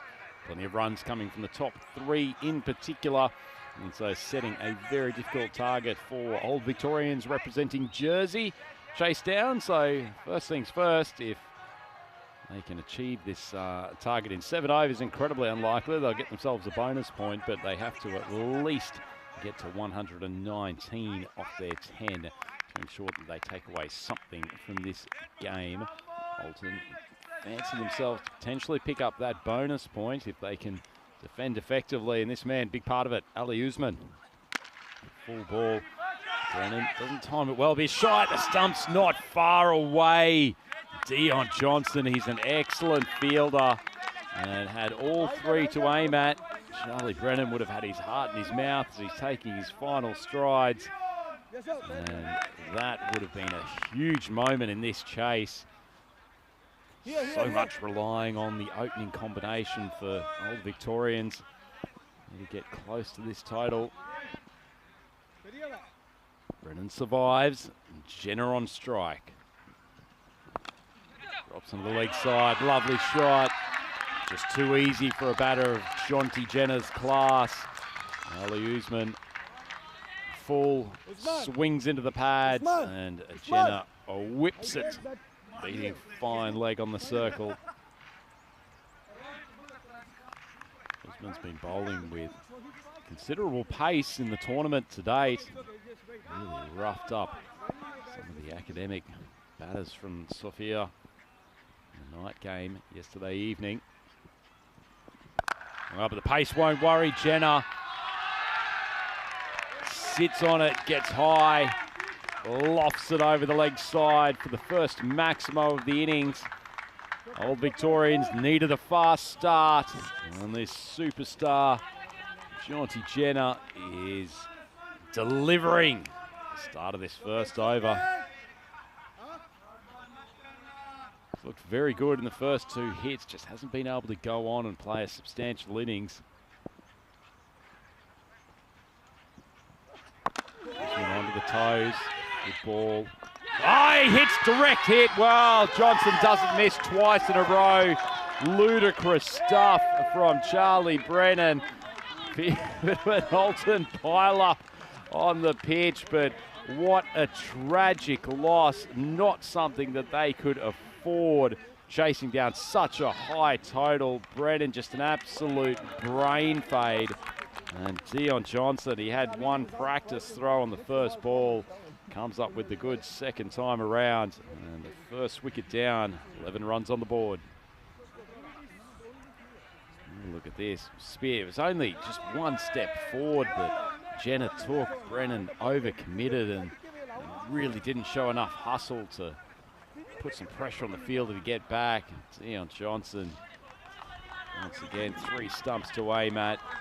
Talented fielder, he's not going to miss twice in a row. Not Jenner, who's dismissed despite the graphics saying that is Charlie Brennan. Good ball from Ali Usman. Spears it in just on off stump on a Yorker length, and Jenner does well to keep it out. Been joined at the crease by Elliot Corbell, so a lot being asked of the wicket keeper, coming in at number 3.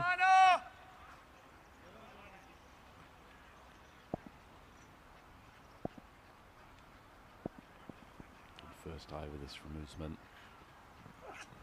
Once again on the toes. Flipped away to mid-wicket or another static side Fields, and I'll scoot through for the single. And that's the end of the first. Old Victorians 12 for none. Completely needless run out. 32 matches since a golden ball. Probably not the most likely candidate this time around, but a man who's always a likely candidate to be heard on the European Cricket Network coverage. What a wonderful opportunity to bring Maximo back to the commentary box. It's nice to be back and nice to have so much interaction as well. Nate wants a fun fact out of me. Let me see. Well, we're in the region of Andalusia, of course, and we have a lot of support from La Junta de Andalusia. It's like the Council of Andalusia. I know that in Andalusia, they produce more olive oil here than anywhere else in the world. That's a bit of a fun fact. That is very fun. Yeah. Static side comes on the bowl the second. Also a fact. It has that run out. And yeah, Dion has a sense of theatre, doesn't he? But unfortunately for Brendan, it's curtains and a lot of responsibility on Jenner, I think, in this chase. Certainly is. Going to have to take the majority of the strike and play an innings of substance. Static side gives him his pad for the second ball. And appeal. Well back and safely in his crease. They've learnt the lesson in the run out of Brennan. I'll give you a little more cricket-related fact. Oh, give us a nugget. Jonty Jenner, yeah, 26 years of age now. Yeah, he's been playing for the Jersey national team for 10 years. Whoa, that's pretty good. Would you like another Jenner-related fact? Yeah, okay, go for it. Plays his cricket. Caitlin Jenner related or Jonty Jenner? This is Jonty Jenner related. Slow ball, and that's not off stump. Pretty decent piece of bowling. It's not the tidiest piece of fielding from Yasso down there at third man, but kept it in front and only the single. Yeah, so he actually plays his cricket for Preston Nomads in the UK. And he also coaches at Hurstpierpoint College. Wow. So I'm sure a few of the youngsters will be tuning in, hoping that he can get his team to a memorable victory. Steps across. Oh, seed. Absolute seed from Staniksai. Oh, Corbell. It's not a particularly generous welcome to the crease. Staniksai angling in from wide of the crease. Just tailing away off the deck. Super piece of bowling. Chasing a target of 170. Taking one run. 4 balls in the second over. It's not helping matters. Well charges. Staniksai spearing it in. Hits the stumps. Second time in a row. Corbell safely back in his ground. Yeah, Corbell, and he come good in this game as well. A little bit of the old warning shot. Good practice, I suppose. Corbell sensibly getting back in his crease. Sometimes batters have tried other tactics, which aren't essentially the smartest thing to do, like trying to block those balls or trying to. Have we had a controversy recently about a player? It was Chris Green, and he was very lucky to survive a appealed for obstruction. I think but this was one that split me with some of the audience, but it was in a Sheffield Shield game. He was playing for New South Wales. Come back to it in a second. He's Corbell, third time. Steps across. Doesn't get a good bit of bat on it, but enough to take it wide of the wicketkeeper and in between, fine leg, and it will roll away for a much-needed boundary, but either way, that's a pretty useful second over from Staniksai. Old Victorians inch their way towards a 17 for 1. 2 overs gone. Yeah, and so, yeah, he blocked, came out, blocked, took a step out of his crease, the bowler threw it, and I'm not saying bowlers should throw, but he's entitled to throw, he becomes a fielder, and he kind of stepped towards the ball and blocked it, which I think can't do. So would the trigger finger from Maximo have gone up? Because the thing is, he's allowed to protect himself. That's always true. But I don't think, if you know cricket, he has got pads on. He doesn't need to. He steps into the line of the ball and blocks it. And I would have given him. And I think I've got a slightly different take on that. So I like debating these things with you. I think as a matter of policy, you don't want to encourage bowlers or field to essentially throw the ball in the direction of the batter. I agree.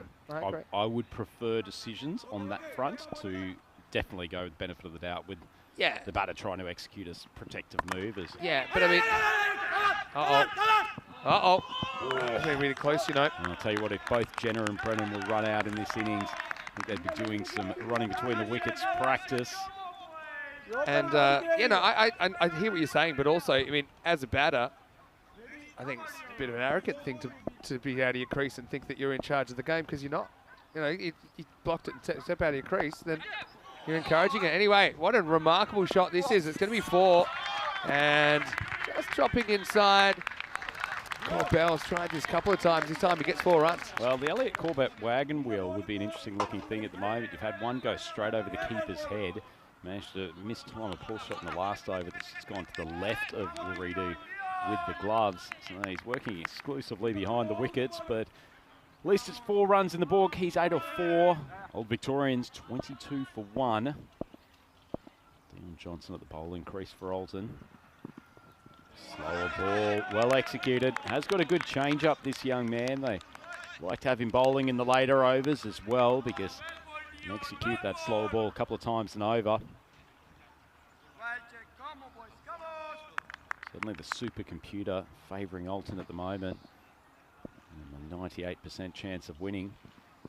Short of a length outside off stump. Hasn't timed it well at all, and that will be a very easy catch. Pradeep getting underneath it at the mid-off position. Well taken, and due reward for Johnson, who has flummoxed Elliott Corbell this over to date. And the second wicket gone for Old Victorians. 22 on the board.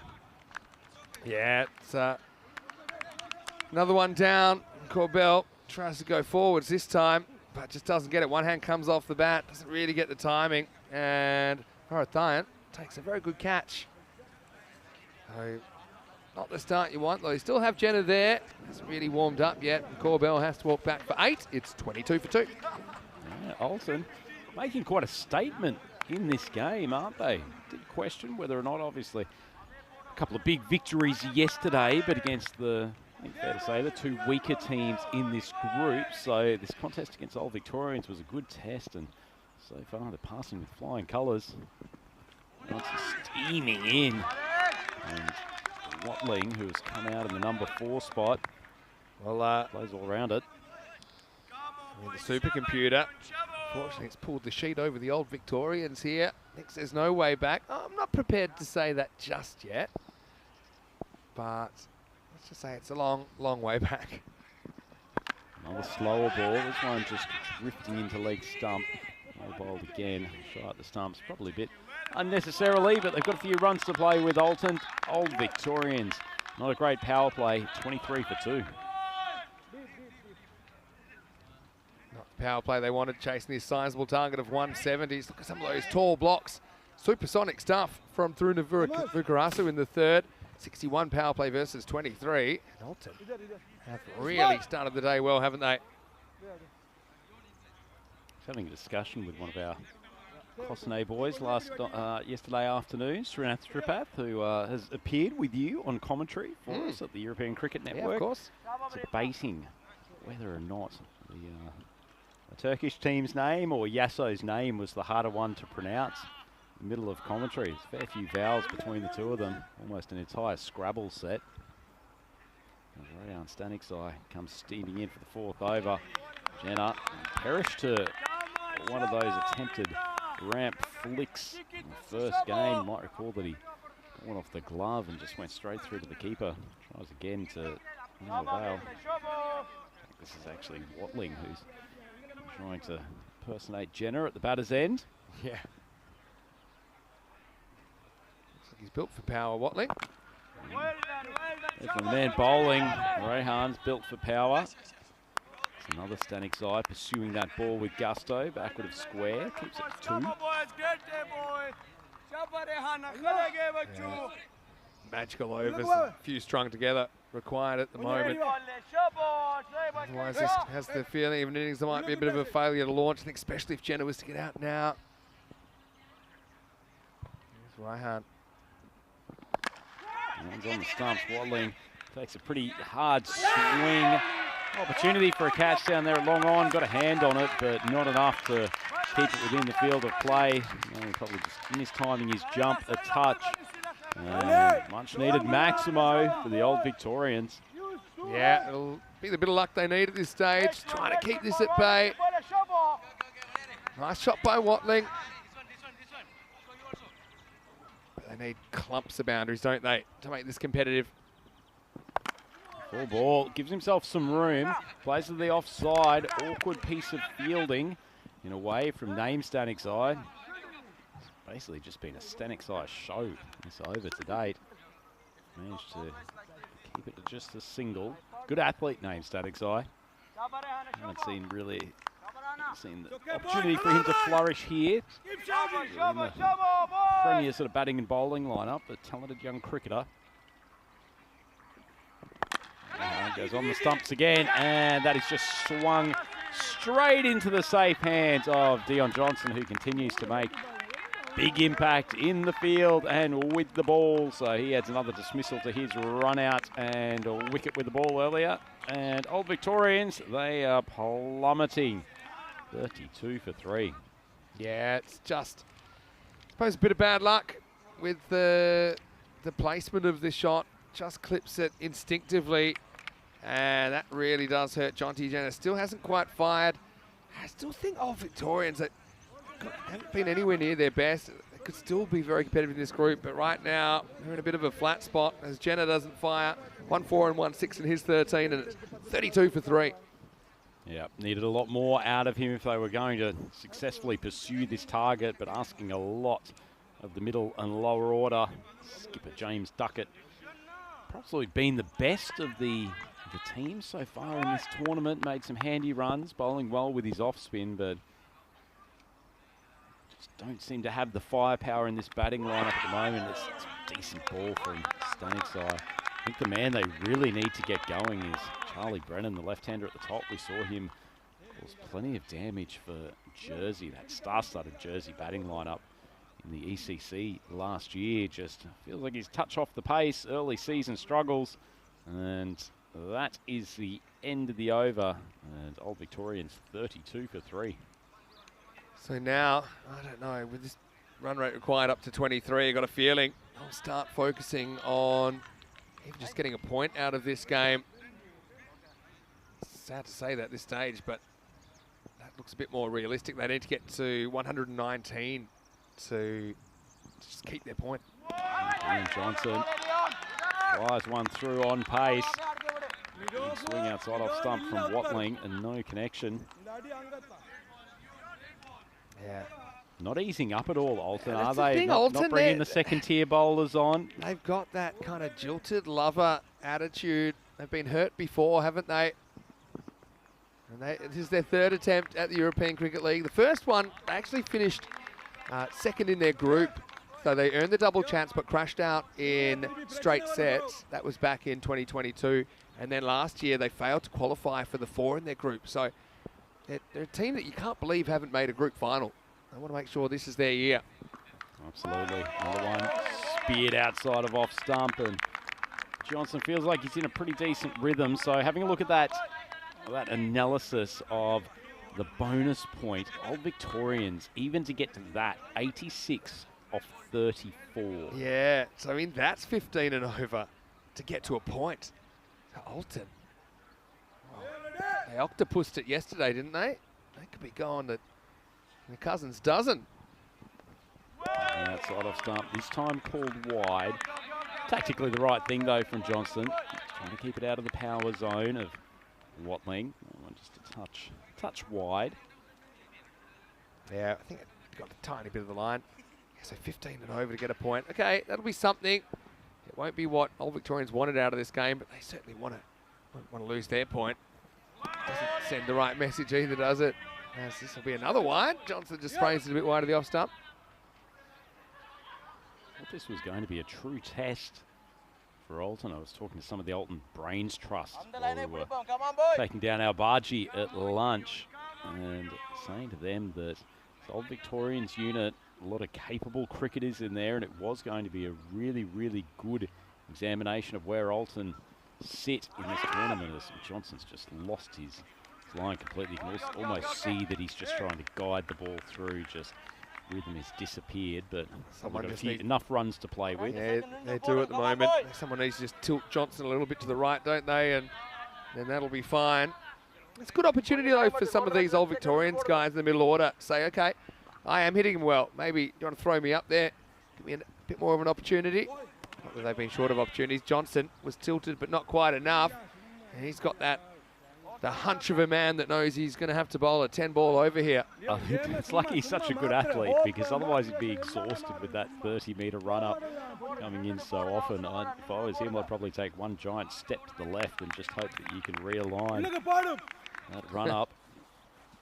I think he's stubborn. He's sticking to the same angles, same tactic. Well, slower ball, and it's pumped straight down the ground. It's a Maximo. Nice timing from Watling. Just read the slower ball out of the hand, struck nice and straight. Yeah, did actually change tactics, and the slower ball was picked and hit pretty well by Watling. I've liked what I've seen from his tournament so far. You never know, actually. It may not have been a slower ball from Johnson. He's just potentially exhausted from the number of balls he's had to bowl. Well, he's bowled 8 already. He's still got 3 to go. That is high. It's not going to carry the boundary, I don't think. Name standing side. Oh, I'm wrong. That didn't look like it was off the meat of the bat, but it's hit the top of the interview area over there for the wonderful ECN Plus channel. Maximo. It's almost some sound effects for the interview if there was one happening. Well, actually, they're between interviews. This is interview day in the ECN Plus studio. They had something from above come to interrupt proceedings potentially. Watling gets another 6, and now they get that required rate for the point down into the 13. So they're building something here, old Victorians. They're building something. Dion Johnson building his step count at the moment as strides into, what is this, the 10th ball of his over so far? Oh, hit him on the full. Not a bad shout. Probably just swinging down leg side. That's Watling. That would have been in his mouth for a moment. Coming from wide of the crease, and it has swung relatively early. It's a good call.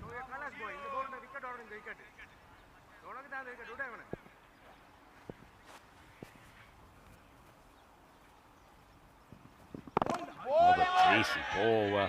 All the location issues he had in that over, Dion Johnson, first and foremost, pretty decent spell in the end, 1 for 23, but come up with a couple of excellent Yorkers at the end and completes a pretty good game from Johnson. They're putting together a pretty complete game, aren't they? Alton, the Swiss champions right now. Their third crack at glory in the ECL. Vinny Sander here, Mr. Maximo, with Andrew Ryan on day 2 of Group C. Of course, Rico 4, he's with us today. Corey Ruckers, he'll be back in the booth tomorrow. So, look, old Victorians, it's a frustrating time for them. Probably same with the Bulgarians. Obviously, the Turkish side, still a bit of an unknown quantity. Their fielding, their bowling has been competitive. Their batting hasn't. So then you say, well, who's left? Well, you've got Alton, who are playing very good cricket. You've got Gamblers that are undefeated. They're the two, but I mean, a bit like that English connection in Group B, kind of assume, well, maybe that's the way it's going. But we found out on finals day anything can happen. It probably will. And of course, we still don't even know what the 4 is going to look like. No, absolutely. I think key for old Victorians, clearly this batting lineup outside of Brennan and Jenner, not one that can really chase some of the big targets that you're getting in T10 cricket now. They need to turn a few of these contests into a defensive slugfest.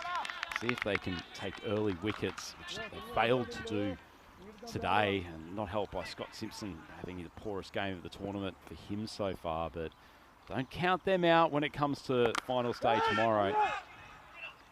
So that one is actually timed pretty well. Stanixai, the ball to zip and spin off the deck, but Watling all of a sudden has found his range with the bat. See, this is the kind of thing that you'd say, all right, if Watling's hitting him well, maybe we throw him to the top, shuffle him to the top, see if we can get off to a good start, just put everyone else down a slot. There's no real harm in trying something like that right now. Nice ball from Stanixai, but the reverse creates a single, and Duckett sprints through, makes it home comfortably.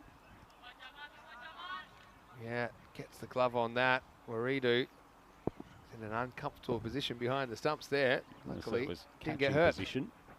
Good air from Stanixai. You love Stanek Zai, don't you? I Jamal do. Stanek Zai. He's just a genuine leg spinner. There's room in the game for these guys. And you mentioned there's a couple of good leggies. One at your club in Cosnay as well, right? Love watching a good young leggy operate. Stanek Zai, one of the best. Although he's been spanked a couple of times in this game. Oh, big collision out there on the boundary. Melia and Ray Hahn Stanek Zai over there. Different weight categories as far as those two Stanek Zai boys go, but thankfully Melia's up and in one piece. Yeah, 2 units collide here for Alton. Again, I like the idea. They both got their eyes on the ball. They're both going for it. But yeah, we're never really going to keep that in. We do have the Hadron Collider in Switzerland. I don't think there's a Stanek Zai Collider that's going to be researched by science, but certainly a bit of research worth going into. And this young man, Watling, he's continuing to find the boundary with ease. And as you say, Vinny, sometimes you've just got to go with the players who are in form. And clearly, a few in that Old Victorians lineup, not in rhythm at the moment. They're 68 for 3 after 6. Have a think about Watling pushing him up the order. Here's the issue here is even if Victorians get a point, they'll go to 5, but they're going to be a long way off the top 2. So I have a feeling this is going to determine the top 2. Say they get a point, then Alton are going to go to 11. Old Victorians are on 5. Gamblers already on 11, so you can't make that up in one game. So to me, it looks like Old Victorians are heading for the eliminator. Oh, Ali Usman's hair looking a bit electric. Very, very electric with the ball as well. That one's pretty well played. It's a fielder there at backward point, but Duckett's opened the blade. Managed to put it wide of him. Shoots to the boundary line. So the middle order showing some fight for the Old Victorians. Yeah, and look, and even though the point probably isn't going to make a difference in the standings, still, it's a target you can achieve as a team. Yeah, see it on the screen right now. They'll know what that is. If the middle order can get them to that, and it wasn't looking particularly easy to go 15 and over. That's the kind of rate that you probably normally have to go over a whole 10 overs. Oh, Usman goes short, top edge. I think Duckett read that from the moment that previous ball was laid to the boundary. Split his leg out to mid-wicket, prepared. Wasn't the most convincing shot, but it's always the danger with those short balls, isn't it, Vinny? Doesn't take much of a top edge to send it flying. Yeah, that's right. It hasn't been as windy the last couple of days as earlier in the week, where it was a huge factor, the vortex, but yeah, Usman rolls the dice. Wow, some frightening scenes over there in the Old Victorians change room. Get it down below 2 a ball for the point. Steps out to leg, hits it high. I think he's got enough of the Grizzly, and it carries the boundary. So Maximo putting a statement down to the opening bowler from Alton. Ali Usman not used to being treated with such disdain.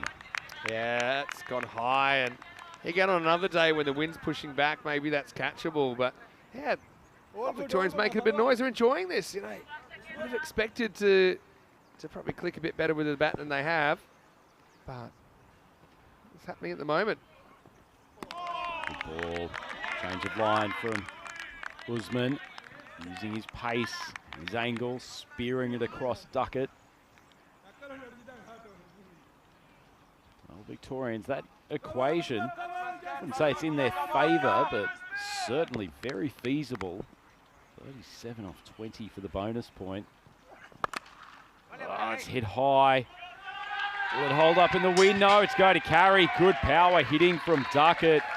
Melia thought he was in with a good chance for a catch, but that has carried the boundary quite comfortably, using the pace of Ali Usman. And this is a good fight back from the Old Victorians.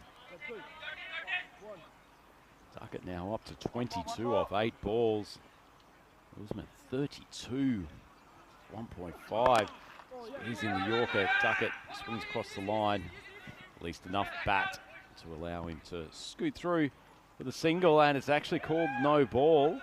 Let's have a look at Just this a one. front foot. Yeah, it's well over. Good call. Indeed, indeed. So free hit. It's not great as well. I mean, Alton be a feather in their cap if they could be the first team in the series to have 12 points off 3 matches. Well, full toss. Yeah. Well, he's going to get another free hit now. That's uncomfortable one coming at that pace as Stanixai fires in the throw, but easy no ball call. Yeah, easy. He hits it twice, doesn't he? Once at each end. That one actually is pretty close. I think it must have landed just behind and slipped over, but I think the no ball there was actually for height. Really for the umps, and free hit coming up. Big swing again, and it's great contact. That's the biggest strike of the day from Duckett. He's raced along to 29 off 10, and the fight back is in full swing. Old Victorians, 98 for 3. 3 overs to go. Yeah, it's almost at the 100. Another day. It's actually not a bad platform to work from. Coming up, match 8, and really, this looks like the battle for survival, doesn't it? Hafion Karahisa, SHS taking on CC Academic Sofia, and that match is coming up in around about an hour and 10 minutes right here from the Cartama Oval. That's 2:30 p.m. GMT, which is 3:30 in Central Europe and 8 p.m. in India. It's going to be a big clash, that one, Maximo. Two teams probably very much fighting for that 4th position, and I think it's probably going to be a tighter contest than some may think within the world of European cricket. And with the Turks taking on Old Victorians tonight, got a feeling that whichever team doesn't win that game won't take a win out of ECL 24. Here's Malia. Swung away to the leg side once again. Good timing from Watling. He's got some power, this young man. He's up to 46 of 18, so only 4 short of the half ton. And all of a sudden, Old Victorians are peppering the boundaries here at Cartama. Yeah, credit to them. This is a good partnership. Again, maybe I don't know if they've tried too much. I think they just haven't hit the ball that well. They keep it simple. They've got good techniques. Watling to 46. Spears it into the leg side. Good strike again. Diving effort. Fantastic fielding. Talked about Naeem Stanixai being an athlete, and he's come up with a run out. Unbelievable stuff. Well, if you're not getting the chance to contribute with bat or ball, you can still make an impact in the field.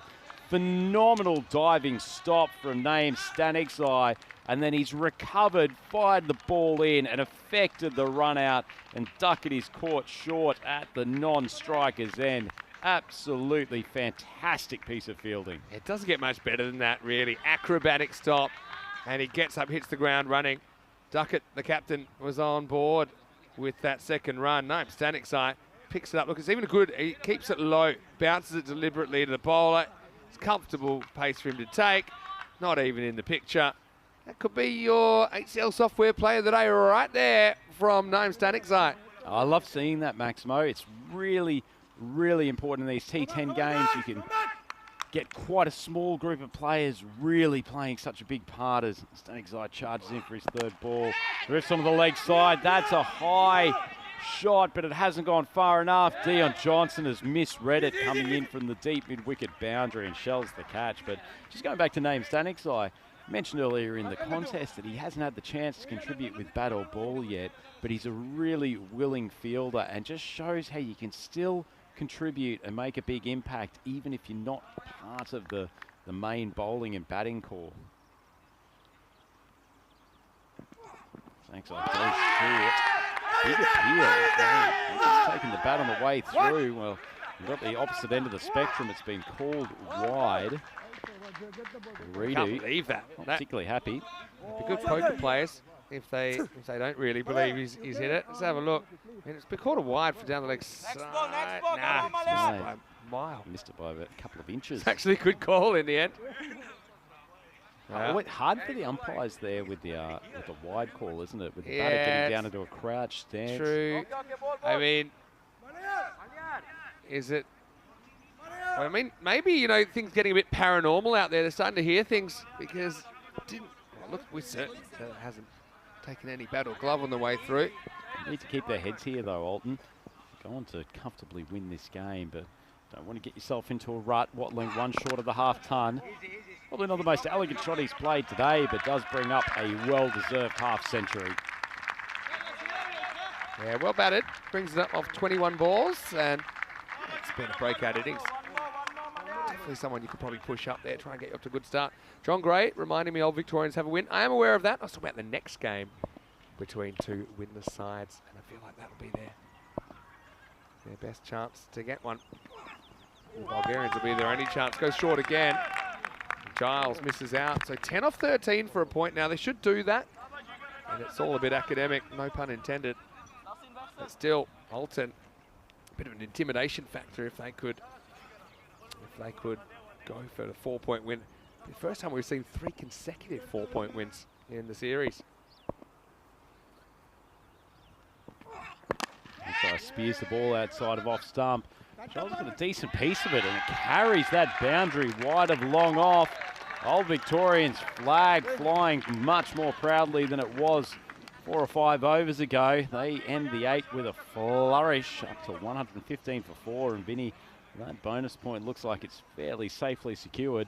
Yeah, it does look that way. 4 of 12. And yeah, credit to them. Just think about what they've done then since we started looking at that bonus point. I think that was 4 overs ago. They've really been able to lift things up. They need about kind of 15s and over to do that. And looks like they're going to do it pretty easily. Still, a sizable margin. 5 off 12. You never know. Yeah. You never know. Be a big one. Right-hand bowled a good first over. Pretty ordinary start to the second one. Ball's gone flying out somehow. Hasn't been hit to the boundary. Umpires may have a look at this for the full toss above the waist. Going to be a tight call, so they're just asking to hold up. I feel like it's probably just okay, but they'll definitely have a look at it. They'll have a look thanks to Spring Productions. Let's see what we got here. Yeah, I think. I mean, look, he's slightly crouched. Oh, to be honest, he's probably. Oh no. Going to be a no ball. Well, there you go. I mean, they're those kind of middle of the road ones that the benefit of the doubt goes to batters. And the reason is, and I know it depends what you call the waste, but it's not the kind of ball you want to encourage. So, you know, the batter's not really protected there. Maybe they got a little bit of plastic, but... Yeah, even above the protection factor, it just creates such an awkward, surprising delivery. I have absolutely no qualms about the fact that that should be called a no ball. 50-50, always should go in favour of the batter. And it's a pretty ordinary delivery from Stanik's eye. And he's going to have to face a free hit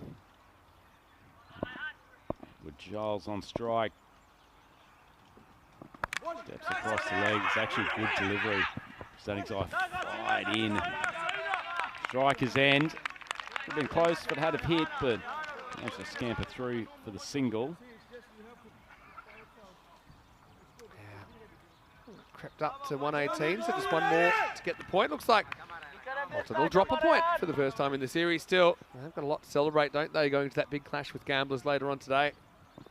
Big swing, gorgeous timing.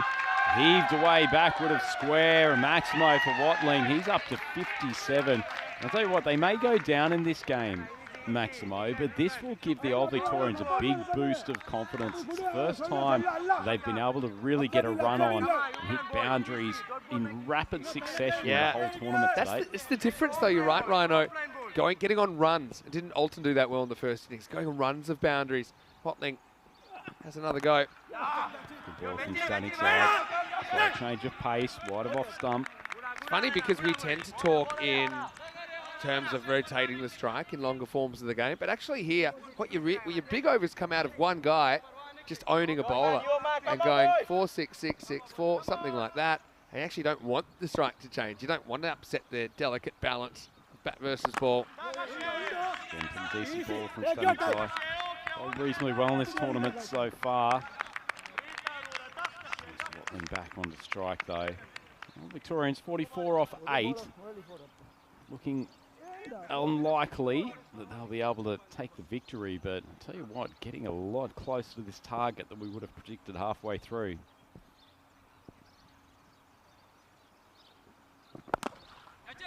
In the slot and slapped wide of long off. And the vocal support of the Old Victorians is getting louder and louder. These two have not given up hope whatsoever, and they're probably denting the confidence of Alton a touch. And a few more questions in terms of the bowling attack for Alton than they might have expected at this Yeah, stage. you know, they're running into a good batting unit here. I mean, Watling's been great. Breakout innings for him, 64 of 25. Can also do a job behind the stumps. So I kind of like him being in the team as a bat. You've got Corbell in there as well. Maybe open with Watling back, Corbell in the middle, let him concentrate on his keeping a bit more. Take some responsibility off him. Last ball of the ninth. Big swing. Beautifully timed, well placed. It's another Maximo, so the Old Victorians not giving up hope. 32 needed off the final over, and they have raced along to 138 for 4. Yeah, well, here's the thing. It reminds me, Bavaria in the series down at the Rock, the night series, they were kind of battling for a point, but once they got their point, they already had all this confidence up. They're like, you know, let's just have a crack at it. Now they need 32 off the last over. We've certainly seen overs going for that many. Now, would you expect it? No. But is it possible? Definitely. You just got to start with the next ball and put it out of the ground. Interesting call here from Waridu too, which he suspects that he's a touch worried about being able to hold on to this win. So the Male starting side, the leg spinner still has an over to go, but he was taking a part in his first, and so he's gone to Murali Ganasekaram, who's pretty straight up and down bowler, but I guess probably sees him as less likely to be taken for a succession of Maximos. Oh, big flying edge. That one has gone for a 4 off the first ball, so Old Victorians keeping themselves alive. Yeah, well, you can afford to have 2 4s in there. If you hit everything else for 6, it's basically last chance saloon, isn't it? This one's got to go to the boundary as well. That one just popped inside. 4 to the total. Unfortunate for Old Victorians that Watling's not on strike, obviously. And Giles get himself a boundary that first over. I mean, boy, they'd love to have Watling. Yeah, like a wide that you can scramble a run or something like that doesn't burn a ball. Only one ball. But you're right there. Murali, bit unlucky there. Put the fielder back now. Fuller ball, takes the top of off. Big swing across the line for Giles. And he perishes. Pretty good piece of bowling from Ganasekaram. And maybe that will secure the win for Alton. Yeah, and Murali, he's a good old-fashioned slingshot artist, isn't he? And this one was right on target, but still, like I said, Old Victorians, they're going to end up with a decent score here. And really, Giles had no option there. That's a really good shot of it in slow motion. Top of off, gets tilted back. Ganasekaram gets the breakthrough, and Old Victorians 142 for 5. Always not having your number 7 come in, likelihood that he's going to be able to hoist a succession of maximums.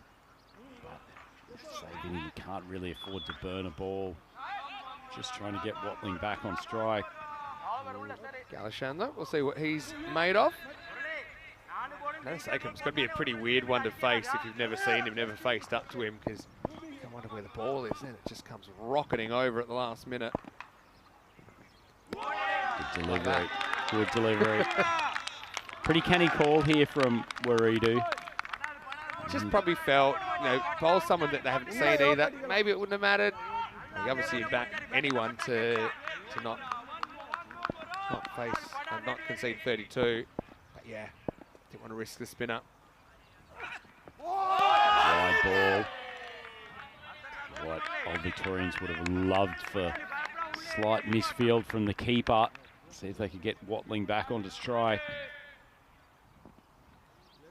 3 balls to go, 27 required, so not impossible, but need many things to go right for them. Good ball. And Watling is going to try to scoot through to take the 1. I don't know if there was an appeals per over index that we kept track of. I think this Alton side will be leading the league. As well bowled though, Ganasekaram. Yeah, he's actually a very good option, I think, for 10th over. Because he typically keeps it full. He's got a slightly unusual action. It's just on you, isn't it? Let's see how Watling faces up to him. Not really known for his change of pace, though. But that stop ball is pretty solid. Watling on 70. It's been a good knock. Full. Just squeezes it out and take one on the offside. So finished with a little bit of a whimper in this final over, but Old Victorians have fought a very good fight here, particularly the back half of this innings. Well, they have. 145. That'll win you some cricket matches here at the Cartama Oval. But last ball coming up, Galashan to face it.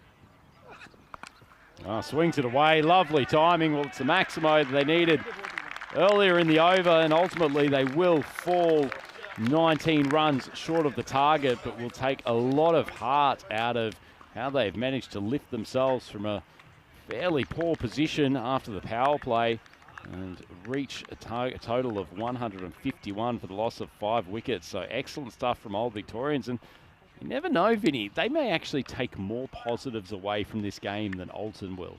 Yeah, in a way, yeah. But I mean, Alton, if you offered them that at the start, 18-run win over Old Victorians, bearing in mind that it was a genuine coin flip according to the supercomputer, and most humans around the ground actually couldn't split the teams, just having a chat to them earlier. So this is what's coming up in match number 8, and yeah, for me, well, we pretty much a done deal, isn't it? I think whoever wins that goes through. I mean, there's a mathematical chance that if the Turks lose it, they could smash Old Victorians tonight, but I think that's going to happen in this universe. So I think it's a bit of an elimination final before the finals even begin, coming up. That game starting in 55 minutes. But let's have a look at this. I mean, again, the top order just not clicking, but some brilliant fielding there. The direct hit from the rock to send Brennan on his way. And then, well, it was a little bit of the old wrestling 1, 2, 3 in the middle of the Cartama Oval. Corbell never really got going, tried to get Funkalicious a couple of times. He holed out. Jenner, likewise, not really hitting his straps yet. Yeah, Alton kind of played their way into a position where they thought they might be able to get all 4 points in this game. But then, through Watling, Old Victorians had other ideas and ended up putting 150 plus on the board in the end. Yeah, it was a cracking innings from Jamie Watling. Great to see him free his arms. And look back, Vinny, it was probably that over from Dion Johnson that had a succession of wides and just felt like it took the steam out of Alton's bowling performance and generated probably a bit of confidence. The standing side boys getting up close and personal there, trying to stop a Maximo, but Watling, as he managed to get his timing, just found the boundary with regularity, and there's plenty that his teammates can take from his performance, and he was given some excellent support there by Duckett as well. And I think they'll take a lot out of this game, Old Victorians. There's clearly a format they're less familiar with some other teams. This was an outstanding piece of fielding from Naeem Staticsai. As you said, very likely the HCL software player of the day. Athletic save, and then coming up with the throw to the bowlers. But the Old Victorians, they will take a lot out of this contest and have finally maybe discovered the recipe to some success with the bat in this T10 format. Nonetheless, though, good win from Alton, and it was set up by plenty of runs from the top 3 with the bat, and ultimately putting a target up that was out of reach of the boys from Jersey. So Alton start their ECL 2024 campaign with 3 wins from 3 games, and they are sitting pretty in the standings table, leaving themselves with a game remaining against the Gamblers later on today, and that will be a cracking contest. Quick look at the batting card, and really dominated by Jamie Watling, 71 off 27. Yeah, batted really well, hit 9 Maximos in that innings as well. Duckett was pretty decent as well, 29 off 10, so someone like Brennan, I know he gets run out. Didn't Jenner, did bat him 3, I don't know. They've got some decisions to make, and they might want to stick with those guys against the Turkish side tonight, give them another opportunity. It'll be a tough one to work out how to go about it. So with the bowling, look, no one really stood out in a huge way, but they just did enough. Probably the Rock, even though his radar was out a little bit, against the figures, 1 for 23. Now Sagan bowled a good 10th as well. Malius Stanek, I think, just made sure that the Jersey side didn't get on to a good start in the chase. Vinny Sander here, Mr. Maximo, with Andrew Ryan. Rico full back in the box when we return for more cricket in around about 50 minutes time, live from the Cartama Oval for more Group C action in the European Cricket League.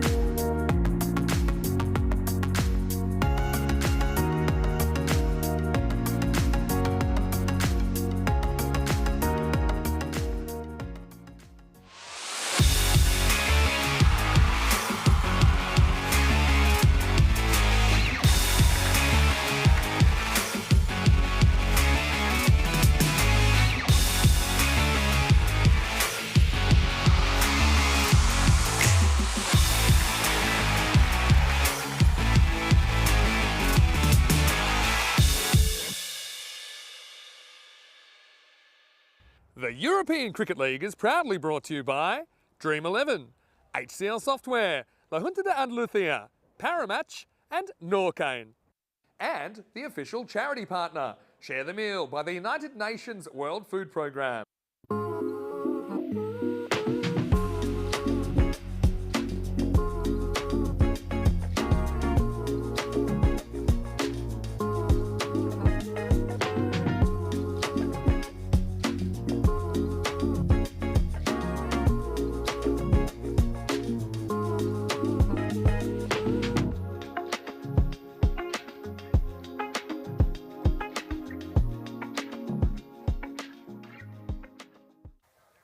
Hello and welcome back. Time for match number 8 here in Group C.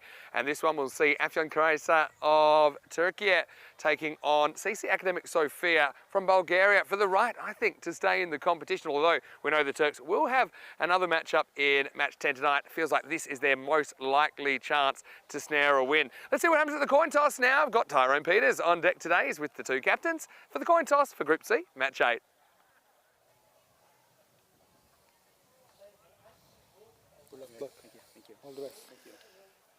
All right, Afyonkarahisar is the home team and Sofia Academic is the away team. You will toss the coin, sir, and you will call. Okay. European cricket. European cricket's a call and parry match. We are bowling. They will bowl.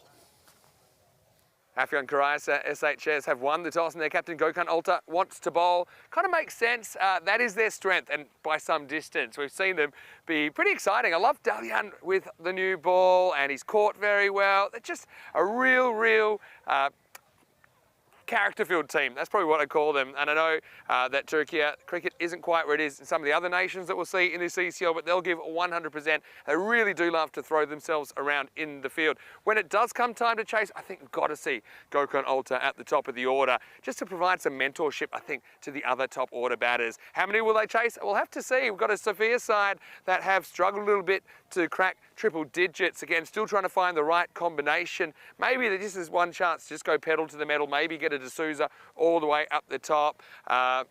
Again, they haven't really clicked either. So two teams that have had disappointing campaigns so far coming together in match 8. And I honestly think the team that wins this game is the team that will finish in 4th place when it comes to qualification for finals tomorrow. Rico Full standing by. Good to have you back in the box here. Rico, news from the toss is that the Turkish side want to field first. After winning it, it's over to you. Let's get ready for the first ball. Looking forward to it as well, and looking forward to seeing the Turkish champions Afyonkarahisar. First time I get a good chance to see them on the field of play. I was talking to them before the start of this match, very keen, and as Vinny said, you know, you're going to get different standards and different levels as you do in any competition of this status and of this size. But I just love the way that they've given their everything, given their all, and I think fielding, bowling and fielding has been their strong point. So we're going to get a chance to see the best of them here now, and who knows, you know, they're up against CC Academic Sofia, the Bulgarian champions, who haven't been performing well with the bat themselves. So if they can put a really good performance in here, maybe restrict them again to a score the 80s, the 90s, anything is possible. But we do know, I think their captain, Gökhan Alta, is going to have to take a little bit more responsibility with the bat. I know he's been wanting to give other batters an opportunity and then coming a little bit later. My advice to him would be still do that, but do it while you're out there. Be out there and talk to those players and nurture them while you're out in the middle. We'll have to see how that goes. First up, though, we are going to see them in the field, and no change for the openers for the Bulgaria champions. I'm surprised here. I think they could have changed things up again into this. There's a couple of players that could have done with a hit, but they're going with Krishnan Kumar, and it's going to be Manan Bashir. He is the non-striker. So we're ready to go. Left-hander first up. The umpire, Joe Foster, says let's play. And it's the Lion to start first. And that's a good delivery. And straight away, I've got to admire his lock off here. I mean, he looks the business, doesn't he? Just a youngster. And a good start from him. I saw them in the nets working hard. And they're liking their kit as well. A splash of colour about them. Good start.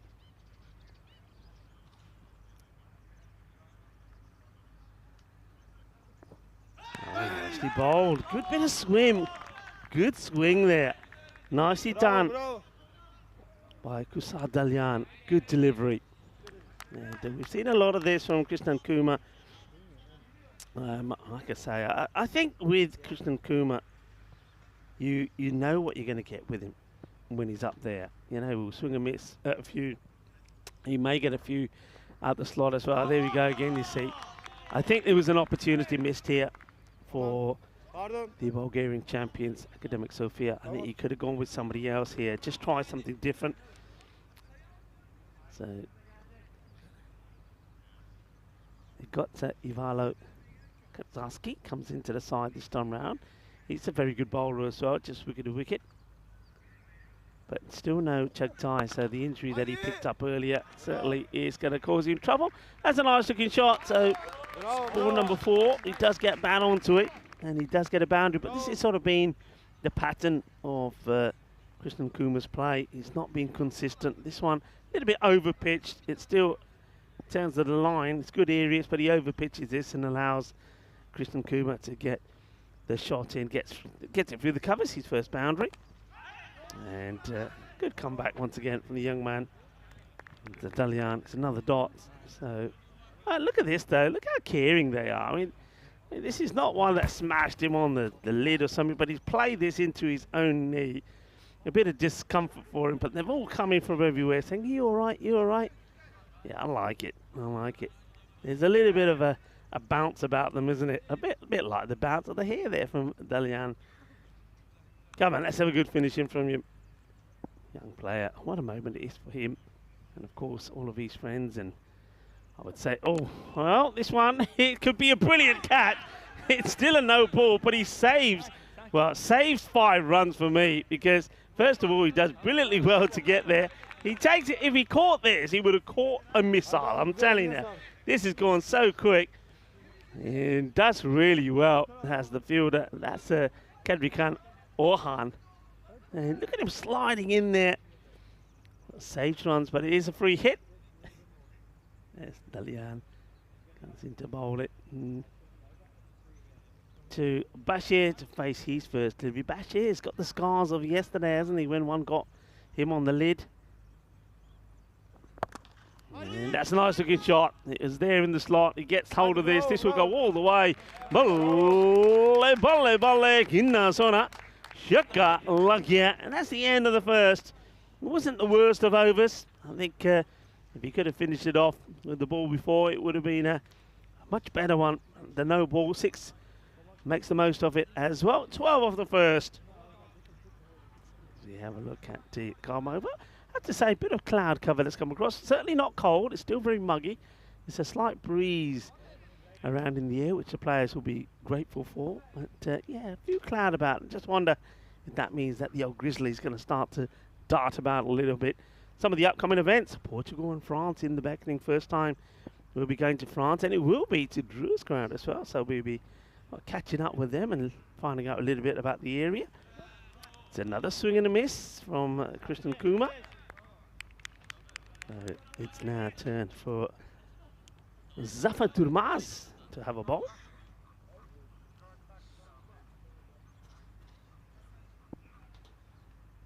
Back to his mark.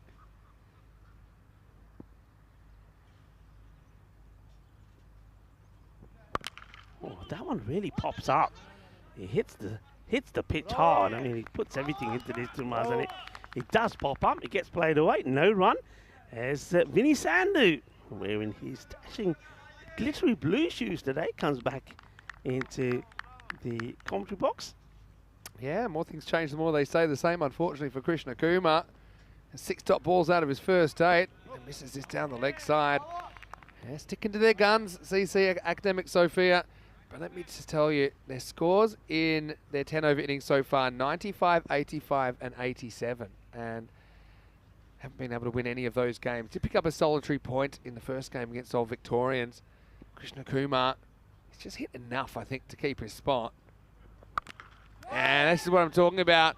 Every so often he gets one in. This is going to go close to the line. And it will go all the way. Maximal. Krishnan Kumar. I think they have the term in dating now. It's like a breadcrumber. And it's not someone that ghosts you. It's someone that just every so often will send you a text to keep you interested. And so this is what he is in this tournament. And so you see it there. He just knocks it out of the park. And you say, okay, we can't retire him. Look at him. He's fine. Now he will be retired. And it won't be by choice. Dumas breaks through. And, well, he loves what he's doing as it's going to be the first wicket for the Turkish side. Krishna Kumar makes an early exit in this game. It's 19 for 1. You did everything you could to give him the commentator's curse, and it worked. You done him proper. But what a delivery that is from Zafar Durmaz. Well, it is a Zafar, isn't it? Absolute Zafar as it goes through, hits the stump. He plays all the way around this. And I think it's that slow delivery. And look at the joy. Look at the delight. And, yeah, he's sending us some love. And I reckon a lot of the neutrals around the world are sending them some love right back at you. Well bowled to Dumas as Krishnan Kumar will go for 11 of 10 balls. 4 and a 6 and a single out of Kushal in this game. 19 for 1. Interesting that they have gone for Zaid Sulat up at 3 now. He was able to hit a couple of good ones earlier on. He will be facing up. Sam Hussain spent a little bit out of nick, although he kind of looked good, but made an early exit in the tournament so far. Sulat has that really slightly unorthodox stance. He crouches and just waits perfectly still. And now it's almost a chance. First ball pops up, doesn't quite carry to Sally Elise.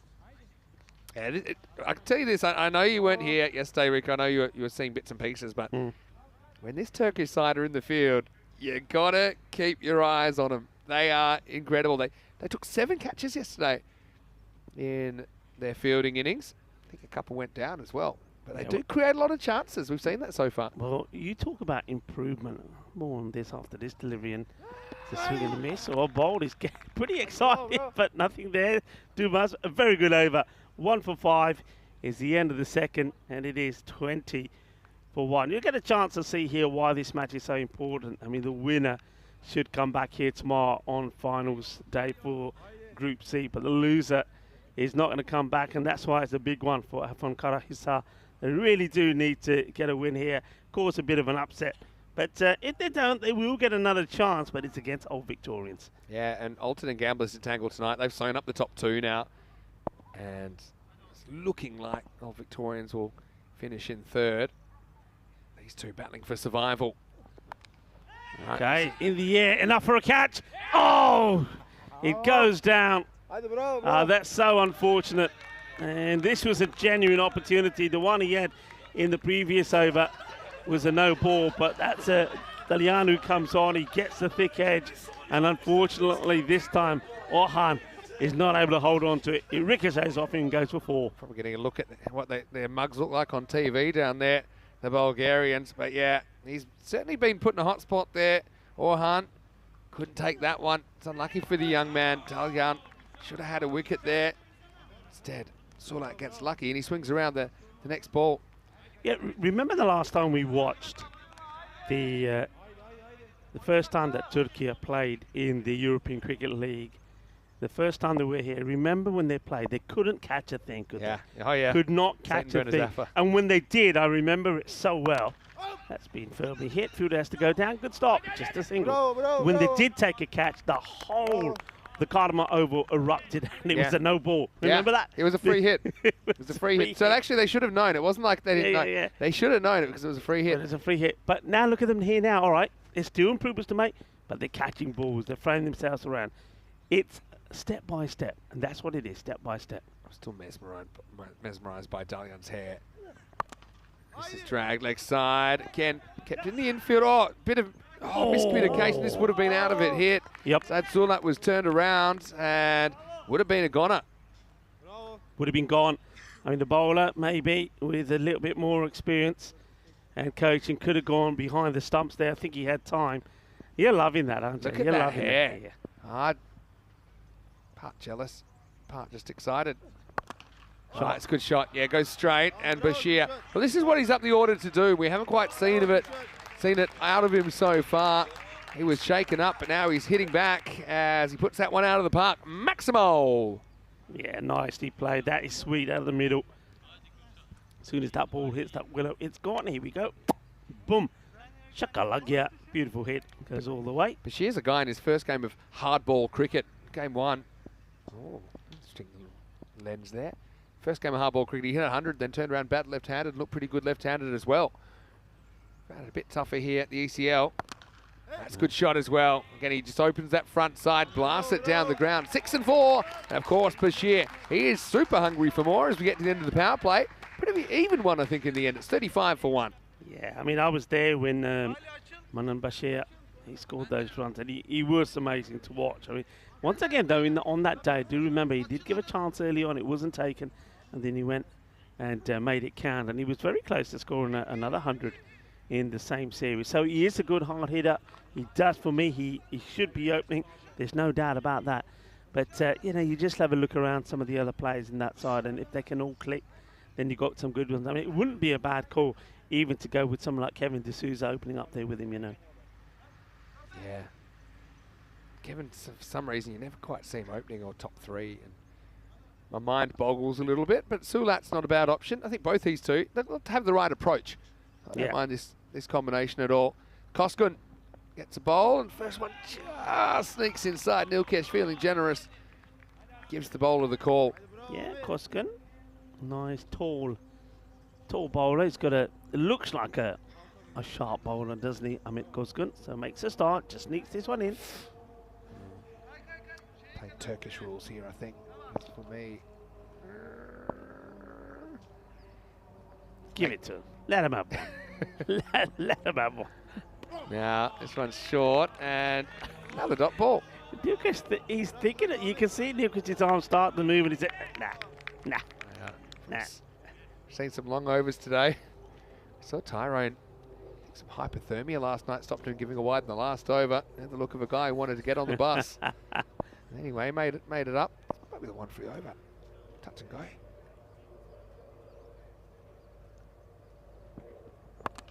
Now this is up. It's in the end. It's another catching chance.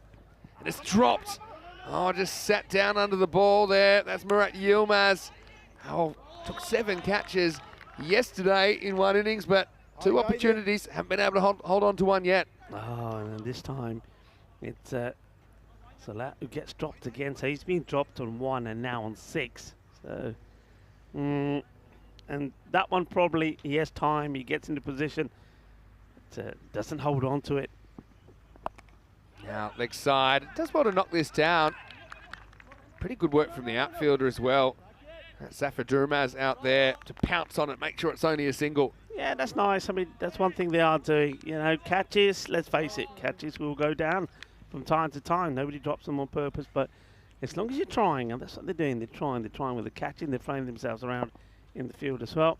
I like it, I like the effort. I like the field that gets set here. I mean, personally, with the line that's been bowled, I'd have a third on the boundary. Well, it won't come into play this time. I kind of agree because a lot of balls gone down there. But you can see that. I mean, they're an exciting team to watch. I know they've got issues with the bat, but that's the second half's problem. Right now, I'm loving watching them go about it with that enthusiasm. Obviously, really love what they're doing. Yeah, it's smart. I mean, the only thing I would do, I would move the man that got a point all the way around in between the gap, and move the guy that's on the boundary to cover around a little bit. I like the fact they got a long off in, a long on back, the 2 men on the leg side. Yeah, I like it, and that's why I like it, because the bowlers are getting it right. That's a full delivery. He's played completely around this Manan Bashir. It's full, it's straight. It's jog the what time. Well, the name might be Koskun. Well, he's firing. He's firing that gun as he knocks the timber over. Chug the what. That's another one that bites the dust, and that's a good wicket to get. That's the end of Bashir. And Bashir is probably thinking, I didn't get any luck. Full, straight, and he misses it. Yeah, again, I've loved the approach of the Turks with the ball in the field. Okay, if you're going to miss the Yorker, probably miss it full. Probably got slightly more chance as Bashir just swings around a straight one. And Dalian, the first one in there, and you see the pure joy that they have, Afyon Karasa, SHS, when they do pick up a wicket. Bashir, he's bandaged up, and he manned up a little bit there with 2 Maximos in his 17. It's 38 for 2. Yeah, lovely moment when the celebration comes. And these are, you know, young guys out there. Dalian, I think you said, is he 15, 16-year-old? So he's young.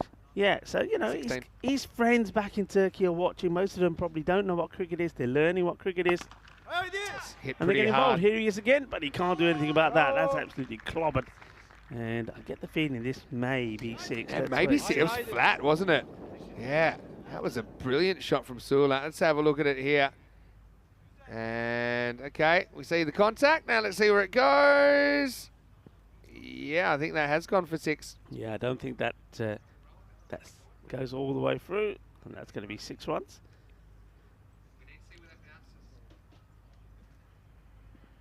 So let's see here. Yeah, that goes all the way. That's 6 for me. Yeah, definitely. No doubt. There, Sula absolutely tattooed that. And Now, well, if the last one was a tattoo, what do you call this one, Vinny? Yeah, well, it wasn't the tattoo removal. It has been removed from the facility, though. It goes all the way over the roof without touching. Oh, Katsarski, he's in the lineup. He's keen. And right now, he's liking what he's seeing. Sulak goes back to back, and the 50 comes up for CC Academic Sofia. Yeah, it's a good player, lovely guy, Katsarski, and he comes into the side, Ivalo this time, and I'm sure he's hoping to see if some of his good luck charms rub off on the rest of his players. But that was absolutely hammered out of here. A big hit. Yilmaz hasn't had a great few minutes. Nah. Put a catch down. He's just been banged out of the ground with his first 2 balls delivered. Now it could be 3. This is right back to the ball. The Dalian's good fielder, but even he can't get that. Maximo and 3 on the spin. Sulat again. We've called for it. We wanted to see some of the guys that look in a bit more form get up the order, and Sulat's worked out nicely. Yeah, more than nicely. That's a good hit. It's just a little bit too short. He's giving the batter, Zahid, plenty of room to swing and swing hard, and he's clubbing it at the moment. So 3 out of 3. Yeah, well, it won't be another 4. It won't be another 6, but it will be another 4. And Sulat moves to 30 as this over's gone magical. Yeah, it's a shame, isn't it? Because they just got the wicket off that last ball of Kuskun's over, which was a very good over. Only went for 3, and now all of a sudden, it seems like all of that hard work is being undone here. These are valuable runs. I think that CC Academic Sofia will know. They get a couple of good overs in. They should be getting to a score which is out of the reach Always of give you a their chance. opponents. Always give you a chance, though, don't they? The way guys like Sulat bat, you're just hoping he just might hit one straight up in the air. Again, it hurts that they haven't taken the 2 opportunities that they've created in the field. Last ball of the 5. And hit pretty well. It made a good sound, didn't it? Well, watch out. Well, that one has gone in the merch tent. Probably have to buy that one back because I know the balls are on sale over there. Sulat takes that one large, and 28 come off that over. It's 66 for 2. Let's welcome you into the commentary box. Vinny Sander here, Mr. Maximo, with Rico Full. Great to be in the box once again with you. I do have the rest of the day off after this one, but I will be watching pretty closely to see exactly how this Group C standings, work out. I feel like this is the game, though, that will decide who stays and who goes. Yeah, we know that. We had a look at the tables there. So really, I think you can see that the Academica Sofia now they're going to win here, whether they're picking up the 3 points or the 4 points, and that's really enough for them because then they can't be caught, and there's only one team that can catch them, and they're playing here now at the moment. Hey, your day off, you know it's Monday, don't you? I hope so. Yeah, and you know what happens on Monday to your favourite food establishment? Yeah, the empanada. Is it Monday? It is too. It's a bit unlucky. You didn't plan that very well now, did you? I got to say, the other night, went there as a 40th birthday party in full swing, and I feel like I might have missed a trick, actually. I've got a birthday coming up. It's just a month or so after we leave Malaga. Kanota, the captain, comes. Vinny's holding his head now and saying, "What have I done? How did I give myself Monday off?" It looked like having a great time. And the best thing was, you know how they like to fiesta here in Spain? I wasn't even the brightest dressed person in the restaurant. Really? There's a lot of colours flying around. Speaking of a lot of colours, what do you think of this strip? I like it. All right, in the air. Well, this will be a great catch if he can take it. It goes straight through his hands. Good second effort. Chance for 2. 1 runs, 1 doesn't. Got to go to the bowler's end. And the keeper couldn't pick it up. And that is Ozdemir, Demolition Man, who yesterday took a similar catch. Notice that Orhan, he's been removed from that area of the field for his own safety. This one is a third missed opportunity as Sulat gets dropped. Yeah, he's been dropped 3 times now. That one doesn't go into the hands at all. So maybe those shades are not doing the job they should. This is going to be a chase. Going to have to get a slide in there. Can't. There's going to be 4 more. So runs, particularly boundaries, flowing pretty freely here. As Gokanolta gets hit for his first boundary.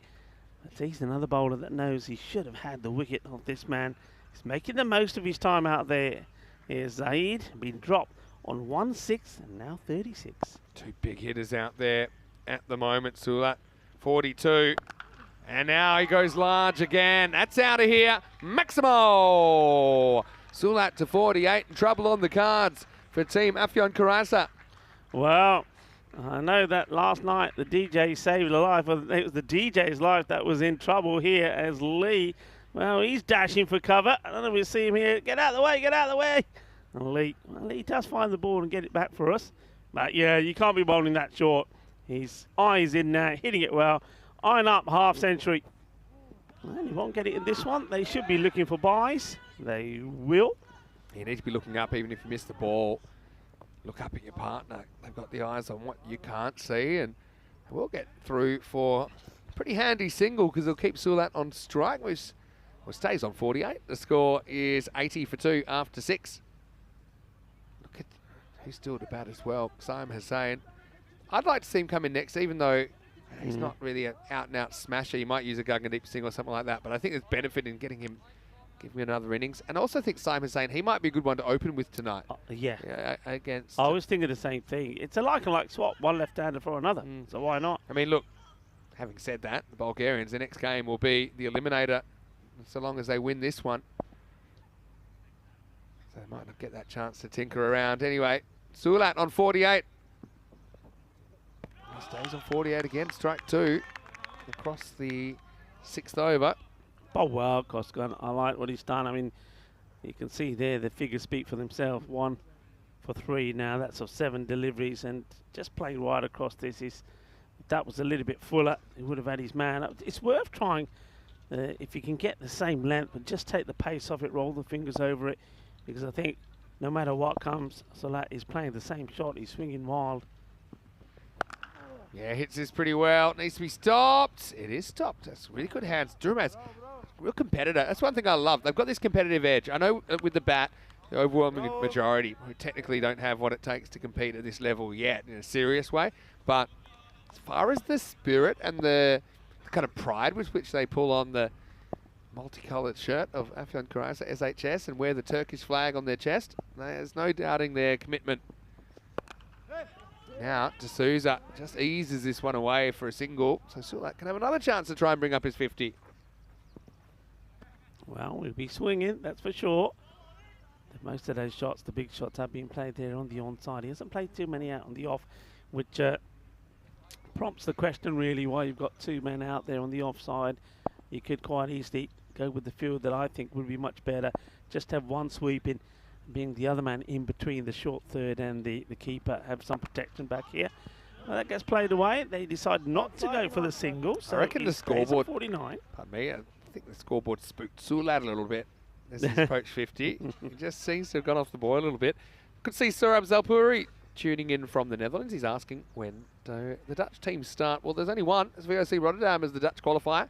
They are part of Group E, which starts on Saturday. So look out for them. Saturday, Sunday, Monday, their group. All right, goes up, and this should be his 50, or will it be? No, it's holding up. And it's taken. Well, he got to 50. Well, it doesn't go to 55. Well, the scorers, they were very, very keen to put it up. I thought I was seeing things for a second. Well, don't count that man out on the boundary. And it's Dalian that takes the catch. And they finally hold one, don't they? So that will be stuck on 49 forever in the scorebook. It's 82 for 3. Well, his luck runs out. Is well, not third, but 4th time lucky for the Turkish champions. Really good catch. I'm liking this young lad. He's bowled well. I like his attitude. He throws himself around the field, and he can catch a ball as well. Beautifully done. Something about him, I mean, when you look at him, you don't want to pump the kid up too much. Sulat departs for 49. Good knock from him, though, by the way. 5 6s and 3 4s in there, going at a good rate. Something that's been lacking so far from some of the top order batters of Academic. I was going to say, though, you know, he has that look of guy that could grow into a Turkish captain, you know, and mentor a lot of younger players once he's established in the side. Obviously, he's batting. He's got potential there. I've seen him at this level, still probably struggling a bit in that aspect, but he's a triple threat, I think. That's pretty well bowled, but also pretty well played. Just clipped away. Bit of work to do. And, well, this is an interesting one. Yeah, this is going to be good. I think it's okay. The only thing you want to check is that the fielder originally, there's Zavat Dumas, that is not lying on the rope and the ball I think sitting he's next to still him. got it here. See, still touching it. Oh. I think they might give that 4. You know, I get the feeling he's unlucky. I think when he pushes it first time, it might have rolled onto him. So, or does he get away with this? We'll have to wait and see. It's a tricky one. Just here, I mean, he tries to release it. Initial contact is fine, but I think the ball comes back on. Here it's fine, but I think the ball there, when it touches him there and he's rolling again, is he touching the rope? And I think he might. Just there, Vinny. Just there. But is he touching the rope? The thing is, you can't see. We're kind of assuming, but you can't see the rope because it's behind him. And so this is where, when you're trying to put a two-dimensional image. Yeah, 4 is signalled. Yeah, so they've decided they're happy with that. Yeah, I thought the umpires were crossing over a little bit too quick there. We needed another look at that. It's also smart. I mean, they're crossing over because they want to get ready for the next over, so it doesn't hold the game up too long. Did seem like 4, didn't it? So, yeah, tough.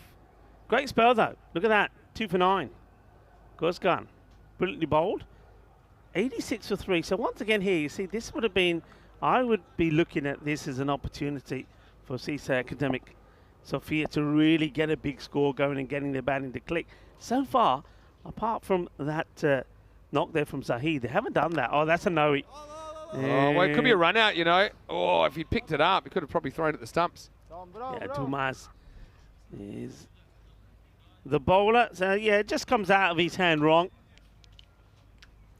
I'd go back to it again. But once again, I just love the effort, Vinny. I love the effort. I love the way they're throwing themselves around. It's this is where, you know, this is where I get excited, because I know when we see these guys again, they'll be so much better because, you know, the effort they're putting in. Here's another chance maybe. He looks very casual, too casual. He's a little bit too casual here. And he didn't really look like front. I know he's struggling with a bit of an injury, Vinny Gorkan. He is injured, and that's probably why he's not onto this straight away. But I think you can see there as he walks back, he's limping. When I had a quick chat with him before the start of the match, I asked him about it. He said, yeah, I am struggling. So understandable, but disappointing. Yeah, Turkish fans might be battling a broken heart, though, after that one. Alta wasn't a bolter. Durmaz gets this one past as well to Souza. Again, he's the guy, I just wish he'd face more balls in the series. He was the yin to the yang of Krishna Kumar. Had 0 luck earlier, finally got a hit after sitting on the pine for 10 overs last night and nicked one down to deep third. That was all she wrote. Kevin just needs to get one out of the middle. He's a different kind of player. Haven't hit the 100 yet in the series. Academic. Now Kevin pops this one up. Another catching opportunity. And it's taken. And once again, time to celebrate for Afyon Karaisa. As Durmaz breaks through. He's a competitor, isn't he? And that's Eliz that takes the catch out there. And the score is 89 for 4. Yeah, wonderful stuff. I mean, these are guys, I mean, you mentioned Kevin D'Souza, and he's a guy that when we play in Bulgaria, you can hear the crowd saying, Kevin D'Souza, because he sent many a cricket ball into the athletics field behind the cricket pitch. He hit the ball hard. But once again, it's just clever bowling, getting the ball in the right areas. And what a good catch. Look at that. Stable, body positioned. He's got the cap on, got the chain, and there's the celebration, there's the joy. I love it. I just love it. Yeah, they have been entertaining. Kevin, he is not entertained. Unfortunately, can't get going here in match 8. Crucial one for both sides as he walks back. It's 89 for 4. Jumaz picks up.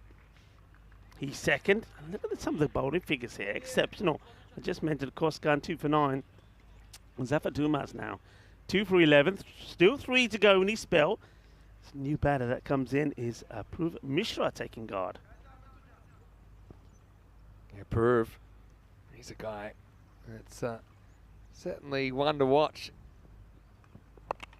He's going to go to the skies as well. Can he get there? Demolition Man. He puts it down. He gets hands to it. It's another one for the drop column, but, well, Ozdemir, that would have been a sensational pluck. That would have been a great catch. It really would have. I think in the end he might have just got fingertips to it. I don't think he's ever going to be able to draw it back into his hands. But once again, the energy, the passion and the desire to get there is amazing. I'm loving this. I know a lot of people in the chat and watching around the world are loving it as well. Welcome to the European Cricket Network. You're watching the European Cricket League, bringing you things you just wouldn't believe. And that one's just a little bit too wide, so I ball signalled. Mentioned some of the soft dynamics between the Mishras in the side. I remember it was actually voted the best send-off of 2021 when Apurv was able to get one through the skipper. It's on the same side now, and I want to see some of that fire on the field. Right now, Zaru faces up with a couple to go in the 8th over. Yeah, Zaru, not the biggest of hitters. He's another player who probably likes a bit of time in the middle to get going. Well, he's going to get a full toss here. This is going to be a no-y. So, no ball, called early, called by the umpires on field, Joe Foster. You'll see him there in the corner of your screen. He calls this straight away. So that's a good call, and great work there by our media partners as well, Spring Media. Yeah, Mishra. Can he cash in the free hit? Yeah, they haven't hit the 100 yet in the series. And they get close to this ball. Durmaz delivers the freebie. It's a huge swing and a miss. So well done. Filiz is learning his craft behind the stumps as well. He's had to deal with a lot of slow balls, a lot of double bounces. I often think if you're comfortable in the lid, it makes sense to wear it even if you're back, because those second bounces can be pretty unpredictable. Why not, indeed? And receiving balls from the outfield as well, you just have a lot more confidence to get behind them. They can hit the edge of the pitch and come up and do you an injury as well. Another wonderful delivery there from the bowler, Dumas. Slower ball. Okay, this is well struck, and I think this goes all the way. Yep, it does. Manos arriba, Vítor, porque eso es 6 carreras. But I don't mind that. He's bowling to his field. He knows if that's miscued, he's got a chance. The wicket could be on. The Lian is there waiting for it. It's the end of the over. And now with 8 overs complete, 2 overs to go, score 99 for 4. So on track for, I'm saying around about the 120, I think the expected score. I think is Afion Karisa, if they don't get close in this game, say if they lose the key wickets early and run out of batting, I'd love to see them just take a point out of some sort of game today. I don't want to see a team go back with 0 points. And they might still feel if you make the right move, you're going to get Alter at the top of the order. You've got to go that kind of, let's say, 11, 12 and over. I just think this is a bit of a banana peel game for CC Academic. So I think it does all depend on Alter getting up the order. Voted best logo so far as well, Afion Karisa. That's a big swing and a miss for Zaru. It's the other thing, with a good couple of overs here, maybe you can keep it to around 110 to 115. Their bowling certainly has been impressive throughout this competition.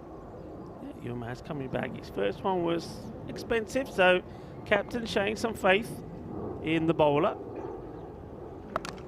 Goes after it, hits it pretty well, away from the fielder and over the ropes. Maximo! Zaru doubles his score, goes to a dozen, and he brings up the 100 for the Bulgarians. Yeah, nice shot. He was given a little bit of width there.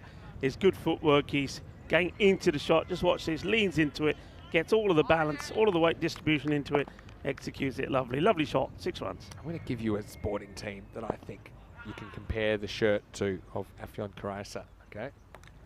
Edge. Oh, does he get there? I don't think so. Let's have a look. I mean, they're going to check to see if this carries. Yeah. But I got a feeling he doesn't quite get the gloves under it. Let's have a look at it. It's going to be a good one here. I wonder if we get much of this. You can see Newcash, who's the square umpire, says, let's go. Nah, I think this is just bouncing into his gloves. Let's have a look at this. He's going forward. Does it hit the ground? Yeah, clearly. So not out. But that's the technology's there. You have to use it. You can see Newcash Patel saying, he shakes her head, then he says, let's have a look anyway. Probably had his eyes closed. It's a nice shot down the ground. Can he get there again? He tries. Oh, I think this is where he needed that bit of the slide, didn't he?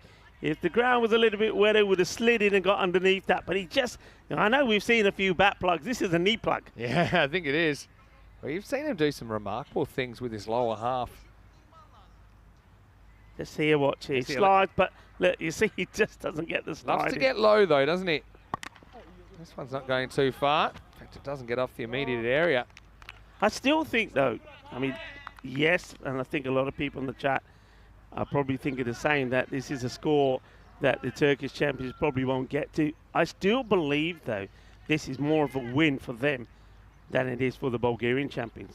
I do think it is. I think Academic Sofia were probably looking to get a 140-150 score here. So that just goes to show just how well that Afson Karahisar have done here. So another over comes to an end. It's only 106 for 4. So the true fighting spirit of the Turks still in operation here. I'm loving what I'm seeing from him. Yilmaz comes back really well. Remember, he got pounded to Maximo Town in his first over, but he only conceded 7 in his second. So confidence in the youngster to bowl a very good ninth, and really it doesn't happen in the ninth for CC Academic Sofia.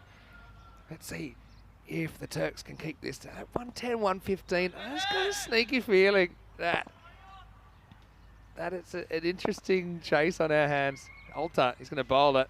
I think he's got it. He's got it bad. I mean, might need to up the security and just march him out there Hannibal Lecter style and then unleash him, because I'd love to see them be competitive in the game. It's one thing to talk about development and this, but the best thing you can do in development is have some success as a team. Yeah. And have some success, get a point, get a win. It's on the cards here. Driven.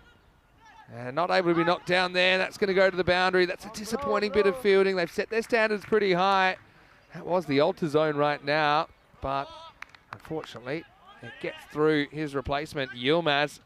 He's had all the emotions in this game, hasn't he? That'll be 4 runs. Yeah, it's the first one really, I think, where they've let themselves down. And all right, catches have gone down, but nobody dropped them on purpose. But I think they could have done better. This one is down his throat, and he's taken it.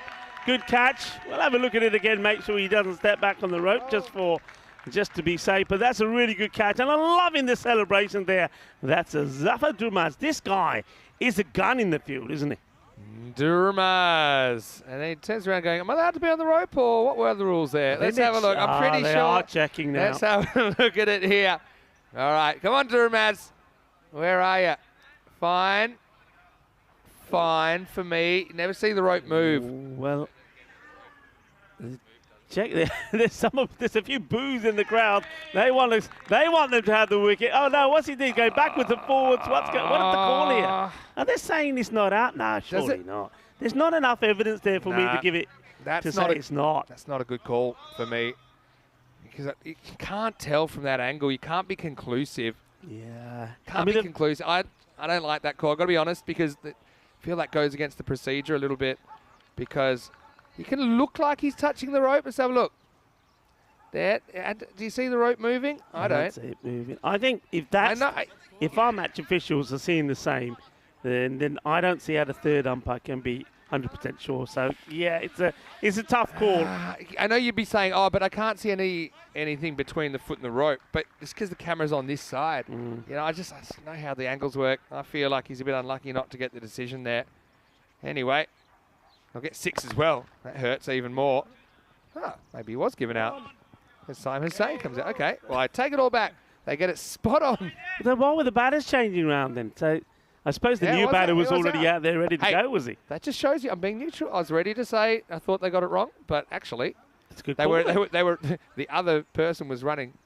It was running on when I thought they were running off. Anyway, good work by the officials. We're very quick to say we thought they had it wrong. I've never doubted them. Anyway, I'll kick him for you. To be fair, it's good, because that's one of those ones that he didn't feel like he touched it. The other thing is the video. It will make you. You'll join the dots, but you can't really join the dots. Okay, here we go. It's our young man again. Get down there. Get there. Oh, well, he says, nah, leave it to me. He said, this ball belongs to me. Let's give it to him. Me and you sign it. Let him take it home. He's done marvelously well. What a catch. I'm loving this guy. That's the same guy against Zafar Durmaz. Yeah. And he's saying, no rope to worry about this time, boys. Good catch. Yeah, easy one. That time. Aren't they great to watch? The team I was going to say they look like Baltimore Ravens in the NFL. The only team I can think about that has a similar colour structure. Maybe our American viewers could tell me. Look at that nice big catching surface. Yeah. Accepts it in. Hugs all round. This is 2024. Hugging's back in a big way. And Zaru has to fall on his sword for 14. It's 113 for 6. Yeah, well done to Domaz, who takes the catch, getting the good. Congratulations from Dumaz this time. Just thought for a moment there, maybe there might have been a bit of a collision because I know that the youngster, Dalian, had his eye on it as well. Okay, Prakash Mishra comes out, and with a ball to go. One shot at glory. 6. Yeah, you'd actually hear Dalian's hair coming, I think, to your left, so you know there's some sort of threat. But anyway, last ball to 10. Gets a bit of glove on this thing up into the arm. I'll get 1. Can't see them having any chance at a 2. So it's going to be a run to Mishra, and that'll finish things. 114 for 6. Really good finish. Fantastic with effort. those last 2 overs, only 15 coming combined. And Alta, hey, my man, get those pads on. Whatever you're battling, let's see you get out there and try and win a game for your team. That's what I want to see in the second half of this. It'll be 115 the target for the Turkish chaps. And both these teams chasing their first win at the Cartama Oval in match 8 in Group C. Yeah, well, there's the man we're talking about, the captain, Kakan Alta. I think he needs to go up there to the top of the order and then obviously work around the other players around him, trying to coach while he's out there rather than coaching while the guys are out there. I think if he can lead them and if he can get one of the batters to stay there with him, get a partnership going, who knows what could happen here, you know. But one thing for sure is that the CC Academic Sofia have not battered him out of this contest. This match is very much alive. Again, another poor batting performance, it has to be said, from the Bulgarian champions. 140 for 6, really. It's not really good enough here. They need to be looking to get some of their batters clicking and, well, go into the fixtures coming up tomorrow for them, possibly with a bit of confidence in their batting. But they haven't got that at the moment, and they're going to have to work hard out there. But just once again here, look at some of the fielding here. This was a really good catch. That's the first one. Nicely done. And I'm liking that young man. He bowled a lovely opening spell of bowling as well. And Dalian takes the catch. This one here was, I think, the one that was given for 4. Unfortunate. But once again, no shortage of trying. And they're hustling. They're putting pressure on the batters. They're holding their catches. And just look at that, you know, from the ground style to the neutrals around the ground, all supporting. Now, this is the one we were talking about. And we thought for a moment that it was going to be given as a 6 and not out. But no, I think for us anyway, the right decision was made. It was a good catch. And out came Hussein. Hussein never really got too much of an opportunity. And there's another catch there. And this time, it's just nice to see players coming out, giving 100% and taking those catches. Dumaz, I think he was brilliant in the field. I love the work there from Dalian as well. Let's have a look at this scorecard. So Zai Salat, 49 of 22. The only batter really to get going. Just have a look at some of those other knocks there. I think, Kushal, 10 balls for 11. I think now they've got to make the decision. So really, Kushal at the top of the order, not quite working. Manan Bashir, we know he can get going. He doesn't waste up too many deliveries. Only makes it 17 though this time, but at least he's not chewing up too many deliveries. And then have a look at the bowling figures here, folks. Zafan Dumaz, 2 for 21, beautifully bowled. But what about Koskan? I think he was just superb, brilliant bowling from him. And these are moments that these young Turkish men will relish for the rest of their lives. And remember, they'll be going back and watching their performances here. Absolutely brilliant. And the captain himself, though he's not 100%, taking 2 for 21 as well. So we're going to leave you with the mid-match summary for this, very important match in the group. One of these two teams will come back tomorrow for the Group C finals day. One of them we're going to be saying goodbye to. Who's it going to be? Well, we're going to need to see a very much improved batting performance from Afyon Karahisar if they are to win this. But if they can get to the 115, then they certainly will put all the pressure on the Bulgarian champions. Join me, Rico Full and the Maximo when we come back in about 10 minutes time to talk you through the conclusion of match number 8.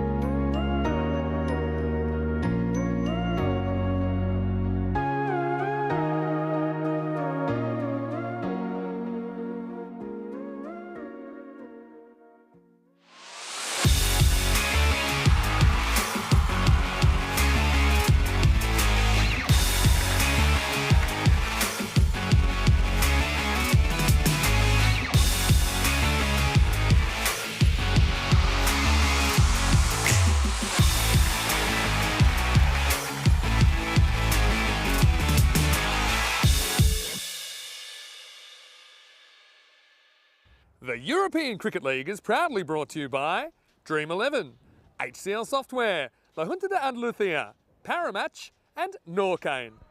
And the official charity partner, Share the Meal by the United Nations World Food Programme.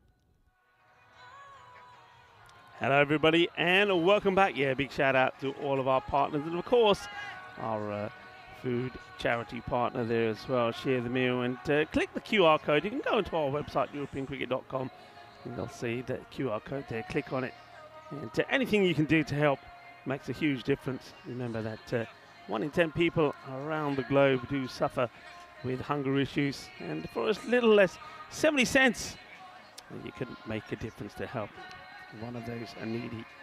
So do whatever you can, and that's the one thing that we're trying to do as a European cricket community. Back to this one, and we've seen that CC Academic Sofia have got the runs on the board, 114, 115 is the chase, but we know that Afyon Karahisar have had issues with the bat. You don't see Gukanolto coming out there just yet, so once again it's going to be Koskan and Dalan who are given the opportunity again. These two were superb with the ball, but they haven't been able to get clicking with the bat at all. And just remember, they need to try and, if they don't get a win, try and get a point. And I think that's what a lot of people are really sort of egging them on to do. Get something. We don't want to see a team not to get any points out of the tournament. So can they get to the 80? More importantly, can they turn the 80 into 115? We'll have to wait and see. Here's the first ball. It's up in the air. It could be out straight away. It doesn't quite carry to the fielder. And now it gets, there's the effort there from the fielder coming in. I think that was Zaro diving forward, but not able to take the catch. So off the mark is Koskan. And remember that it took them 20 balls yesterday to score on. That should be another. Come on. Ay, chicos, ¿qué pasa? Corre. Esa hay una. Oh, that could have been another. And this is where I think if I'm Dalian, I'm screaming, saying, hey, come on. And he just, look at that. He says, hang on a minute. I haven't quite finished my tea. No run. Just fenced it away.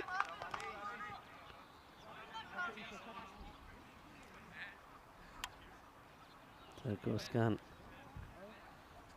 Remember yesterday that, as I said, the first 3 overs were maidens. It was quite unbelievable, really. That was in match number 4 against Gamblers. And that's well hit, and they will run. Got to run hard. In comes the throw. Get your bat down. Oh, if this hits, he's gone. There's no doubt about it. If this was to hit, that would have been the end of Dalian. He's hits the ball pretty well. He runs, but just have a look at the way he's running as well. They might have a look at the height here. Yeah, I think it might be just dipping, so it's okay there, but then he runs hard. He doesn't slide the bat in.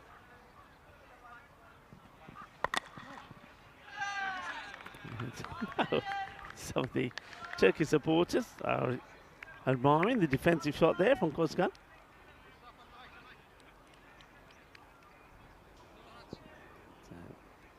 It was good to see the intent there from Dalian, trying to get one away. But that's the thing here, if you're not going to get boundaries and look at the gaps. I mean, they are very deep. It's going to be a dead ball as Rasul doesn't quite feel right. But yeah, I mean, look at the gaps.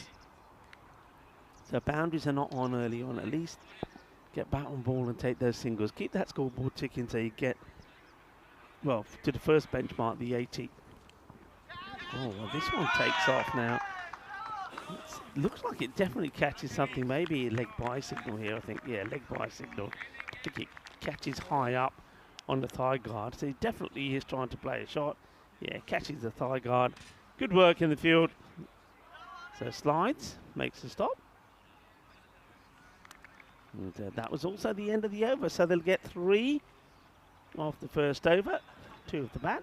1 courtesy off the leg by. So Ali Rasul, nice start from him. 33 matches since the golden ball. I wonder if we'll get one in this group, Group C, Group A, delivered us with one in match number 2. And Cobra and Heritage tied on 106. And it was Heritage who won that golden ball, hitting the boundary that they needed to be victorious. This, the captain, Prakash Mishra, just keeping an eye on things, keeping an eye on the field as Gangadeep Singh is going to have a ball. And a fine time to welcome back to the proceedings to Mr. Maximo. Yeah, good to be back, and well, uphill climb to say the least. Gagandeep, let's see what he can do. Bowled really well in this series, actually, Deep Singh. But yeah, like the intent. Again, no alter. I think if he's breathing, he should be opening. Anyway, he's over number 2. Okay, fair enough. Goes for the shot, just misses out on it. And when you're not getting too many runs, you're not getting too many boundaries or any, then the running does become important. And these are things that which will come eventually. But yeah, Koskan, for example, just not being aware in that last over of the ability to run a single just adds extra pressure, doesn't it?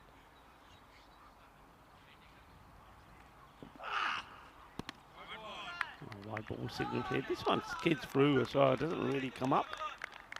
Milkesh doing a great job out there with Joe Foster. So umpires from Spain and Czechia for this one. And mercifully, we have a few runs in this power play already. We didn't yesterday from the Turks. That's a good shot, good intent, but it's going to be gone. And Koskan is going to be the first to go. I know, probably setting the bar a little bit low whenever we see bat on ball, but still, I mean, I like the intent now. No, it doesn't work out. You know, it gives himself a chance of something good happening, though. I mean, that could also fly away over the infield and go for 4, but it falls into the hands of the waiting fielder, and it's Kushal Krishna Kumar that takes the catch. It's 4 for 1. Yeah, like you say, the intent is there. That it just doesn't quite get the power into the shot. It's a little bit too wristy. Doesn't get any oomph in it really to get it over the infield. Kushal makes no mistakes.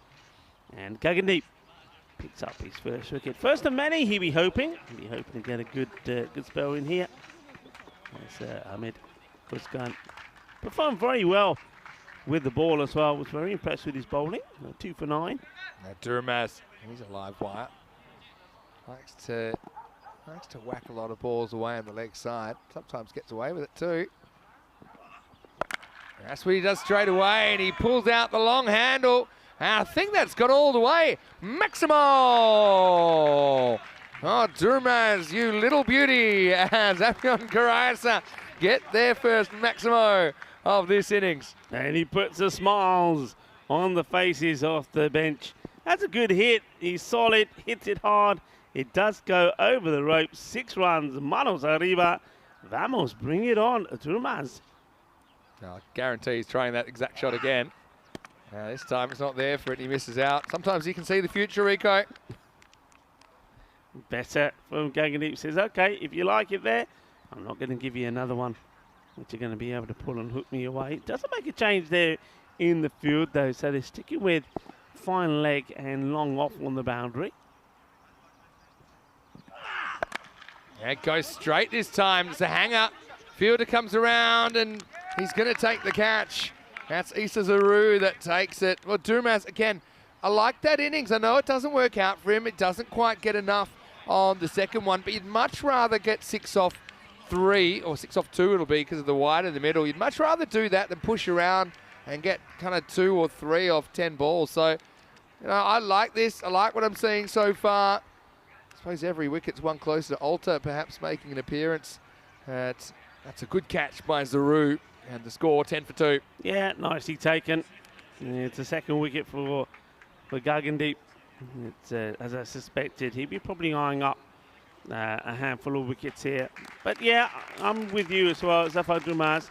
He hits one big 6, and I think you might as well say to yourself, look, yeah, if we're going to go down, we're going to go down fighting. We're going to try and get to these runs. If we're not going to get to that 115, we're going to try and get to that 80. We want to try and walk away with our first point, because it doesn't get any easier for them. They have one more match in the group stages, and that's up against the Jersey champions, the Victorians. Here's Alta. Maybe he's just spending a bit longer getting his pads on. But he's got 8 overs to try and chase his score down. Probably not a bad one to keep out first up. Don't want to lose the captain first ball. And he is by far the most experienced player in this Afion Karaisa lineup. That'll be the end of the over. Good one. Deep continues his very good series. 2 for 7 off it. And it's 10 for 2 after 2. You can see here, either team with a win. We do have the Bulgarians with that single point. They picked that up against Old Victorians. Afion Karaisa, no points just yet. They'd love to walk away with something at least. Like I said, still think this is a winnable game with these two at the crease. I think we're talking about the fact that Alta has tried to give younger players opportunities batting higher, but I think they get a lot more out of the experience if he's batting with them. So someone like Dalian here, he's got a lot of potential. Now Alta can say, look, just get the one, get me on strike, let me do the rest. I think we have 2 players out there that are very inexperienced. Then you just lack the leadership and the mentorship. Now I'm glad he's out there. But we talked about it as well. It's normal when you're teaching cricket. You kind of teach defence first and then kind of go from there. Yeah, almost trying to learn the game backwards, I think, these Turkish bats. Not a bad shot, though. You can see he's got good hand-eye coordination. Does get the one. Gets Gokhan Alta on strike. Yeah, so you start with, like, how to defend your stumps, and then from there, how to try and score. But, yeah, this version of the game, it's not just about survival. It's really not about survival at all. It's about making the most of the opportunities given. Now Rasul, pretty good bowler, bowling out in the third. Alta, no look pull shot. He's going to get 4. Oh, there you go. Who needs eyes? He just swings at it and he gets 4. Good batting. This is quite a crazy shot.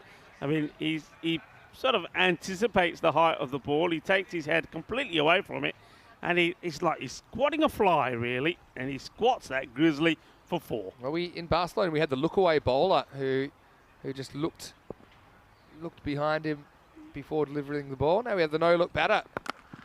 Alta now pushes and gets 1. And yeah, he's got the confidence someone like a Dalian can give him the strike back. So look, it's not going to be easy. We know that. Already almost used 3 overs, but you can already see that there's a bit more purpose at the crease with Alta there. And Dalian can play a role now. He can play a role that I think he's ready to play, rather than to try and be the protagonist with the bat. Rasul trying to bend one down the line here. That's good knock. Good rack as gets past Dalian. Just 8 off Rasul's spell with 1 to go. Yeah, Dalian. But once again, though, he's showing that he's a very promising prospect for Turkey cricket. Bowled very well now, the youngster in the opening spot. Seems to be handling himself pretty well so far. And that's a good delivery, and this one will see the end of him. The catch has been taken. And a nice moment there for Ivalo. He comes into the side. Ivalo Katsatski, he takes the catch, and it's another wicket that goes down. And Dalian, unfortunately, will go. And this is all about a couple of things here, really. I mean, it probably is the right shot to play, but hasn't quite got the power. He's a young lad. He will get stronger with time. And, and when that happens, he'll be hitting these over the top. But for now, it's Ivalo that takes the catch. And it's another wicket that goes. It's 16 for 3. And that one falls right at the end of that over there from Rasul, who will finish 1 for 8 of his 2. Yeah, I mean, again, you don't mind him getting out like that. He's getting bat on ball. That's in a gap. Maybe it runs away to the boundary. But the youngster takes 2 off 7. That's the power play. 16 for 3. So Elise will come out to bat at number 5. But Alta will start on strike.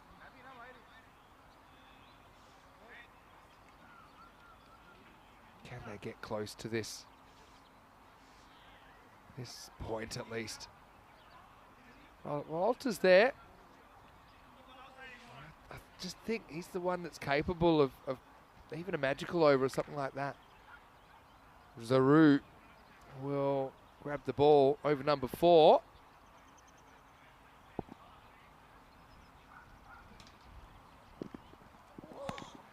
Does like to play a little deflection shot, Gokhan.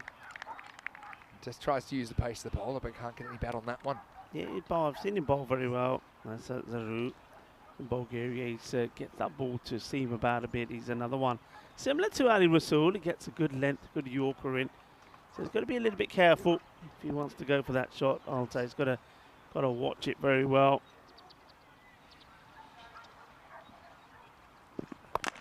Yeah, oh, it could be gone. He is gone. And Bashir takes the catch. Well, banged up, but with the ball in the mitts is Bashir and Alta. I like this approach probably better than the little tiki-taka. He takes it on, but doesn't get the elevation, and that's a crippling blow to Afyon Karasa. The captain is gone for 5, and it's 16 for 4. Yeah, he hits his flat back, you see.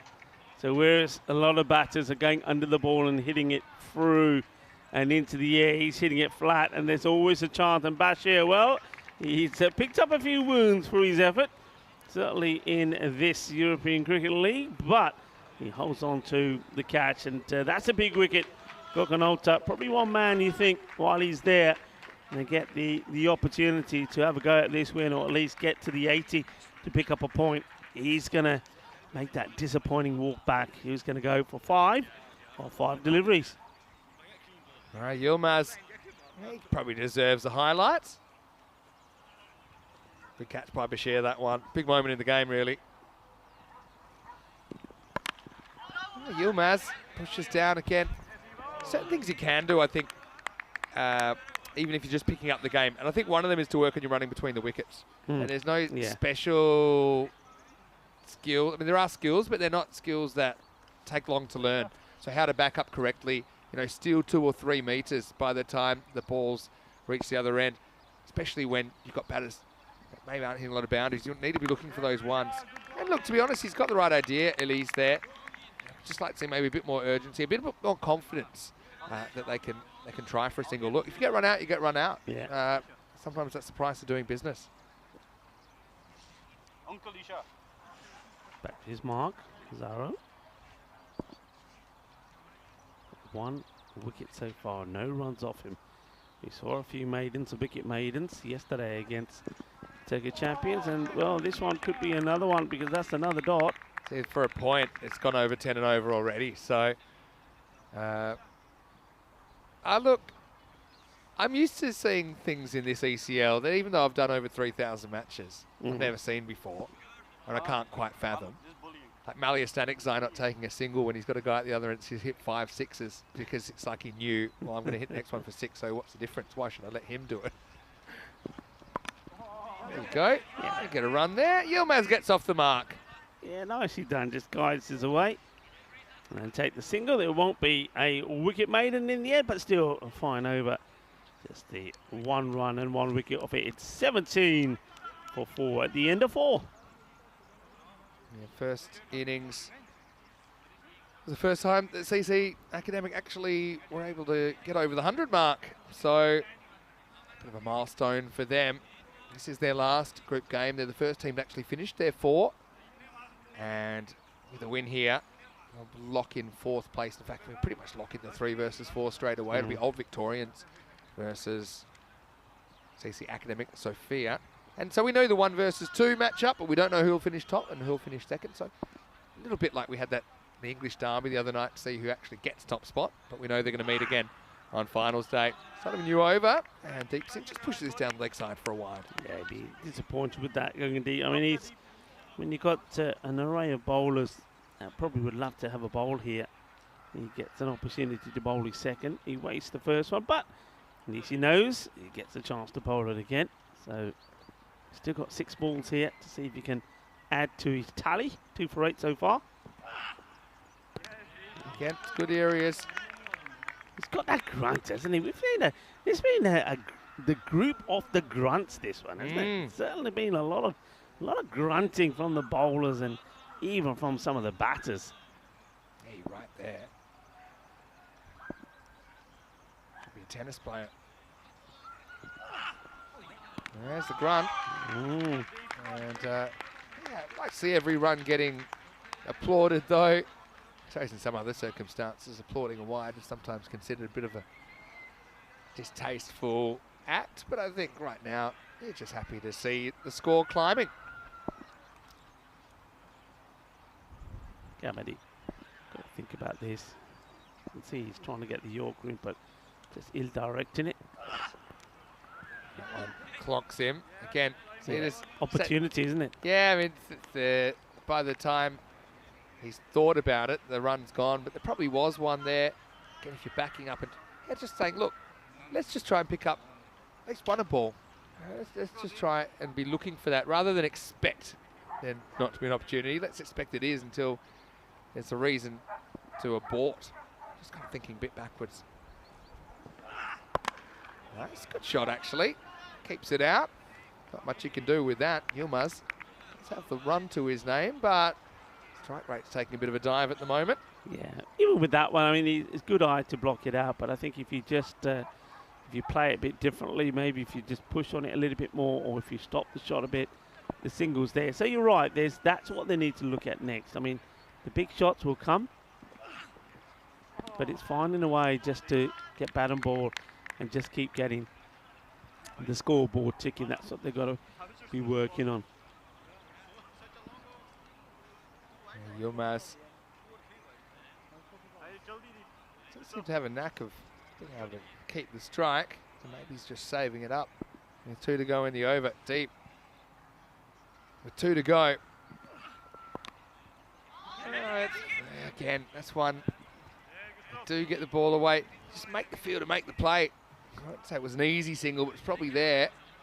D'Souza does the fielding. Yeah, just looking at the non-striker there. Maybe keep an eye on him when this delivery comes here. It's Ellis who's there, but he's not really, you know, he's stuck in that crease. He's not really coming down, which means he's not really creating the opportunity. You want to back up with intent. I suppose that's the thing. He is kind of technically taking a step or two, but not able to convert some opportunities there. It's 19 for 4 after 5. Vinny Sander here, Mr. Maximo, with Rico full, and still 2 matches to go. So, yeah, coming up next, the battle of the unbeaten teams so far.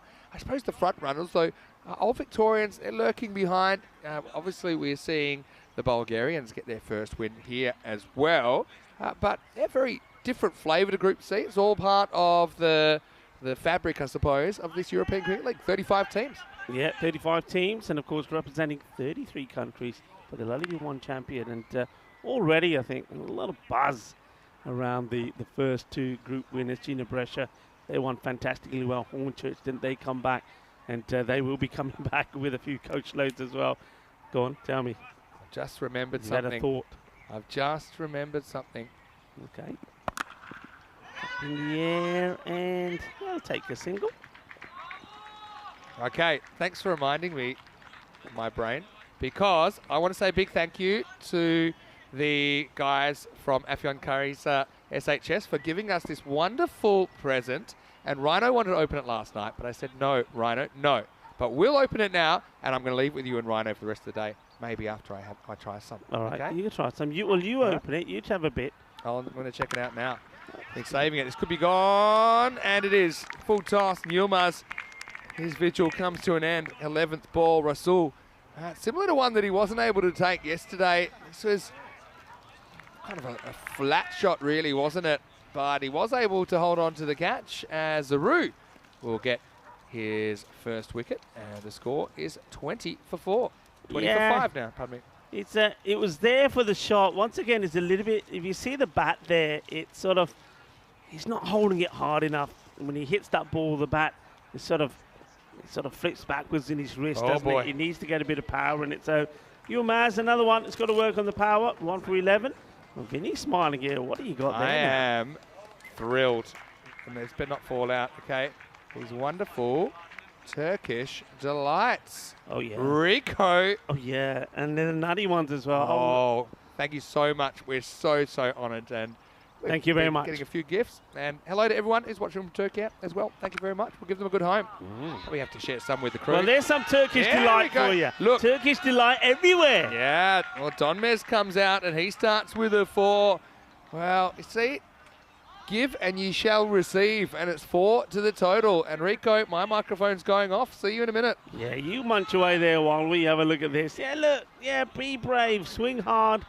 All right, it's not where you wanted, but it's 4 runs. So, Anil Donmez comes out and he finds the boundary straight away. Apologies for the sounds of from the Maxima. And that's well struck as well. and running well. I like the fact he's making the non-striker run. He says, I'm not waiting for you. If I hit it, we're running.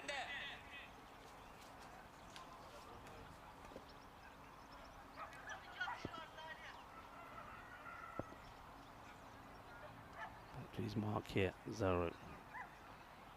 I'm finished, but I'm going to take one more ball to really savour the taste.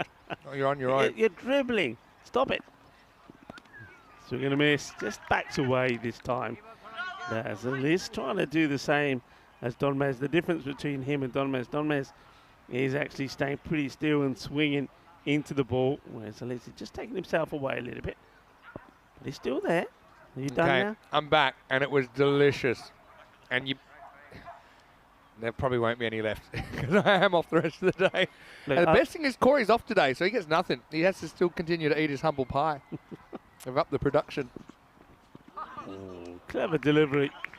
Just be disappointed he doesn't get it on the stumps. It is the end of the over. Not bad figures there from Zaro. He'll take 2 for 7. And at the end of the over, so 6 overs now complete. And then Afon Kara Hisar, they are on 25 for 5. 1, 2, 6, 5, 1, 1, 5. If it was a song, it would sound like this. That's the musical. I've never done that before. That was reasonably accurate. Maybe not 100%. That could be the theme tune of the next season.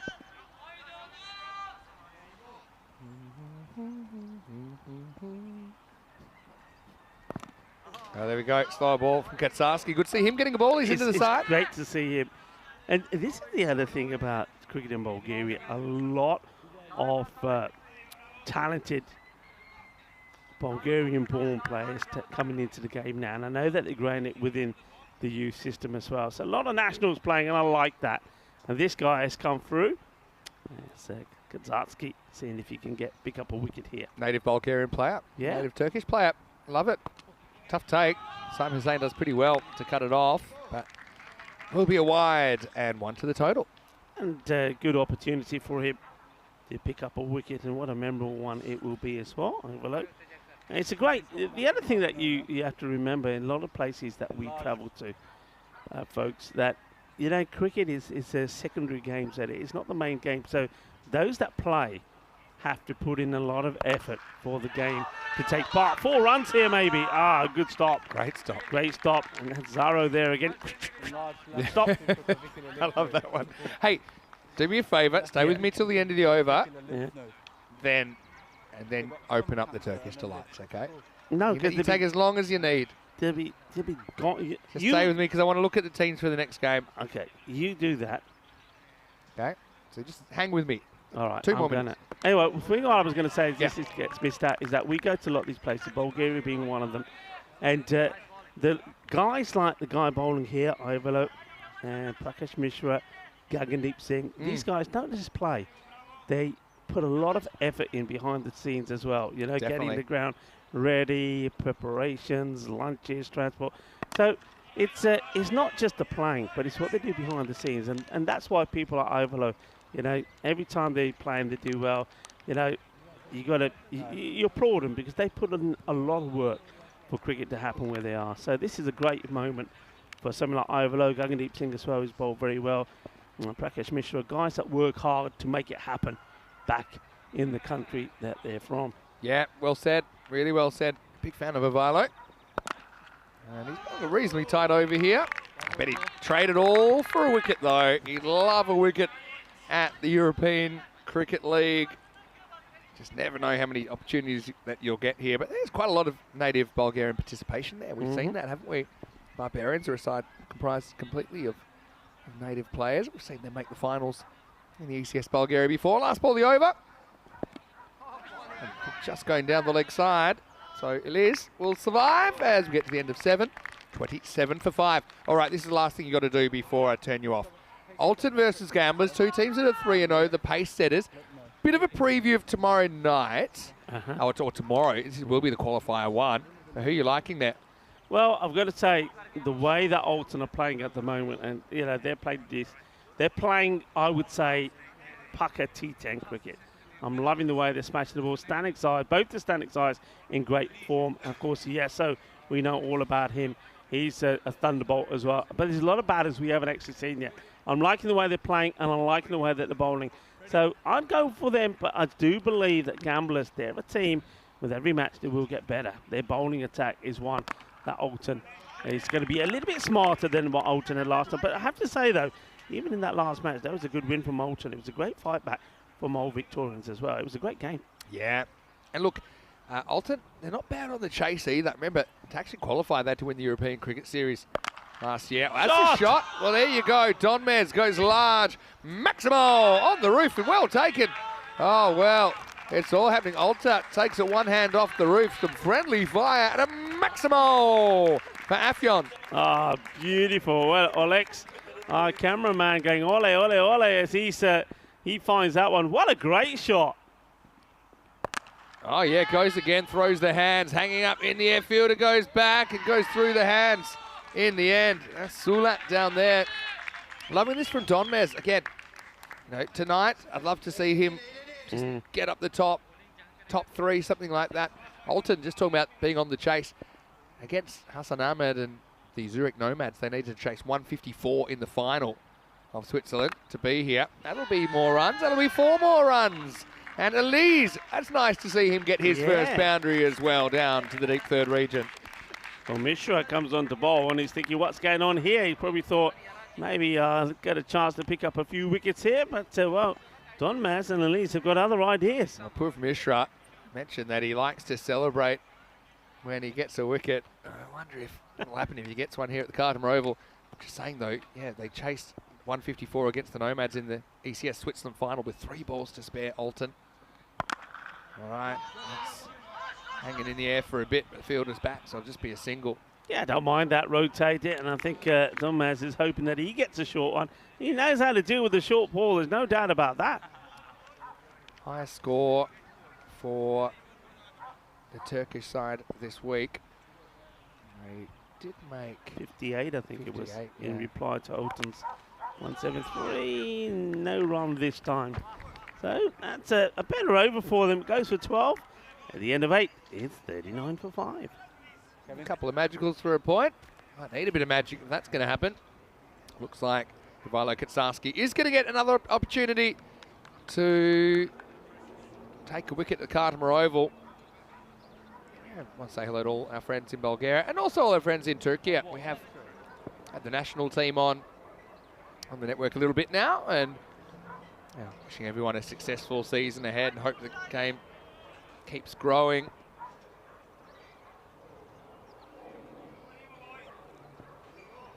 Last chance for Katsarski here in match 8, bowling over number 9, bowling to Elise. Deflection. Well, they think about a run, they go for a run. Oh, I've got a feeling this could be gone. This is a bat plug, and did it plug over? Did it plug under? Did it go through? Oh, I think that Don Mez is going to be gone here. I got it in my bones. Let's have a look at it. Here it comes. Quick work from the keeper. He's out. He's up. It's really quick. Look how quick the keeper has the ball, and then straight down onto the stumps.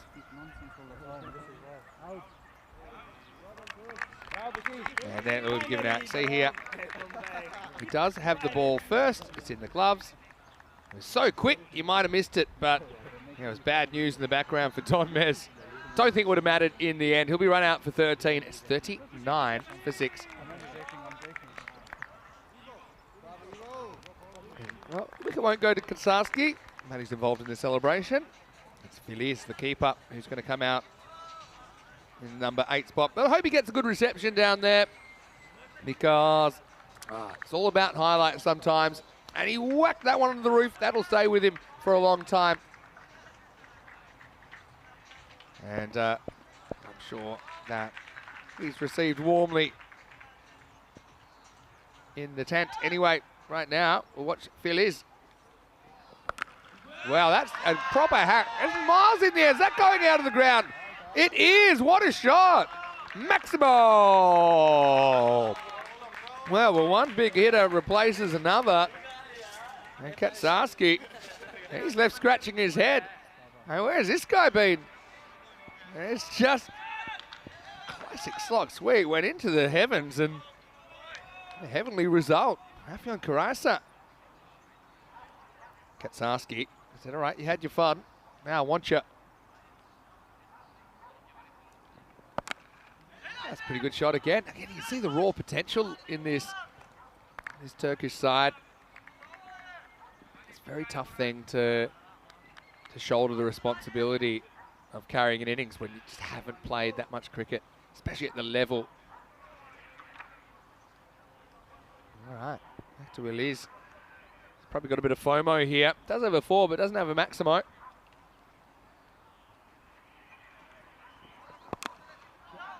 Pushes. And can you see the inexperience for Liz? Kind of heading back to the non-strikers end, but it was an easy single there. No one anywhere near that. No infielder there. Well, I'm all about Feliz now. Might be Feliz Navidad. Merry Christmas and come again. Katsarski running out of bullets. He's got 2 left. Oh, it takes a bit of the batter, I think, and deflects past the keeper, Saim Hussain. It's very good, Saim, in that run out. That's a good example. You know, see a lot of keepers these days making a big step in front of their stumps, to take the ball significantly in front of the stumps. But I don't think it's a very good move. I know it's fashionable, but what he did there is perfect. He took the ball really close to the stumps and almost the follow through or the give of the take takes his gloves onto the stumps. I think that's the best way to do it. It's all kind of circumstantial. Well, now one runs, one doesn't. Oh, again, you can see that he's a little bit hesitant to run. Might not be the worst thing because we'll get to see Feliz facing up as we'll head to the 10th, and the score is 48 for 6.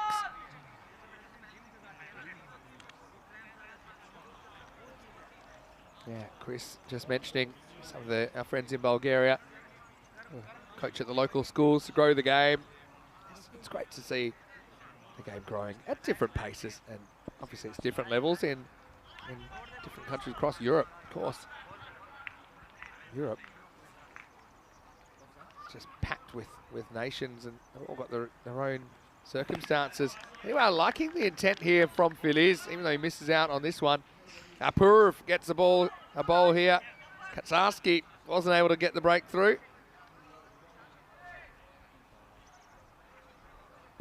All right, rock and roll. Apurv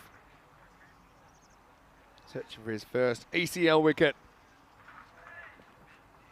Doesn't get it here. I think this is where you got to go fuller and at the sticks. Got to be a bit greedy. And the dot ball's great for the economy, but you don't go to bed dreaming of the dot balls that you created. Generally, you like to have some sort of highlight. Get some on it, and it should be gone. It is. Oh, well, it's Prakash Mishra that takes the catch, and Apurv Mishra is the one that will take the wicket. Prakash didn't have to move, and something tells me that's exactly the way that he liked it. The Master Chef holds on as Apurv will come in. Talked about the fact these two had a bit of byplay a couple of years ago. And here we go. Got the old hands behind the back, slightly startled by the fact that he'd have to do something there, Prakash. It's in the end. He makes no mistake. Well played though again for Liz. Gets that one ball that he whacks into the skies, and he's going to get a good reception when he comes back. Could see them getting a few away. I mean, you can already see the improvement. You can already see the improvement. Anyway, 3 to come. Can they get the 50 here? 3 to come. They're on 48. Orhan belts it straight back at Mishra now. Oh, they've got both running the same way. Oh, has he even taken this? I'm not so sure. Oh, Orhan. He actually was keen to run, but Elise forgot, and then he remembered, and his partner forgot. So anyway, I'm not so sure it's taken cleanly in the first place. Anyway, getting on with it. That's probably no ball, and it's caught. It's going to be 4. Well, Orhan, maybe it was meant to be, because they both were running in the same direction. Now they're pulling in the same direction. It'll be a free hit coming up. So they do bring up the 50, and there's even a chance now they could go past the 58 that they scored against Alton. Free hit. Instructions being yelled. He does hit it and forgets to run again. Now remembers just in time, and they'll get a single. All right, Elias, the stage is set. Again, he was pretty impressed with it. And said, oh, what do you mean I have to run? He gets the single in the end. Okay, 4 to equal the best score. Maximo. I'll put them over the top. Here we go, last ball. Oh, it's out. I think he might have hit that onto his own wickets, but I like the thinking from Elias. He'll go 4-7. And once again, something pretty consistent with their average run rate in the series. One thing I will say about this innings, I actually think it's been their best innings. I know it's not their best statistically, but look at all the runs that the non-alters make. He only contributes 5 to the total. There's 7 extras. So actually 42 of those runs come from other batters. So that's why, for me, that's the innings I was most impressed with so far. For CC Academic Sofia, though, it's academic now that they will finish in 4th place. And Alton versus Gamblers coming up in match number 9. It's coming up in 25 minutes. Rico Full and Andrew Ryan will take you through the rest of the night. I'll be watching it from back at the Sunset Beach. Makajana comes in for Alton. And it looks like they might have Rohan Kurunamurthy in the lineup this time. Let's go and have a look at the highlights. And look, again, we did see Alta opening. We saw him at 4, which is a bit better. I like the approach, though, from Dalian. He just seemed a lot more on task, I suppose, with some seniority around him. But since the Academic Sofia, well, they were pretty confident they could defend this total. That was where we saw Dalian get out for just a couple. Now, I still think the young man's got a lot to offer. We'll see him under lights tonight against Old Victorians. That was a huge moment, really, in the chase. Gokanolta gets a fair piece of that, but he finds Bashir down at long on. Ali Rasul took a pretty good catch as well in there to remove Yilmaz for a pretty laborious one. But then, it was time to cue the Maximos. Late in the piece, we saw the dreaded back blood. Not that it would have helped, I don't think, but that was a run out that Donmez had to wear, but he did whack that 6. Also Feliz ended up whacking a 6 as well.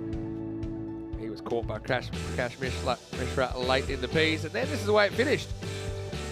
A second wicket for Apurav Mishra. Feliz goes down for 7. And Afyon Karisa finished 54 for 8. Great aerial views there of the Cartama Oval. As we look at the scorecard, 13 for Donmez ends up top scoring in this one. Got a 4 and a 6 in there. In fact, he's the only player to hit multiple boundaries in this match. I'll give you another positive. No ducks in there. So that's also another improvement. That's why I think of all the innings I've seen so far, and I know they're early in their development, it's really nice to see 9 players get on the scoreboard, all 9 that batted, and they do bat out the 10 as well. For CC Academic Sofia, really, I think they did the hard work early, and pretty decent figures all round. Nice to see Kazarski getting a bowl. He was the only one that couldn't quite get the breakthrough, but he did only go for 10 runs. 2 fers for Deep Singh, as well as Issa Zaru and Apurav Mishra. Ali Rasul, a very tight spell first time, as you might expect. He took 1 for 8. So we'll take a break, and we'll be back in around about 20 minutes' time. I'll take you into the game, and I'll sign off for the day. I'm pretty excited about the prospect of the 2 undefeated teams going head-to-head. When we return, Vinny Sandu, Mr. Maximo, with Rico Full and Andrew Ryan. Not too far away. We'll see you after this with more European Cricket League.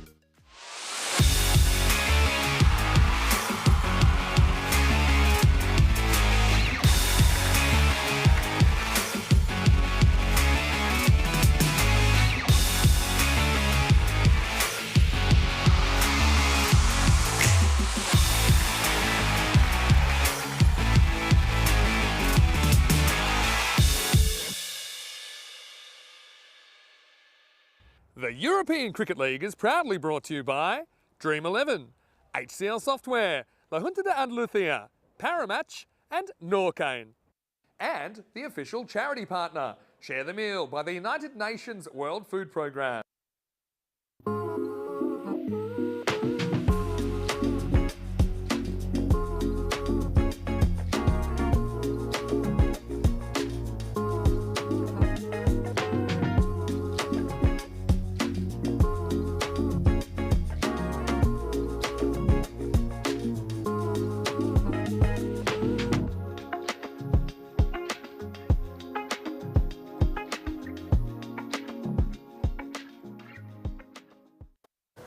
Hello and welcome back. Time for match 9. It's a clash of two unbeaten teams here in Group C. This should be an absolute banger. It's going to be Alton of Switzerland taking on Gamblers SC of Portugal. Well, Tyrone, he's in for Ian Ramage today and he's got the giant coin. He's got the two captains. Let's see who wins the coin toss.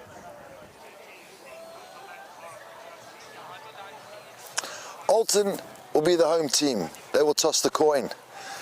Gamblers is the away team. They will call. Dream 11. Dream 11 is the call. Oh, oi! And Dream 11 it is. Is batting first. They're going to bat. So it is Gamblers of Portugal that win the toss and they've elected to have a hit. So a good confident move from their captain Kuldeep Goliath. Expect to see him at the top of the order. Got to say Karen Beer, he's a guy, they haven't opened with him yet. I'd like to see him open the batting. He just looks like he's striking the ball so well right now. And the Portuguese, they might need a big score in this one because Alton, they are flying away. They dropped their first point in the last game, but still 11 out of 12 is pretty good. Well, I think it's pretty obvious that whoever wins this match will top the table. A preview of what's coming tomorrow, I think, in Qualifier 1. But right now, let's go up, and Andrew Ryan will take you through the rest of the day with Rico Full. Well, I'll be watching this one with interest, guys. I can tell you that the Portuguese club Gamblers SC have won the toss and elected to bat in match 9. Mr. Maximo, thank you very much for setting the scene so comprehensively for us. You are right, this is a big clash. The two teams who are sitting pretty at the top of the table. Alton almost lost it from an unassailable position up against Old Victorians earlier today, but thanks to the power of their batting lineup, they have managed to reach a 3-0 record at the moment, and the Gamblers similarly running roughshod over the rest of this group. And a man who's always assertive, always powerful in his commentary, Rico Full, will take us through the team lineups for this big clash. Yeah, it is a big clash. First of all, not just looking forward to this clash, I'm looking forward to me and you being on the comments again. It's been a while, so this will be a blast. I reckon there'll be a bit of a blast out there as well. Of course, we saw how earlier for Gamblers, Karanbir Singh was in very good form. Gave a chance. If you put him down, he hurt you. He certainly did. Kuldeep Goliath, their captain, will be good as well. But then on the Alton lineup, well, we did see some blasting. I think at the moment, Mali Aesthetics side is probably looking as good as I've seen him. Yes, Thoran is putting in a good shift as well. And then you've also got the likes of Johnson in there as well. This is the who will win percentage. Alton, 74% to 26 favourite to go on to win this. But you know what? I reckon is a little closer than that. Rhino, what do you think? Yeah, indeed, Rico. It's just an Alton probably going in slight favourites. I have to say, a little bit like you, I heartily disagree with the supercomputer's theory on the respective chances here, but Alton probably shown a little bit more consistency and dynamism with the bat and a little bit more pace in their bowling lineup as well. Interesting for them. Standing side, the leg spinner, went for a few runs in the last game, didn't have the confidence to bowl out the game with him. I suspect it'll still be used in the middle overs, but even so, it is a few question marks after the way they defended that total earlier today against Old Victorians. Yeah, so we get ready to go. The umpires are waiting for our official timekeeper, Norcan, to give him the nod. The umpires for this one, Asad Ali, and Joe Foster. And Nukesh Patel is the third umpire. All the umpires being well led today by Tyrone Peters. Here we go. Ali Usman taking up the attack. Ball goes straight up. This should be a wicket. First nut for Alton. Usman pops it up, just increases the degree of difficulty for a moment. Snaffles it on the second attempt. And what a start for Alton. Amandeep Kokar. hits one straight up into the Cartama sky. Easy catch, which Usman got a little bit hard-handed to, I think it's fair to say, Rico. Yeah, well, that popped out. Mind you, there was enough around to take it if he didn't want to take it. He can smile about it now. But it is a royal duck. Maybe we'll see a little bit of royalty on the screen. It's actually the second royal duck I've had in this group this week, Rico. First game, Simpson, first ball of the group, a wicket. And there you go. Kokar done. Look at Derek. Yeah, Derek is there looking dashing, looking very royal in the royal duck. It's a great start this for Alton and Gamblers. Well, wanting to bat first, so they wanted to put the runs on the board. They feel that that's the way, maybe the best way to sort of contain this Alton side to get the pressure off the chase. So, well, here we go. It's a wicket straight away. Usman holds his nerve and holds the catch. Well, held the catch. Great call from you, Rico, about the fact that half of the team ended up around him, ready to support him if the ball had have gone any further. It's almost like watching a kiddies football game. Everyone's circling around the ball. Usman steaming in. Good ball, really good ball. Yeah, well bowled. Good bit of pace about Usman. So I hear it's somebody's birthday today. I couldn't help noticing that before the start of this match in the break, there was a few sing-songs of happy birthday. Do we know whose birthday is today? Apart from our very own Roger Finer. Well, it is Roger's birthday, isn't it? Roger's so happy birthday today. To Roger. We'll talk about that a little bit more in the next couple of balls. That one's come off the glove, flying down towards the fine leg boundary, and it will beat the despairing chase, the Alton team. Yeah, not convincing but runs. And I think this is, we've seen a lot of this already in this European Cricket League. A lot of runs coming down this fine leg third man boundary. You've got to be prepared to take your shots. And if teams aren't putting those men there, well, they will rue the chances. Just to keep you all who are sitting on the edge of your seat, it was Alistair Priddle's wife's birthday. That's how we've ended up with a couple of good pieces of chocolate cake. And it's a sweet delight for Alton Cricket Club. Excellent catch. I think that's Malia Stanik's positioned down in the crucial third man area. And very well bowled again from Ali Usman and Mayank Darji, who's had a tough tournament so far. Shot out of control and a well-taken catch. That's huge, Rico. 2 wickets in the first over. Well, Malia Stanik, he's eating some cake as well, isn't he? He says, dish it up, I'll have it. Yeah, one hand comes off the bat, and that is a really good sharp catch. Gets down low. He's having a dream of a European Cricket League at the moment, and that's a little bit of the old shuffle there as well. As well, Mayank Darji is going to have to depart. He got a streaky boundary. But off he goes. It's another one that bites the dust. It's 4 for 2. Just 4 balls gone. He's had a tough tournament so far. The Gamblers' top order bat. Sure, he'll be looking to lift things up in final day tomorrow. Usman, short ball, elevated, chest high.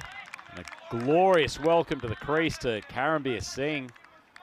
Karambir, he says welcome. And yeah, it's that angle, isn't it? Because that's what the left-hander creates. And Karambir, he doesn't shy away from the short delivery, but that one gets through him. It got big on him very quickly. Speared in, good Yorker. That's his trademark shot, the stumps. And not too far away, Batangala coming in from the cover position. And that's an outstanding opening over from Ali Usman, 2 for 5. And the Gamblers, 1 over down, already in trouble. Yeah, in trouble indeed. And, well, we are in to Group C. Tomorrow we will know who joins the likes of Ginebra and Hornchurch in Championship Week, starting, of course, on the 18th of March. So Group D just around the corner. And that means it's time to welcome the reigning champions to the fiesta of European cricket. You can feel the anticipation around this Cartama complex, can't you, Rico? Knowing that Nabi and co are on their way. Yeah, well, we've had 2 English teams in the group, now 2 French teams. It's a good start, full. And, well, this time round, they're not hesitated. Give Malia Stanik the ball. And a little bit of a discussion with the captain about wanting to change maybe something in the field. Creating a lot of dot balls in the power play, Alton. Certainly been a key to their success in keeping teams to relatively manageable scores during the first 3 overs when the fielding restrictions are in play. So there are some changes in the field. The men back third, pretty wide and mid-wicket. So 2 men straight inside the circle. Carambia Singh gives himself a little bit of room. It's a pretty good shot. Use the pace of the standing side ball. Elevates it over the top of the cover fieldsman and rolls away for 4. Yeah, much needed runs. Straight away there, I can see Shahid Wadadu saying, no, come on, bring the man you put back and move wicket back up and give yourself somebody straight now. Interesting if he goes for long on or long off. I suspect he'll go long off, so it's kind of sort of following the ball. He's saying if you're going to pitch it up, you need some help back there. So Exide drifts onto the leg. That's actually a really, really good stop. Roshan Karunamurti down there at fine leg. Saved the boundary. Karunamurti, a name that rings a bell. Some of the fine knocks he's made there in Switzerland. But yeah, gets onto this pretty quickly. That's hit well. That's travelling. That's a really good stop, saving 3 runs there.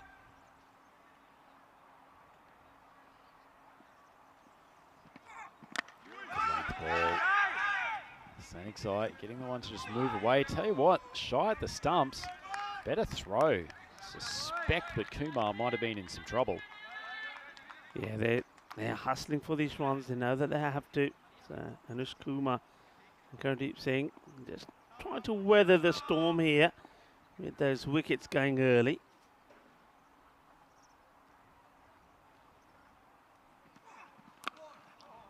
Pitched up a touch. Carambia swinging across the line in this field. So no chance at the run out, but Gamblers 12 for 2. 1 ball left in this second over. And Alton really, really choking the runs at the start of these games. Yeah, choking big time. Only got a couple of boundaries. You saw one to Darji before he went. Carambia Singh hitting beautifully over the top of the covers. Well, this one could be a wide, you know. That's really been banged into the deck, and the umpire at square has no hesitation. Ali Assad to say that's over the head. Yep, quick call, good call. Stanix Eye saving his short one for the end of the over. Bit of a surprise ball, but just missed its intended target. Bowling with some good pace at the moment, Stanix Eye. It's also what makes his slower ball so effective. And he can register some pretty quick deliveries, and then the change-up, hard to pick. There is that change-up, but it's been read off the deck and swung away for a Maximo, and a much-needed addition of 6 runs to the total. That takes the Gamblers at the end of the second over, 19 for 2. Yep, 19 for 2. And we'll have a quick look at the way the standings are looking here. And I think you can see from there that we more or less know what the pattern of play is going to be tomorrow, who's playing who. I suppose what we need to decide is exactly who is going to finish top of the standings, who's going to finish second. And I suppose there is a possibility that all Victorians may not hold on to that third spot, but we know who's playing who, and it will be the Turkey champions that will not be coming back tomorrow, though we will see them one more time here today, and I'm looking forward to seeing them under the floodlights.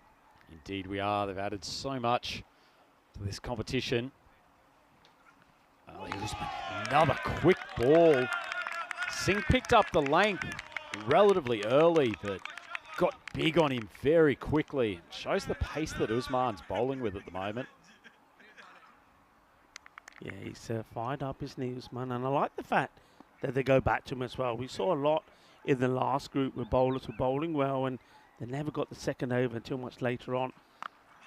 That one's not a good one, though, is it? No, looked like he rolled the fingers over that top of that ball. Just hung up in the pitch for a moment, leg stump, and Carambia Singh too good a batter to miss out on an opportunity like that. Yeah, I mean, if you're going to be coming this angle, then it's got to be going right across the right-hander. Similarly to the first delivery, it makes it harder to get that pull hook shot. But if it's down the leg side, it's an easy hit. And you can't really set a field to it. So Carambia, another boundary to him. Time A little bit more forceful. Might have been an opportunity at the top end. Usman can't retrieve it cleanly. One upside, I guess, Rico, for the Gamblers. Kuldeep Galea, usual opener, still to come in. So pushing himself down the order to face, I guess, some of the middle and later overs. So still have some batting to come.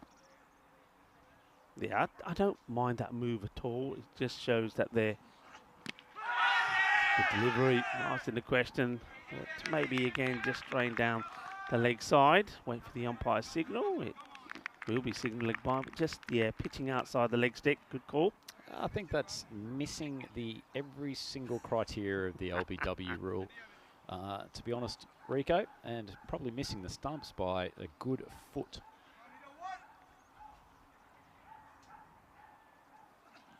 Oh, big heave. Karambir Singh dispatches Usman, and that has only just landed. What a mighty blow. This is just power. I mean, when he gets his eye on this guy, he's just amazing to watch, and he hits the ball very, very far, and that's an absolute thunderbolt.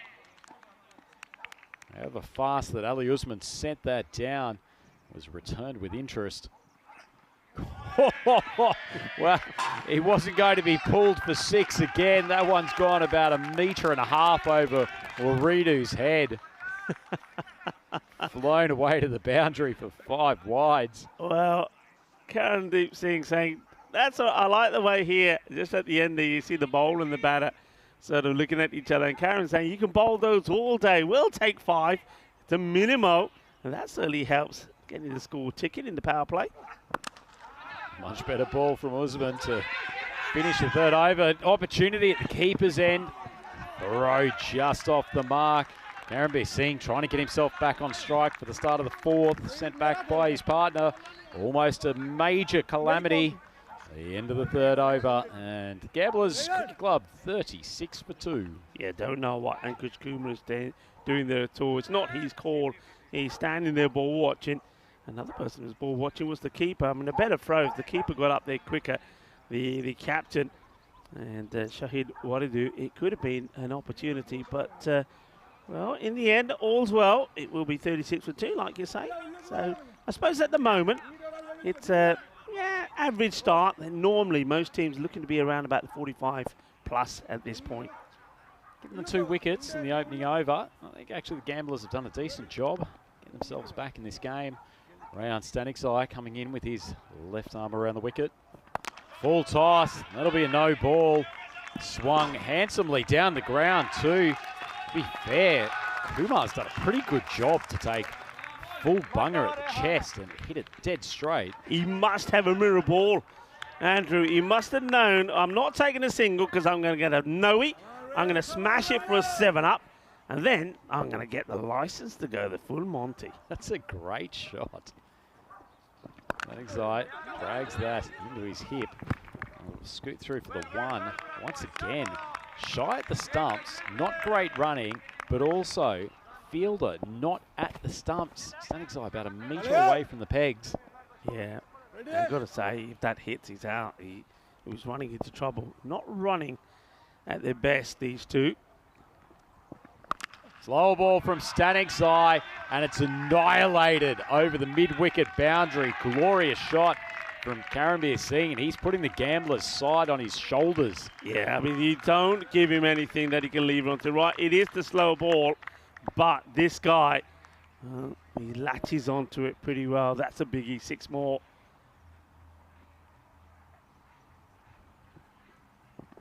Oh, what a comeback!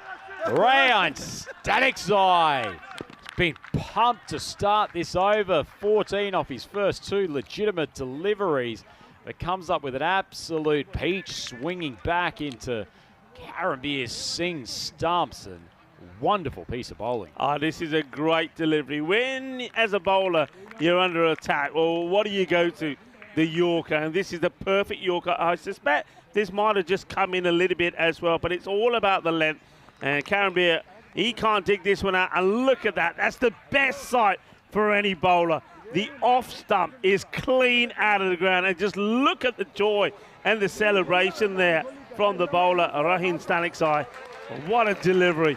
And it takes a good delivery to get out a good player. Yeah, it certainly does. 24 of 13. He batted well while he was out there, Karambir, but couldn't go on and play probably the bigger innings that his team needed.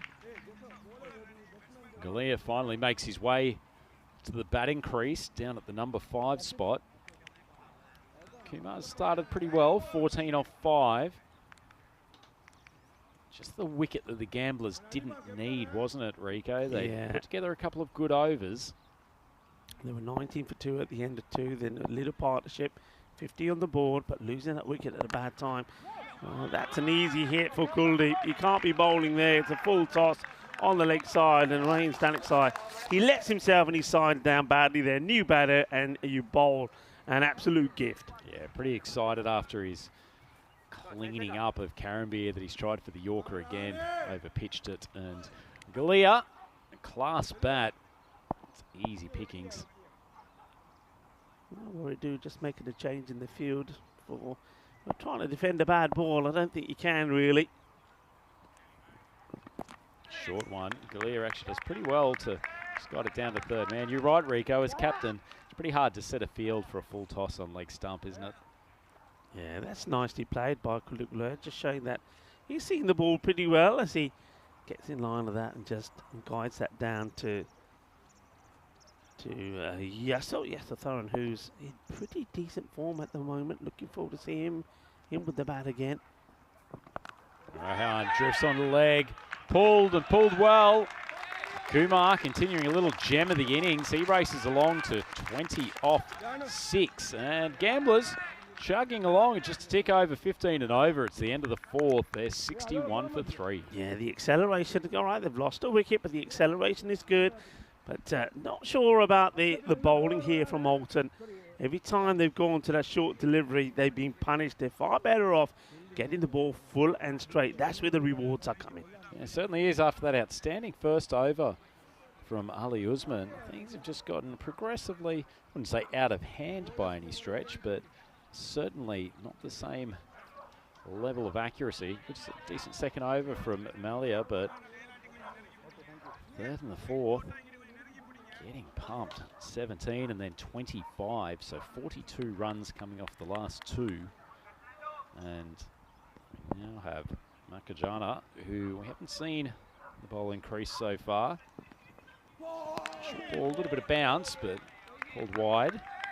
Yeah, so Makajana, Dilushan Makajana. Looks like a busy sort of bowler. Gets good carry through though, so he's hitting the deck hard. Could hear those dogs are back. They've disappeared for a while. Then oh dear. Well, this one is going to be a Gandhi ball, Gandhi wide. Well, wide on a number. Okay, both umpires calling this a wide. It was wide because it went over the batter's head. It was wide because it's down the leg side. So, not a good delivery. Makajana might be sent to sleep in the kennel tonight if he produces another Gandhi ball like that. What's a towel out there for then? I mean, I don't think there's anything damp or moist. Well, he uses the towel to dry the ball in the hand. That's a better ball. Cut straight into the surface. Where are the dogs from? Are they on the local property? They're on the ground. They're just part of the Rico Full Fan Club? They're on the other side of the ground. And the thing is, the first time we were here, they were very vocal.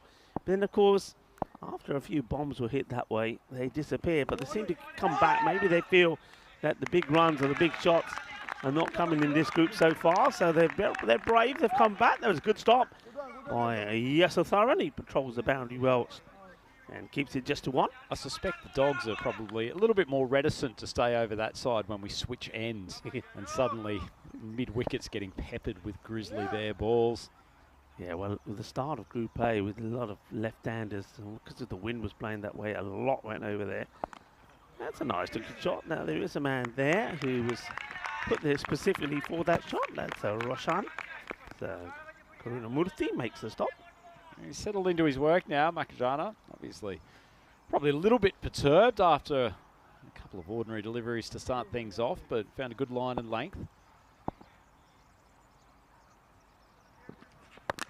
This one is struck. That's one of the best shots we've seen today. Kuldeep Galea, one step to the leg side, started to pick up where Makajana was aiming for full-blooded swing of the bat, and he's made great contact. Super shot. It's a tremendous shot, isn't it? And when you get something like that out of the middle of the bat, you certainly start to feel the confidence flowing. You can see that Anush Kumar, he likes that as well, goes over to his captain and says, "Bahut badhiya, nice shot."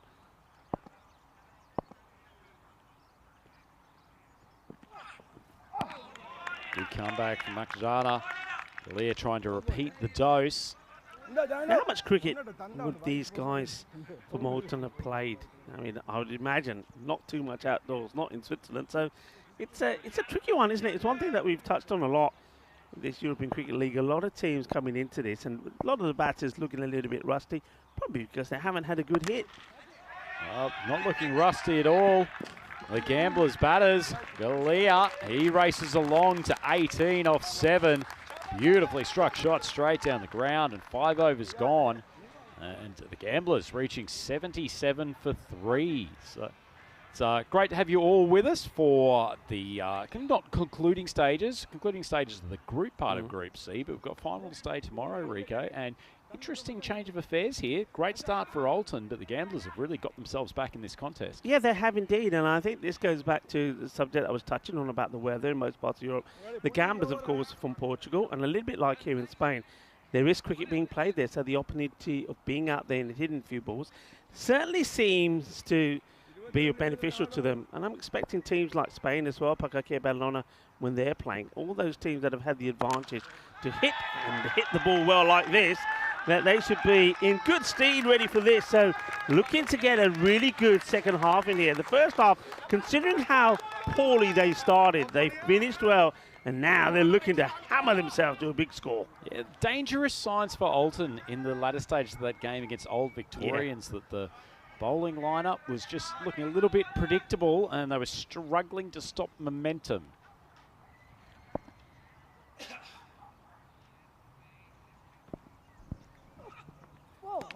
Sacrum been introduced probably a little bit earlier than they've used him otherwise. Slingy action, pretty hard to pick up. He's not a tall young man, so ball's sort of always stump height or there or thereabouts. Does send it down with a decent bit of zip though.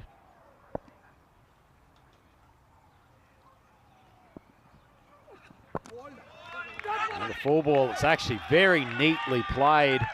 Kumar opens the face, that ball tailed away late.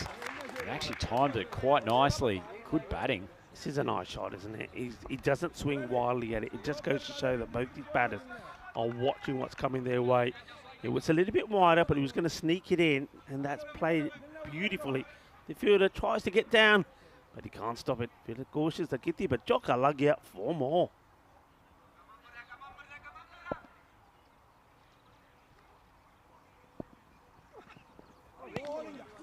Sacrum drifting that one down the leg side. So it's not all falling apart for the Alton bowling attack, but they're certainly under pressure. Didn't respond particularly well in the previous game. And the Gamblers just throwing down the gauntlet. Those 3 wickets, not such an issue when you're halfway through the 6th over now. These two can stick around for another couple. Big swing down the ground. Pretty healthy contact. That's an excellent shot. And Kumar is launching some sort of assault here on the Alton bowling attack. Qué golpe eso es, eh? Muy guay, muy chulo. 6 carreras más. Es un golpe muy dulce, eh? Más dulce de tarta de chocolate. Yo tengo aquí una tarta de cumpleaños. Feliz cumpleaños. De señora de Alistair. Está muy rico, eh? Muy rico. Partnership up to 44 off only 13 balls. Short ball, too easy. Swung behind square, despite the best efforts of Karunamurthy down there. He's unable to stop the boundary, and the runs flowing thick and fast. Yeah, flowing well. One thing I've noticed here is there's no change, is there? It's the same old, same old. Where's the spin? Where's the slower bowler?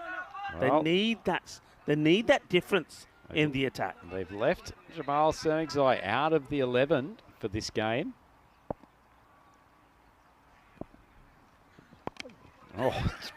tried to play around. It swung away from him, and yet he's managed to get it between his legs almost on the edge of the pitch. I think he used his third leg here, it almost looked like. Look at this. That's some shot, isn't it? Clever bowling, I suppose, and the bowler says, oh, no, you don't. Tell you what, that's some third leg if that's that's what he's using, Rico. He's knocked it in well, that's all I say. 99 for 3 at the end of 6. You see it all here on the European Cricket Network. And, it's been a funny old day, isn't it, weather front? I mean, it's been very muggy, very humid. It's a little gentle breeze, but nothing too much to speak of. The sun's been hiding for most of the time. I'd actually say it's probably the best conditions all day at the moment, actually. I mean, the wind feels like it's died down a little bit. Weather's clear. There's been times when it's been quite cool, and as you say, some sort of, just that sort of typical Malaga mugginess, but it's actually nice conditions for cricket at the moment. Stanixai coming on to bowl his second over, practicing counting the field. Yeah, this is the captain saying, right, this partnership is hurting us. You need to break it and see if you can get the wicket of Kumar. 42 of 13, Kumar. Spears in a good Yorker. It's actually pretty well played. Struck down the ground as Kumar just rotates the strike. Last time I saw him play was actually at the St. Gallen's cricket ground in Switzerland, and he took a hat-trick. So he's the guy who likes to perform on the big stage. Yeah, he's a very good player as well, and he starts right on the money with that delivery, on the Yorker length delivery. 50-run partnership up for these two, only 16 deliveries. Another good Yorker, and it's taken out, middle stump. Well, the bowling change of going back to the gun, Stanixai has worked. He's nailed Golia with an absolute peach, cracking bit of bowling, and just as the 100 was brought up, the 4th wicket goes down. You beauty. Now this, like I said before, this is a bowler's dream, isn't it? It's an absolute beauty. Well, Stanixai, the other Stanixai, Rohan Stanixai, did it to Karanbir, but this is even better because it's middle peg. Look at it, cartwheel. Oh yeah, here we go. Let's watch this again. Whoosh, whoosh, whoosh, whoosh, whoosh. It's cartwheeling. That is a beauty. That is a grizzly beauty. Grizzly fireball. They don't come any better than that, Rhino. They don't come any better than that. Certainly don't. Great on the slow motion replay from Spring Productions to just see the revolutions on that ball. Getting the drop underneath Galia's bat. Sensational piece of bowling. One's outside off stump on pace. Shoots through to Loridu. Hits the gloves hard, Melia, when he's really bending his back. It's not a particularly express run-up, but he just generates so much speed at the crease. Looks like he's going for cross seam. Could be another off-speed ball. There you go. And it's drilled. Oh, should have been caught. Graham will have a shot. The stumps. Well, the throw was a better effort than his catch. That one goes down. Would have loved to have a second wicket at this over. Well, it's one Stanixai, yeah. One Stanixai to another. Oh, Farlinda, mera catch, Farlinda. That looked like it surprised him. It didn't look like he was ready for it. Pretty decently struck shot from Singh, but have to take those catches. Oh, opens the face. Wonderful batsmanship. Kumar, one short of the half-ton now. That's one of the best shots we've seen today, using the pace of Stanixai. Oh, bring it on, bring it on. Show this again. This is oozing class. Well, this is the Junta, the Andalusia shot of the day. You beauty. You don't always have to belt it, do you, Rhino? You don't always have to belt it. Certainly don't. Slightly disappointed we haven't seen a few more ramps to some of the short pitch bowling. This group as Kumar just neatly tucks away a single. Well, that's his half century, very well made, only 16 balls required. And that's the conclusion of the 7th over, and Gamblers 108 for 4. Both body batting. Anish Kumar, remember when he was out there, the wickets were falling all around him, but have a look at the wagon wheel. He has played shots to all part of the ground and hit boundaries to all part of the ground as well. Superb knock so far. Yeah, indeed, Rico. Good observation there. It's been a range of shots. He hasn't just been relying on heaves to the leg side. As we have a little bit of a look. Obviously, places still to be determined, but we know what the matchups are for day 3, so finals day, and it will be Old Victorians taking on the Bulgarian representatives, Academic. The first game as Staniczai draws a false shot. Fielder tracking back from cover, and it's neatly taken by Makajana. And Staniczai finally gets rid of Kumar.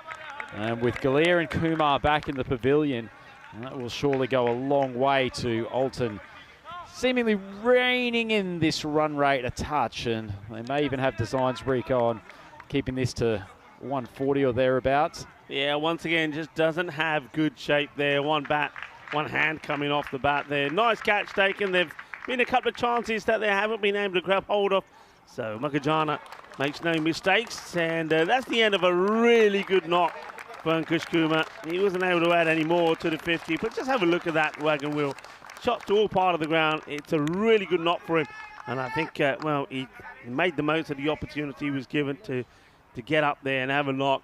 And he's got his team in a fairly good position, but yeah, you're right. I mean, the expected score, looking around about the 140. Still, when you go by the scores that we've seen in this group, you'll take that. Certainly will. Inside edge. Staniczai just over pitching, full toss. Certainly not where the batter intended it, but Narayan gets off the mark with the boundary. Going back to Kumar, I'll say it now. I think that's probably the most stylish innings we've seen in Group C so far. Played some lovely shots all around the ground, not really trying to biff the ball, just timing. It's good to watch. It was good to watch, and when you bear in mind that those 2 quick wickets fell as well, he was under a bit of pressure as well, so he had to perform under pressure. It's been hit, only just misses the stumps on the way back, but we'll take a single. Narayan, he's doing what he can here, and that can Simi get going. He was a bit lucky, remember, he was dropped on 0. It was Ryan, the bowler, here that actually put him down. So can Ryan Staniczai get his man in the end? He's leaked a few runs the last couple of games. Staniczai picked up the 2 wickets today. No one's drifted onto the leg, swung across, and it will penetrate the gap between the 2 fielders at deep mid and just wide of square leg. Another boundary, so Singh and Narayan keeping the run rate moving. Yeah, this is my concern at the moment here, I think, for Alton. I think when the paces are not working and when you've got batters that get in and they're seeing the pace pretty well, you've got to break it up. And I'm not seeing anybody who's able to do that. There's no spinner there. You see, it's very much the same batters at this stage. They're going to have a swing. They've got wickets in hand, the gamblers.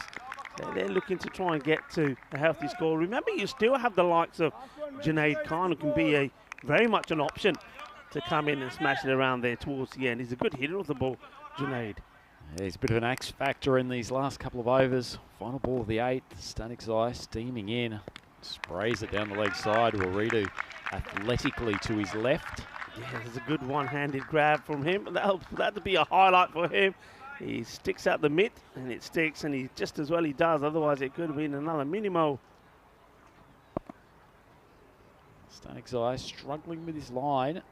It's over. 1 ball to go. It's a better ball. Swung away to the leg side, but it'll just be a single. And the Gamblers, 2 overs to go. 120 for 5. Very evenly poised contest, Rico. Yeah, very much indeed. Hello to everybody around the world that's tuning in, and a big hello to the chat as well. A lot of people chit-chattering away, a lot of conversation in the chat. Somebody, I think it was Ghulam Mustaf, hello to you, was asking who's playing later tonight. Well, the night game today is Old Victorians, and they will be taking on the Turkish champions. For Karahisar. So looking forward to seeing them for the final time, because we won't see them here tomorrow. So make sure you tune in. It certainly will be exciting. There'll be a frenzy of action. And of course, we want to give our Turkish champions a good send-off. And also, well, let's hope they can continue the improvements that we've seen from them. Certainly in that last match, other batters certainly were able to get the ball to the boundary. Okay, so, well, I wanted to see a bit of spin. And we have a little bit of spin here as Krunamurthy comes on to have a ball. Yep, good young player. Seen him around the Swiss traps. young Roshan for a number of years. Trailed his Alton team to a lot of the senior games, now getting his opportunity in the team. It's actually a nice piece of bowling. Unfortunately, it's beaten Yasso at third man, flown away from the bowl to the boundary, but moral victory for Karunamurthy. Yeah, he has to throw and actually gets brought in because it's a slower ball. And now Wodu sort of dismissively says, right, get back over there. I think once you got this fielder here, you leave him here. I don't think just because it's a slower bowler doesn't mean the ball's not going to go there. Oh, that's slapped. Just dropped a little bit short. The ball sits up on this Cartama pitch and sing through everything at that strike. Maximo. The question is, who sorts out the medics when they get under attack? Because this has gone right into the medics' tent. And I didn't see anybody trying to protect the medics there. Well done, boys. Maximo is telling me that apparently the academic side from Sofia are based at a medical school. So presumably we've at least got one or two folks within that group who can lend a hand. It's, once again, not a bad piece of bowling from Karunamurthy, but Singh is striking the ball nicely. Maximo, the last two balls. Not a man you want to drop, is he, the Singhs? They made a mistake with Karambir Singh. He punishes you. Now Simi's doing it, and this is quite a shot, really. He jumps into this one to get it away. We've probably not got time to see it, but it's another Maximo. So 3 boundaries on the spin, the last 2 sixes. Pressure on the young left-arm orthodox. He swung for a third. It's parried over. Head goes into the hand. Named Stanigzai. He's such a good fielder. Had a play on that ball. Singh didn't quite get a full piece of it. Leapt high, but just hits the top of the hands. That's another Maximo. Gamblers 143, 7 balls to go. Oh, nice piece of bowling, but he's heaved again. Punishment being dished out, all from the bat of Singh, and Karunamurthy has gone for 29 off his over. It's unfortunate, Rick. I've seen far worse overs of left-arm orthodox spin than that, but the young man, he's had quite an introduction to ECL cricket. Yeah, well, this is Simran making the most of his opportunity. He said, all right, I shouldn't really be here, so I'm going to go for everything. And he does. He doesn't look back. He's launching an attack on the spin of Roshan Karunamurthy. He goes for 27. And just like that, well, the expected score at one point was 141. It's 149 for 5 with 6 balls still to go. And it's going to be Makajana to finish the innings. Well, this is getting up to a total where Alton is going to have to bat very, very well to catch this, and even more so with that first ball being put down to the boundary. Narayan didn't time it brilliantly, but enough bat. Makajana gets his line all wrong. Boundaries just keep on coming. This has been a real onslaught. I mean, at the halfway point, they got to the 70 mark, so that's why 140 we were thinking. But now, well, they could even go close to that 170 mark. Ball's wide. Feels a long, long way ago that Ali Usman had 2 wickets in the first over, doesn't it? You know what I'm thinking, though? What are you thinking, We're Rico? going to have a high-scoring classic here. If Alton bat the way they've batted so far in this group, this is going to be a real sizzler. Oh, talking about sizzler, that is a sizzler. Well, they put the fires on over there in the fan zone. Well, that's got some fire to it. Well, that was like a comet incoming. Absolute rocket timing has brought up the 50 partnership. And Makajana, he's seen that one absolutely fly off the bat. Great strike. Might take him a minute or two to retrieve the Grizzly ball. It does come back eventually, but they're going to have to check it because they're going to come back with a dent in it. Oh, that was absolutely blasted. Well, these two really turning it on. Ranjit Narayan and Simranjit Singh. And, well, that is 50 in no time. Charges, mistime shot, should be an easy catch, and Ryan Stanigzai didn't have to move too far. It's the first wicket for Makajana. Probably just be happy to see one not flying over the boundary. Dug it in short, and Narayan just couldn't time the ball particularly well. Looks like there's a few dejected heads in the Alton team. Yeah, I mean, looking at that shot again, I don't think he needed to do that. He could have just stayed in his crease and played the way he's been playing. And I think if he had done, he would have had a much better contact on it. But Ranjit, Narayana, you take that. 17 off 7. He gets them to that 160 score with 3 balls to go. Can they get to the 170 here? Oh, this could be a genuine, you said it, Rico, a genuine classic. Two teams that love to hit a big ball. And our boy Junaid Khan, big fan favourite, comes to the middle. Got 3 balls to work with. Big swing. Nakajana spraying it down the leg side. Yeah, still 3 to come. I mean, just have a look at the scores from Alton so far. Yesterday against Afyon Karahisar, they made 173.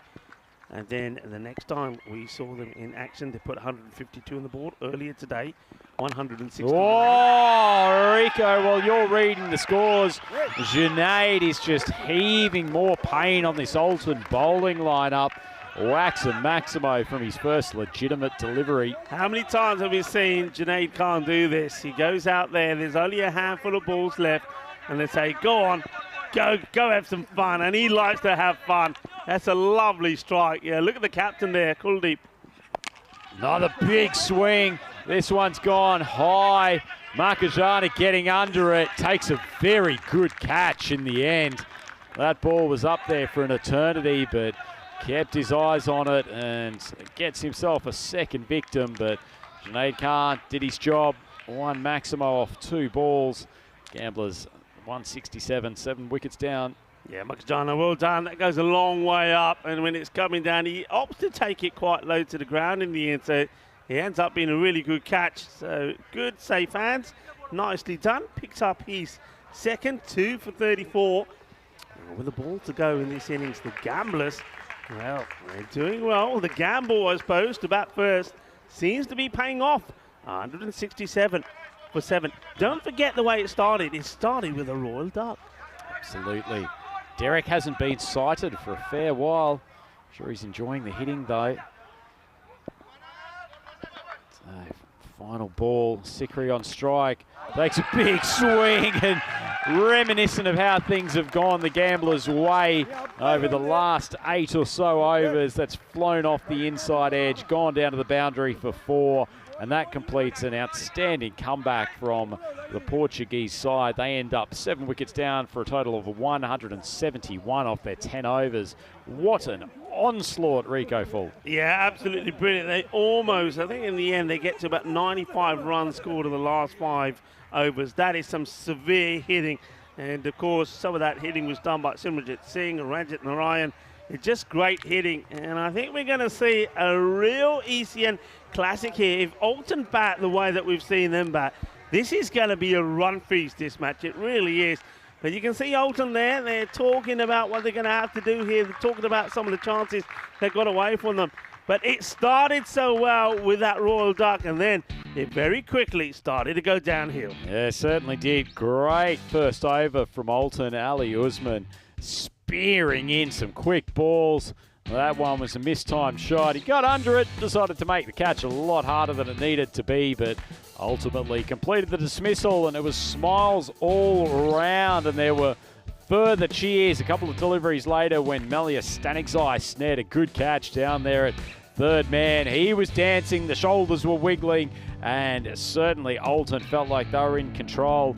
Karambir Singh came in, played a couple of good shots. He's a powerful striker of the ball, man who plies his trade in Austria, and he heaved a couple of mighty strikes until Rehan Stanikzai, a man who'll be looking to launch a few balls over the boundary himself when he comes out to bat. He cleaned up Karambir, but the man Ankush Kumar played a very stylish, very composed innings, and as the wickets were falling around him at times, he managed to keep the run rate ticking over. Some great comedy batting on that occasion, but didn't lead to a dismissal. One ball that did lead to a dismissal, though, was an absolute perler there from Melia to send Kuldeep Galia, who'd started pretty brightly after his move down to the middle order. And Malia sent him packing, but Kumar just continued to manipulate the Alton bowling attack to all parts before he was eventually dismissed through a nice catch coming back there at cover. But Simranjeet Singh provided the late innings burst that the Gamblers needed. Ball ended up in a few different places across this Cartama complex. A lot of the time, though, it was flying over the boundary for a succession of maximos and really, really quality hitting from them in the last couple of overs. Rayhan showing the gravitational force that he has with the Grizzly ball. Got another catch. Good one taken there from Battingala, who bowled a fairly useful last over before the final ball. Not the most convincing shot, but Sikri set it to the boundary. And 4 off the last took the Gamblers to 171 for the loss of 7 wickets off their 10 overs. Truly outstanding attacking batting from them, particularly after such a difficult start. You see Cocker going his first ball, and then Darji was out a few deliveries later. But Ankush Kumar, the real star with the bat, half century off 17 balls. Galia gave them a bit of the boost in the middle innings, as did Karanbir Singh. But Simranjeet Singh coming up with some big blows towards the end. Not a pretty looking bowling card for Alton. Every single bowler going for double figures. Usman and Malia Staniksai probably the pick of the two. Rayhan going for 37 and Makajana going for 38 their respective overs. So tough times for Alton in the backstage of that innings. Really couldn't get the Gamblers batters under control, and Gamblers will feel like they're probably on top at the halfway stage. Alton, powerful batting lineup though. That 172 well within reach. Should be a cracking chase. So please join myself, Andrew Ryan, and Ulriko Full back here on the European Cricket Network in just a couple of minutes for the chase of Match 9 in Group C.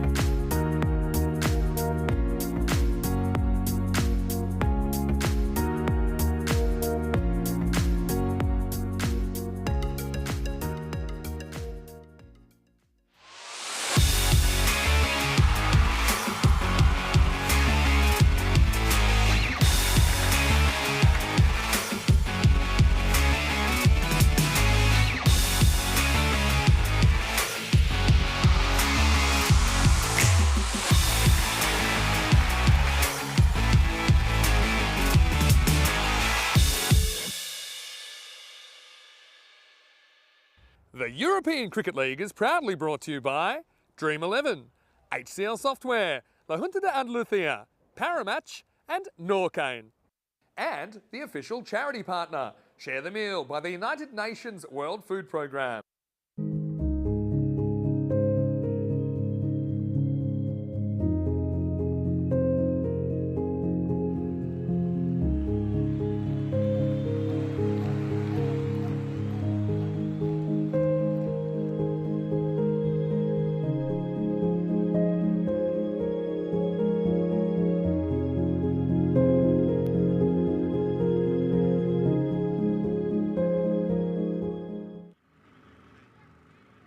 Welcome back, European cricket fans, to the Cartama Oval. It is Andrew Ryan here on commentary for the European Cricket Network, joined by Rico Full, who is currently tucking into a bit of the birthday cake from Raquel, who has celebrated her birthday in the best way possible down here at Cartama Oval for the European Cricket League.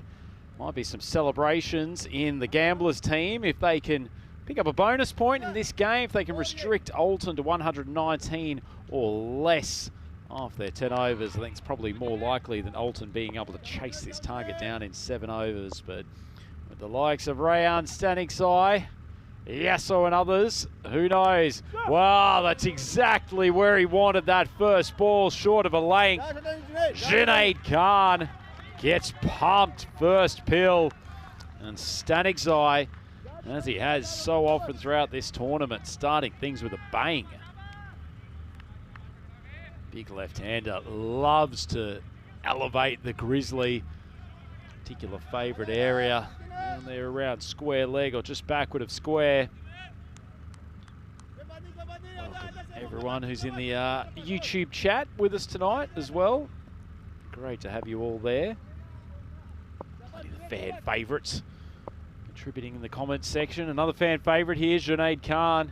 He's got to get that big outswinger to the left-hander going, but he's done the complete opposite. He's dropped on Staniksai's hip again. I think there's fears that that Grizzly ball is going to be smashed into a non-spherical shape after those two big strikes. I'll tell you what, Rico, as we welcome you back to the commentary box, this is going to require some chase from Alton. In fact, putting them in the Hall of Fame if they can do it. Yeah, if they can do it. Have a look at the chases that we've seen in this 170 sort of score. So this will be right up there with Spain, chasing that 170 by Italy. Oh, well, Staniksai's pumped his third consecutive Maximo. This is an assault on the senses from the big left-hander, and exactly the sort of start that Alton needed. Well, bring it on. This one is a slower delivery. Look, this movement there. You know, he does try to do something different, but it's the length is too short. And Staniksai at the moment is just rocking back and thumping. And where's that Yorker that we know Junaid Khan has got? By the way, I suppose it's worth mentioning he's on 99 wickets for the European Cricket Network. So he's one away from what would be 100. But at the moment, well, he's getting the punishment, as they say. Yeah, but definitely suspect that's what he'd be saying, as finally Khan gets the big outswinger to the left-hander to work. He's just shown that ball what he probably needs to do to keep Staniksai under control.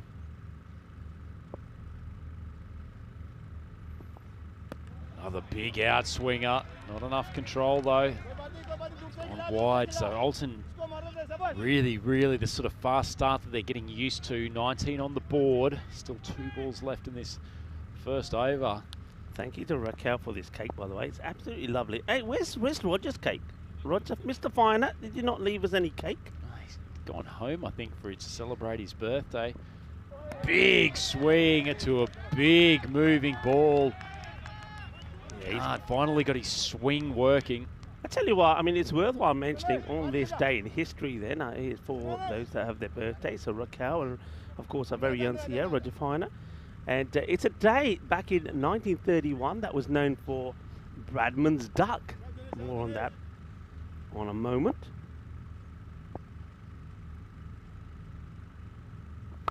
Another big swinger, this time The big man at the top of the Alton order has picked it out of the hands, swung it straight down the ground, and another Maximo to finish things. Khan gets pumped for 25 in the first over. Great start for Alton. All about the length and not a good one from Junaid Khan. And, well, the only Khan that we're seeing is carnage at the moment from the batters. That's absolutely brilliant. 34 matches since the Golden Ball. I tell you what, the way this has started, who knows? This could be the highest scoring Golden Ball that we've had. You wouldn't think that a 172 chase is Golden Ball material, Rico, but if it was to ever happen, this game might be the one. First look at Yaso Daruna Vukarasu facing Kambodge. Good bit of pace, but swung down the leg sides. Good challenge for Yaso here. Been pretty impressed with Kambodge throughout the series. Yeah, Kambodge has bowled well. Okay, so Bradman's duck, 1931, Don Bradman on this day was bowled out for a rare first ball duck by Herman Griffiths, who took 4 for 50 on the last day of the 5th Test versus West Indies in Sydney. West Indies won that test by 31 runs, but did lose the series 4-1. So that was on this day in history. Of course, you remember that. Just 1 or 2 years before I was born, but how about this one? This is more our era, I suppose. 1986 on this day, Alan Border completes twin test tons, 140 and 114 against New Zealand. AB was an absolute hero. From the doldrums of Australian cricket in the 80s to World Cup win in 87, the best moustaches in world cricket. Kambodge just gets a pretty good hand on that straight drive from Stanik Zai, manages to parry it around and stop any score. Well, Karambir Singh is contesting for a good moustache as well. Anyway, there's one more, and this one I don't think has been beaten yet. In 1977, West Indian cricket fast bowler Colin Croft takes 8 for 29 against Pakistan. Absolute bevy of facts today, Rico. As Kambodge sees Stanik Zai charging. Has to adjust his length a touch. Good piece of bowling. Been a neat over from him after Junaid Khan was hit fairly savagely in the first. Yeah, so that's things that happen on this day in history. Just Roger Fine, our CEO, and Raquel, they're celebrating their birthdays today. And if you're celebrating your birthday, happy birthday. And well, that almost was a bit of delight and joy for Kambodge as well. He has bowled well, hasn't he? As he skids this one through the aggressive Stanik Zai. Yeah, he's not a big swinger of the ball, but he just moves it enough to lull the particularly hard-hitting opening batters into playing down the wrong line. Creates a lot of dots. Only 2 off this over so far. Stanik Zai tries to get down the wicket a touch. Can only drive it out to the man there. It's long on. So Alton Crawley away 28 for none. It's a much better over. It's all in the length though, isn't it? He's pitching it up. The batter's not getting underneath it. So this is good. So you got a good bit of info coming through on the chat, and just obviously demonstrate that Maximo can't get away from European cricket even during his afternoon off. I just chimed in that the highest Golden Ball score was 167. Yeah. So this will be an ECN record. 167. I think, was that in? I get the feeling it might have been in Cyprus. And you are right, Rico. Back in 2020, as we just ended the second over, and 28 for none. Well, what a good over that was. When the first one goes for 25, a magical one of Junaid Khan, that one only goes for 3. So great comeback. And we saw even after that first over that it was still the Gamblers that were well favourite, 60-40. And they'll go even more favourites now as we had a look at the standings there. Remember, teams playing to see, I suppose you're playing for a bit of pride here, finishing top of the group. Whoever wins this will do.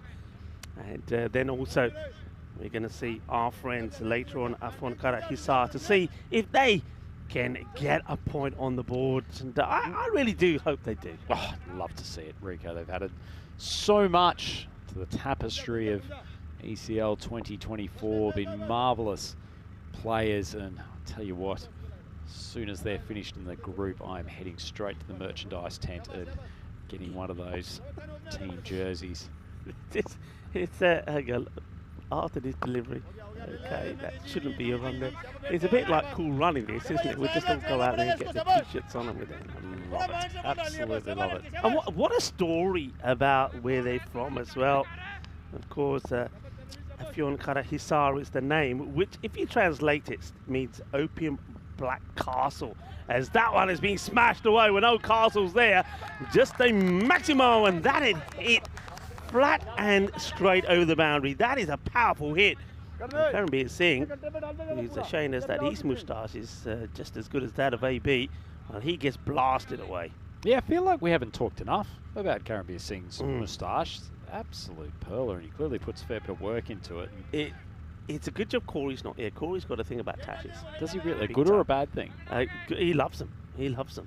If he sees a good tash, he can't stop talking about it. And I think is that why Corey's not been on comms for the last 2 days? Or we're just trying to protect. We're keeping him away from Karambir. Yeah. Yeah. Well, we have to keep him away from everywhere. I had to keep him away from Hornchurch, or more the reverse, Hornchurch away from. Look, we've spooked Karambir now. Now he's heard that Corey's after him. He's shaking like a leaf. Corey's probably after him for a moustache, probably checking if he's got a Spanish passport tucked away at home as well. Karambir pushes that one full, and Static Zai can only drive straight to the fielder. And listen, I know that we've got this Western Shield coming up in Portugal. And when you look at the squads there, we've had a look at the squads a few times. Maybe we can put it up at some point, the squads again. There's some good players, but if you look at Team Europe, there is a spot still available. And Karambir could be one of those, you know. He's a good all-rounder, good hitter off the ball. Bowls pretty well as well. He does a good impression of a teapot there as well. How did they get 2 runs here? I'm not actually convinced they did get 2 runs. I think it's actually only the 1. Static Zai made his way partway down the pitch, seemingly returned, and then eventually, once there was, to be fair, one of the worst misfields we've seen during the course of this group, they managed to scamper through, and finally Yasso, 2.4 overs gone. He's getting to face his 3rd ball of the innings. Full ball.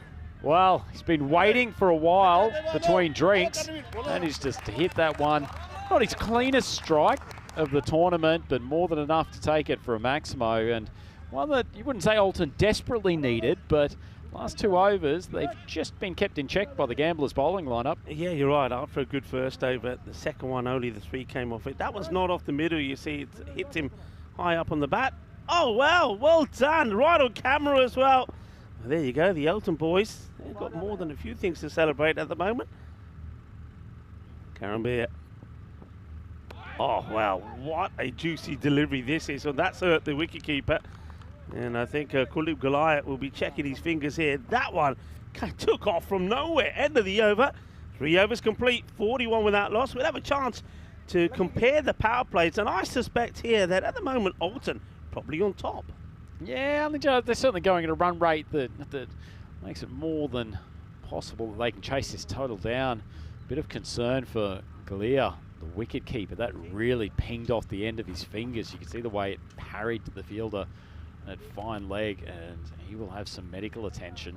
This could be bad news if he's done some serious damage to the digits, because he's such an important player for the Gamblers team. Yeah, I mean, I was talking about the Western Shield, of course. We'll have a look at the squads here. Now, this is happening the second week when we're in Portugal. We'll go to Portugal straight from here. Have a look at the squads there. The British and Irish Knights are taking on Team Europe. And that's what I was talking about. There's still a wild card spot there available in the Team Europe team. So anybody that really performs really well during this European Cricket League, you never know. They might get a call up. And remember, that's our man, Corey Ruckers is the coach. And Conrad Greenshields, who's been busy on the chat today. And as I mentioned it, Conrad is calling you an absolute legend. Well, there you go, Conrad. You're a legend as well, as he will be the manager of Team Europe. He certainly will. I mean, the Corey Ruckers is basically the Jurgen Klopp of European cricket coaching, isn't he? I mean, the sort of man that can inspire players to make the trip out to Portugal for this sort of game. Yeah. And I'm sure all of those players within Team Europe will learn a lot from the great doyen. Jonty Jenner in there as well. We know that he's playing here for the Jersey champions. Some really, top names. That's going to be an absolute blast. It's a shame it's just a couple of days. Nasser Buluch, of course, we've seen him. Let's have a look at some of the other players that we've seen. We probably will see Hamza Salim Dar. Mohammed Ishan, maybe. It all depends on some of the family, the things he's got going on, unfortunately. And somebody like Jamshad Khan, of course, the man who smashes the ball for fun. And we've already seen Nikolaj Damgard, of course, from Skanderborg. He's a very good player as well. So really looking very good. Yeah, I was talking about a little bit about Afyon Karahisar, what it means. It means opium black castle. And basically, where they're from is this rock, which is called a black rock, where all the opium is. And it's all used for pharmaceutical purposes. So they picked up the name. Interesting fact about the Turkish champions. And yeah, we do wish them well in the night, in the last match that they play. I know that there will be people tuning in from all over the world, wishing them a good match. And put it this way, under lights, well, they've been entertaining anyway, but under lights, I think they're going to give us a feast. Look at what's happening out on the field. Fair bit of a delay as Galia's gotten treatment. He's staying out there, but he has sacrificed the gloves, so change in the fielding structure for Gamblers Cricket Club. It's Ankush Kumar. Sorry, it is Ankush Kumar who's taken the gloves. Batted very, very well earlier today. So let's hope Galia's staying out there. Need him as skipper. Let's hope it's only just some bad bruising. Cambodge comes through second. Stanigzai been a bit unbalanced at the crease today. Another good example of it there. Just dragging that ball out to deep mid-wicket. Where's he fielding that? Because, I mean, he's obviously done himself a bit of a nasty injury on his fingers. So he's probably not wanting the ball to come to him. So, and you know it as I do. You can't hide anyone in this format of the game. Fielding is so important. Certainly can't. Speaking of hiding, a few questions from the chat, Rico. Obviously, great to have our boy Conrad Greenshields in there and plenty of the other big names of the YouTube chat. But John Gray's asked when we'll find out about the European wildcard. A good question. I guess it's a wild card, so perhaps we're going to have a good look at all of the group stages before. Maybe there'll be an announcement made before the start of Championship Week, I would guess. And then we get a good chance to see all the players. So set social media abuzz, waiting for that announcement. Cambodge gets swung straight, not well timed, and it's gone straight down the gullet of Simranjeet Singh. Did plenty of damage with the bat earlier, takes a nice catch, good reward for Nitin Cambodge, and just the wicket the Gamblers needed. So they're in a grass suit. He goes for 7 off 6. Not so much damage caused by him in this game, and Alton 42 for 1. Yeah, it's good guys to have out there, both those guys, Karanbir Singh and Simranjeet Singh. Great catches of the ball, and this one never looked in doubt. So Yasatharan will have to go. The catch gets taken. He's overjoyed. And they get the breakthrough, and Karanbir said, "Oh, yaar, kithe ja rahe ha? Mere hath ta lala pehla." Give me the high five. They do. So they get one back. So just having an eye on the rate here. They're going to have to do it, but they're going to have to go magical every over. They're needing around 20 runs per over from here on in. Yeah, well, it's the first time we've seen Alton chase in the tournaments. I suspect they'd always prefer to bat first if they can, set a target without having to worry about mechanics of chasing. As Cambodge, good ball first up to Stanigzai, who plays with soft hands out to mid-wicket, just for the one. There's 2 Stanigzais out there now, Rehan, and Maria Stanigzai has been on a different level at the moment with bat and with ball, and I've really enjoyed watching him play. So he knows he can't hang around. They're going to have to get going pretty quickly. Remember that the number in brackets as well, 120, and that just gets them a point. So they've still got a fair bit to go just to get a point out of this contest. Certainly do. Not being helped by very miserly spell from Cambodge.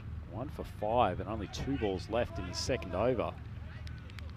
Bowled very well, the left arm speedster.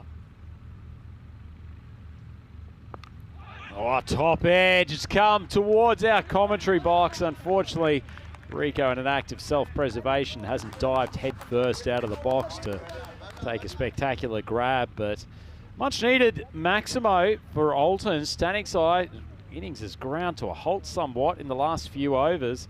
Takes him to 39 off 16 after a flying start. Alton 49 for 1. Yeah, they're needing what? At least minimum 4 boundaries per over here. So they really got to go something for the ball to go. I think Ryan Stanic's eye will be looking to send this one to the boundary as well. Oh, Charges it. Oh, good take. Wow. The replacement keeper, Ankush Kumar, auditioning for the main spot. Takes a great grab to stop that flying away. That easily could have run to the boundary for 5 wides. well, Ankush Kumar has just retired Kuldeep Gulia from behind the stumps. That is an amazing take from somebody who just steps in to go behind the stumps. Stanic's eye mistimed, but floats away to open pastures, and they'll change strike. The end of the 4th over, Alton 51 for 1.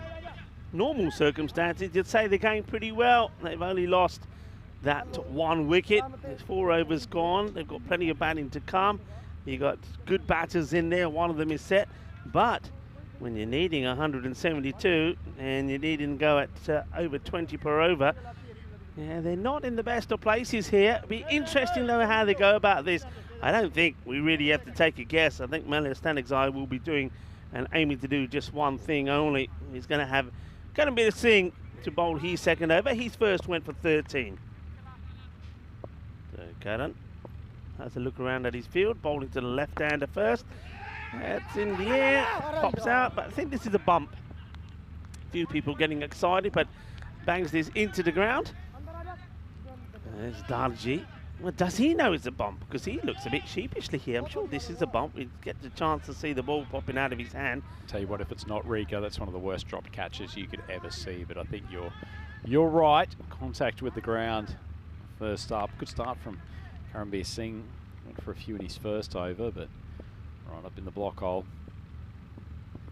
Malia onto his leg side. Hasn't played it particularly well, but enough willow and enough timing to take it for a boundary. Alton 56 for 1, 2 overs, 2 balls into the 5th. Both teams have not dropped a mat so far. So both have had 3 wins out of 3. One of them will finish top of the group, the other one second.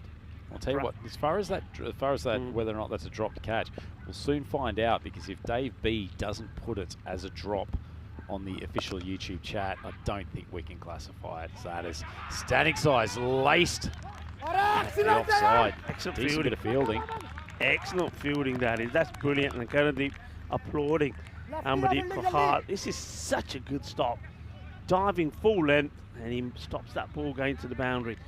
Fielding in situations like this is so important. If you stop a boundary, it can make such an impact on the outcome of the match. Slower delivery, well bowled, clever stuff. Yep, get the sense that gamblers have put in a pretty decent plan for Stanic's eye after launched a succession of Maximos in the first over. It's 42 off 19, so it's still very good innings, but given the start that he had, kept him in check over the last few.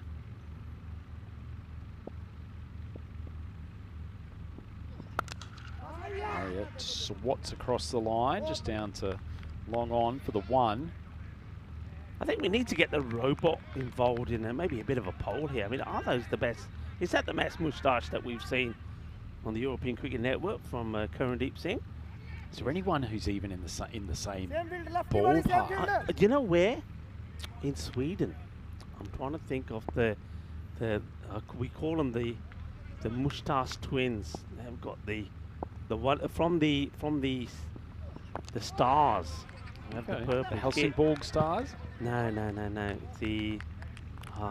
My mind goes blank for a moment. Somebody in the chat will come and help me out in the moment. They've got the purple kit with the big yellow stars on them, and they're looking absolutely sensational. I know that there's a couple of them that have a sensational moustache, so there's a bit of a competition there. Hello everybody, and thank you for joining us. I got to say though, this probably is for me my most favourite time of day, when the the natural light starts to disappear, the floodlights are on, and we're going to get another beautiful, beautiful skyline. I thought you were about to get all romantic with me, Rico, just saying it was having some Andrew Ryan time in the commentary box. But anyway, What more do you want? I bought you cake, I bought you some Turkish delight. What do you you're trying to feed me. You're trying to feed me. My big question to you, Rico, we're obviously supposed to stay unbiased here in the commentary box. You were basically dressed like a member of the old Victorians team. What is going on there? A few people have said that to me, and it's just, it just comes, just the way it was. Just instinctually liking the yellow today? Yeah, it just is. Oh, well, this one's a chance, and it's dropped. Oh, dear. It's not easy because, like I say, I love this time of day, but some of the fielders don't because the floodlights coming on, the natural light going. It's not easy to take a catch out there, and that's Nitin Kamboj that puts this one down, and that's Stanik's eye. Yeah, it could be a big drop. The only person happy with that, I think, is Dave B, who has an excuse to jump into the comments again as Malia slightly off balance when he's played that. It's well taken. Well, from the man who's probably only got 3 functioning fingers between his 2 hands, Kuldeep Galia. He looks down at the digits and probably breathes a sigh of relief. That's a really good catch, particularly given the circumstances. And Malia Staniksai heading back to the pavilion. Not often you see a failure from him in this format of the game, but that's a huge wicket for the Gamblers. Yeah, Ashgar picks up the wicket. Amalia Staniksai, yeah, maybe he prefers the ball to be coming on a little bit quicker, but he doesn't use his feet there. He hits this ball quite up the bat. And how about that? Well, we've seen the man who takes the gloves. That was Kumar making an incredible stop, saving definitely 5 wide. And then we see the captain who has an injured dead or somewhere take a great catch. It just doesn't make any sense anymore. Yeah, it certainly doesn't. Really, Yanasekaram coming to the crease. Give him a little bit of extra time at the crease, which may not be a bad thing for them in the broader tournament as well. Really only had the chance to come in with a minimum of balls remaining. 4.5 overs now as Ashgar started pretty well.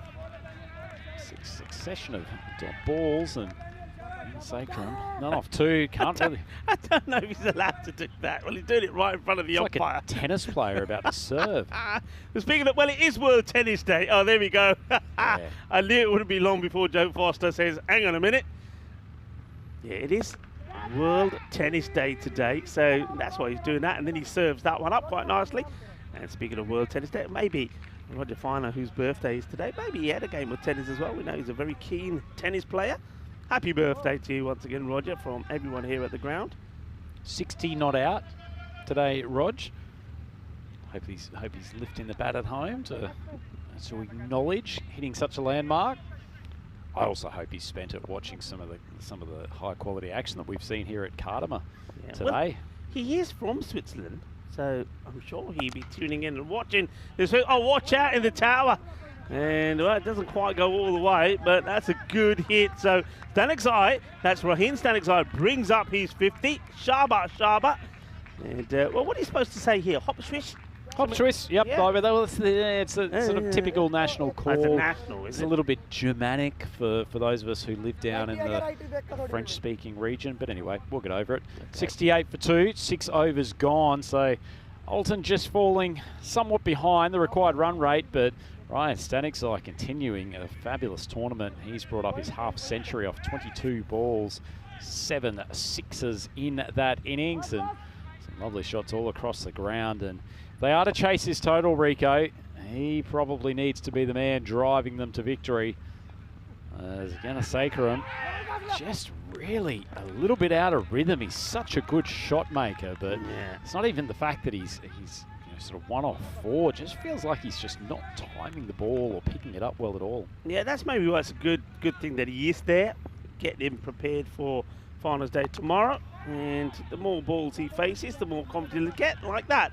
So that's better. As good as Sakaram brings up his first boundary. And Ranjit Narayan just a little bit too short. Yeah, it certainly was. Lovely shot, and that's very much the best of Yurli Yanasekaram. He's not a player who necessarily tries to belt the cover off the ball in Staniksai fashion. He's a very good timer, uses his wrists to place the ball effectively around all parts of the ground. Certainly love it if he can find some form in these remaining overs. Short ball, well, that's a gimme delivery. Anasakaram just short of the Maximo line, but consecutive boundaries. Yeah, thank you to Vinny Sandhu, of course. Golden Star Bond is the team I'm talking about, and the player I'm talking about, well, Vinny hasn't mentioned the player, but it's come to me now that Vinny's told me the name, Safi. He's got a wonderful moustache. So, yeah, let's get a poll on that. The best moustache in the European Cricket Network. Rain gets it one to jag back a touch from outside off stump, and Anasakaram pushes it to the offside. Somewhat subdued batting effort from Alton here. Only the 2 wickets down, but they still need 43 runs off 20, even to just grab that bonus point. But certainly going to be a big confidence boost for the Gamblers if they pull off a strong win here. Rehan, no timing whatsoever after searching everywhere for the ball. I love it. Ankush Kumar finally realises it's sitting just above his head. Pouch is a good catch and a nice piece of bowling from Narayan, and the hard-hitting Rehan Staniksai on his way back to the pavilion. And then eventually he finds it. Always difficult when you're wearing the lid. And I like the way he finally sees it and his eyes light up and he grabs it to the joy. Well, we don't capture all of that on that replay. I wonder if you got that. Wow, look at that. Oh, now we're talking. Yeah, stop smiling, Alistair, and just bring half of that up to the commentary box. Happy birthday once again to Raquel. And that's Alistair Priddle. So the happy couple together, sharing a nice moment. And what could be nicer at this time of day, very romantic as the sun starts to come down on the Costa del Sol here at the Cartama Oval, watching this very fine contest between the Gamblers and Alton.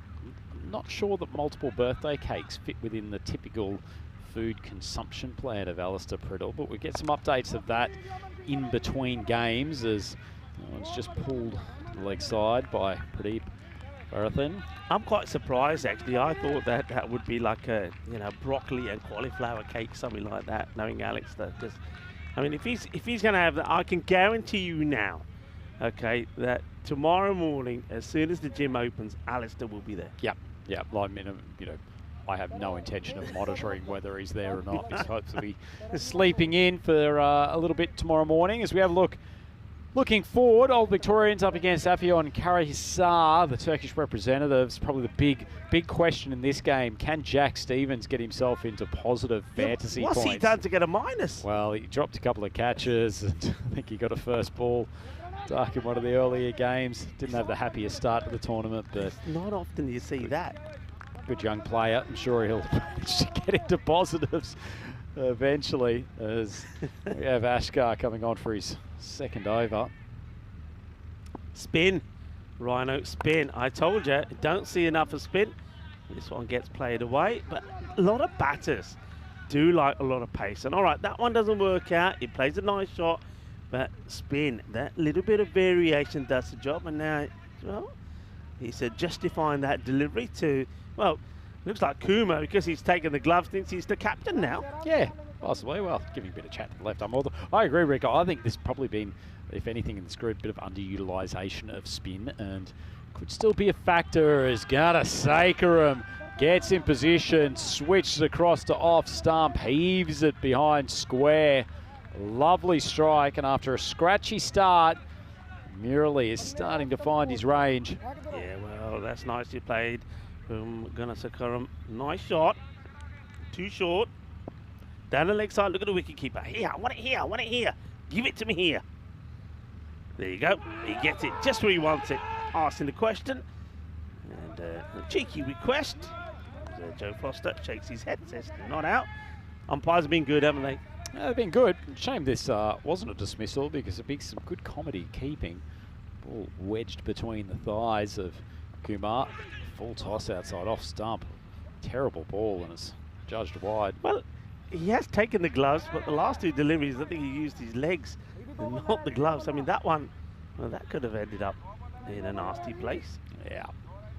A little bit of bruising on the thigh for Kumar to tend to when he gets back to the Sunset Beach Hotel this evening. Is short ball, and it's rocketed off Gunasekaram's bat. Lovely shot, great timing, and Alton just with a little glimmer of hope. It's going to take a monumental pair of overs in the 9th and the 10th, but certainly getting closer and closer to that bonus point, Rico. Yeah, I mean, yeah, there is a requirement for spin, but if you're bowling those halfway down the track, Ashgar, you're going to get punished. All right, now this is catchable. And it's been taken, so reward. Currently is saying, well, yep, we know he's got safe hands, and looking very sharp as well with the shades and the moustache. Takes the catch, and the reward for Daniel Gaskar. Pitches one up, gets the wicket. Oh, it's a look, isn't it, Rico? There's been some good quality shades on display in this tournament, or particularly in this group. And Caribbean seeing it's certainly not the Oakleys of the Dean Jones era back in the 90s. It's a much more fashionable look. I've seen a few of the boys from the Turkish team also keeping their eye protection in the more fashionable rather than sporty range of the optometrist. Luan Batagala is the batter that now comes in. And, he's had to have the short straw and get number 13 on his back. And it's in the air, and it will go all the way. That's a powerful strike. He hits this more or less off the back foot. It's floated up there, though, from Ranjit Narayan, and he's going to get the treatment. 6 runs. That takes him past the 100 mark now. Yep. Scratching their way to a passable score. Pradeep, nice strike. Less known as a power player, a little bit more methodical than most of his Oldham teammates. Well, either way, he's managed to just get himself out with a mistimed shot that's been nicely taken out there by Mayank Darji. Still some controversy from Dave B as to whether or not he actually dropped a catch earlier in the game. Apparently Dave couldn't tell off the replay, so might have to go and do some examination after the game. But a nicely taken wicket and reward for Narayan. Yeah, Narayan, he throws this one wide outside that wide line. Watch this, it's definitely going to be a wide. He throws himself out there. It wasn't a good shot, bit of an ugly shot. And Darji, well, makes no mistake, takes the catch. He's got a smile on his face. And they're looking pretty happy here, Gamblers. And why not? 4 wins out of 4. You'll finish and come back tomorrow sitting top of the standings. You're not having to play that earlier elimination game. And also, more importantly, we haven't touched on this, more importantly, they, like their opponents here as well, give themselves 2 shots to get into the final. Smashed away. And, incredible. Well, we're talking World Tennis Day. This is like a tennis shot. You use it. Well, tennis was played originally by just using the palm of your hand. And this one, well, what about this? Well, he saves the ace, doesn't he? What's the Spanish game? Is it JLA that you use your hand, or a sort of a cup that sits on the hand to play a sort of almost squash-like game? There's different formats. The one is where the hand, you're right, when the ball goes amongst the spectators and everything, it's a bit weird. And the other one is where they use the old sort of funny-shaped racket. Yeah, different types of games. I like the way we call that weird, despite the fact that we have the Grizzly going into the spectators units about 15 times a game out here at Cartama.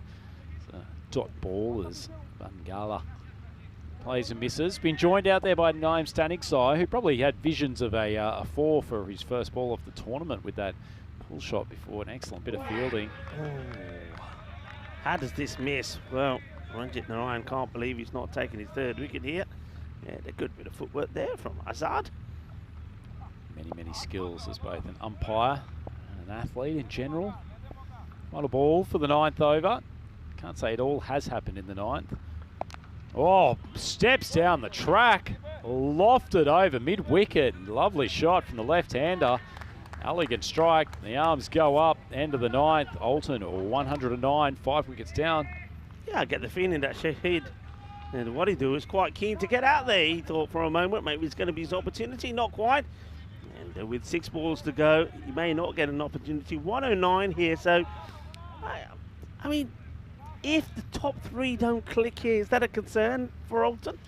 It's probably the first time they've had almost triple failures from that end. I think probably the bigger concern from it's a great point from John Gray on the YouTube chat that the Gamblers will take some momentum into finals day tomorrow, and I guess that was the big takeaway from this particular game, that one side really getting on top of the other and just having somewhat of a psychological advantage going into some potentially big clashes tomorrow if they end up playing in both game 2 and the final.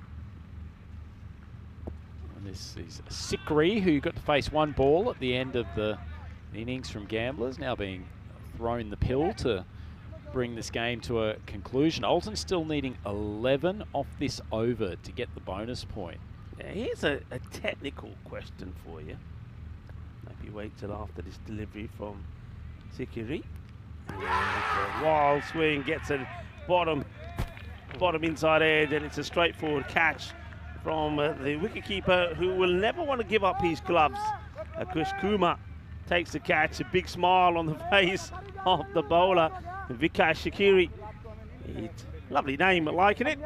Gets a wicket, and Gamblers, yeah, they're very happy. But my question to you is that Alton played last night under lights, and they got a good win against CC Academica Sofia, whereas Gamblers, they haven't played under lights yet, and the only time they will play under lights is if they make it through to the final. Is that a big advantage for somebody like Alton? It's a good point, Rico. I think I made that point in a touch last night, that it was a good experience for Alton to get to play under the lights. And as you well know, it's a different experience. And it's outside edge, and Sikri all of a sudden on a hat trick as Roshan Karunamurthy goes first ball. Big one that shoots through, and Ankush Kumar continues a spectacular game with both gloves and bat. This is going downhill very quickly for the Swiss champions. 2 in 2, and now Vikash Sikri, he's got a great opportunity maybe to get a hat-trick here. So, this is the European Cricket Network. You're watching the European Cricket League, and are we going to see a magical moment here for the bowler? Well, there's Golden, a bit of Goldie, a bit of quack happening there. So there he is, a man who's on the verge maybe of a hat-trick. We have had some. We've had a couple already in this European Cricket League. Here we go. Well, it's a skipper Waridu. You're fairly sure that he's going to be trying to pump this over the fence. Sikri, wide of off stump. It's gone up. The hat goes off. Oh, they don't even make a play at the catch. The heads go down in the outfield. The heads go down in the commentary box.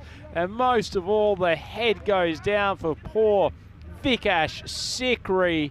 Mayank Darji and Nitin Kambodge are almost raffling it between the two of them. Dear. Oh, dear.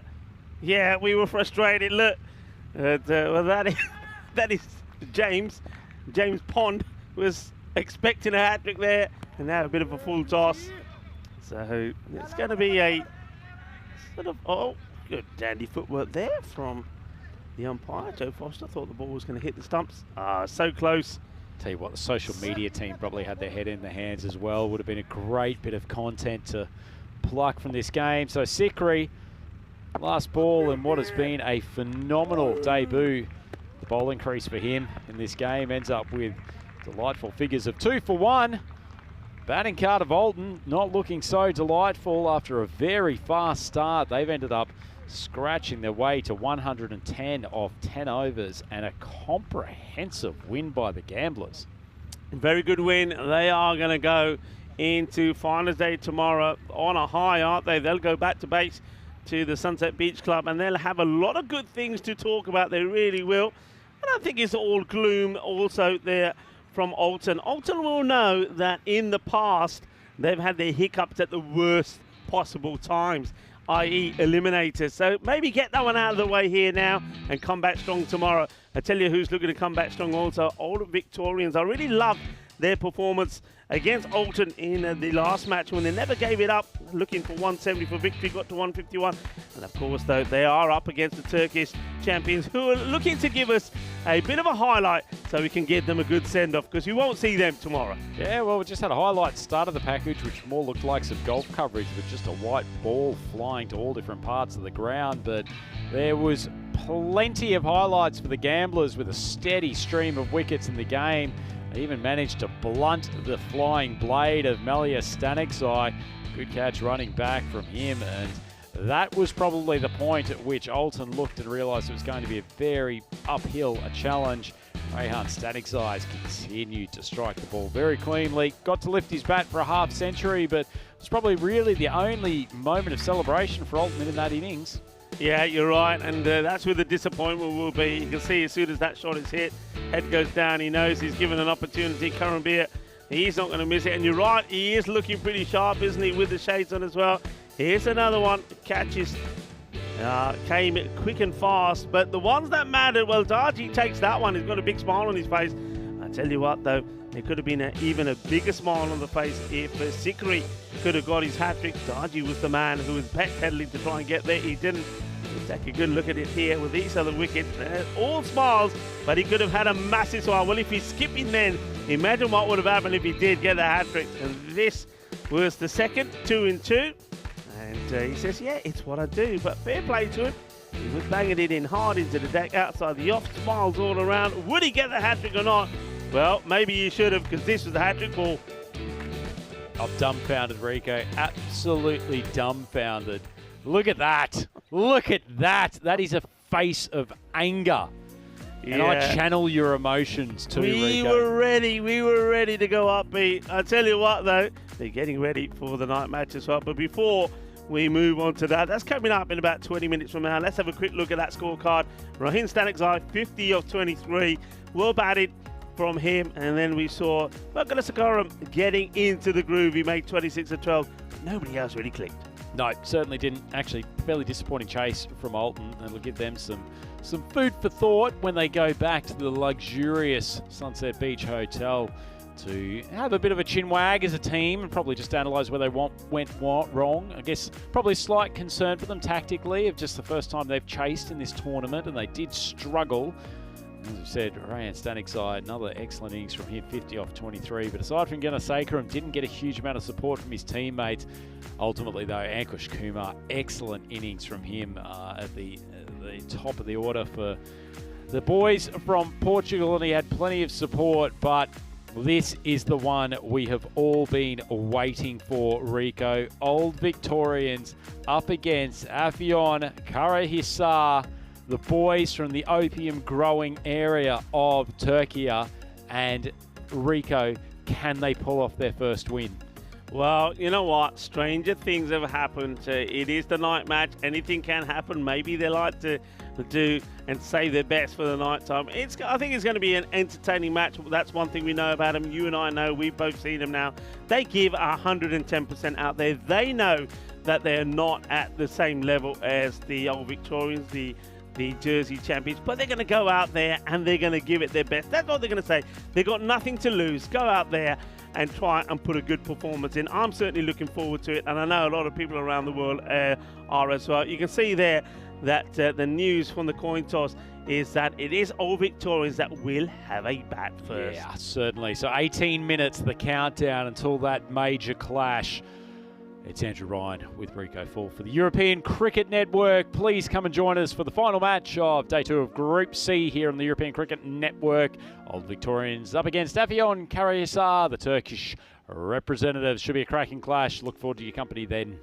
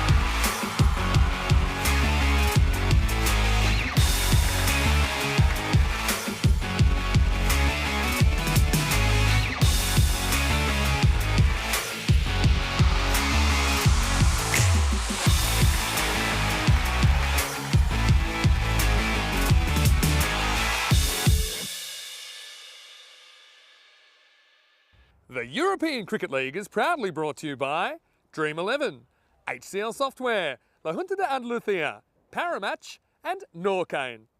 And the official charity partner, Share the Meal by the United Nations World Food Programme.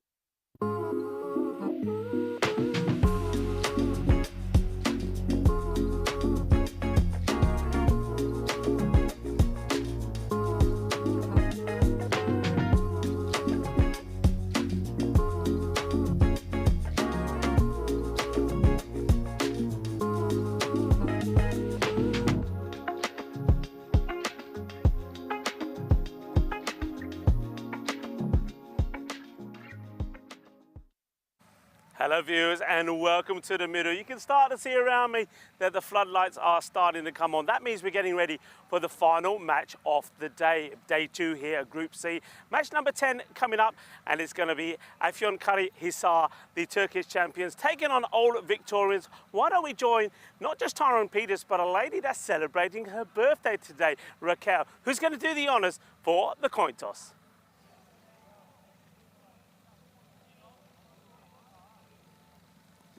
Lovely, thank you. All the best. Our Old Victorians will be the home team. Afyonkarahisar will be the away team.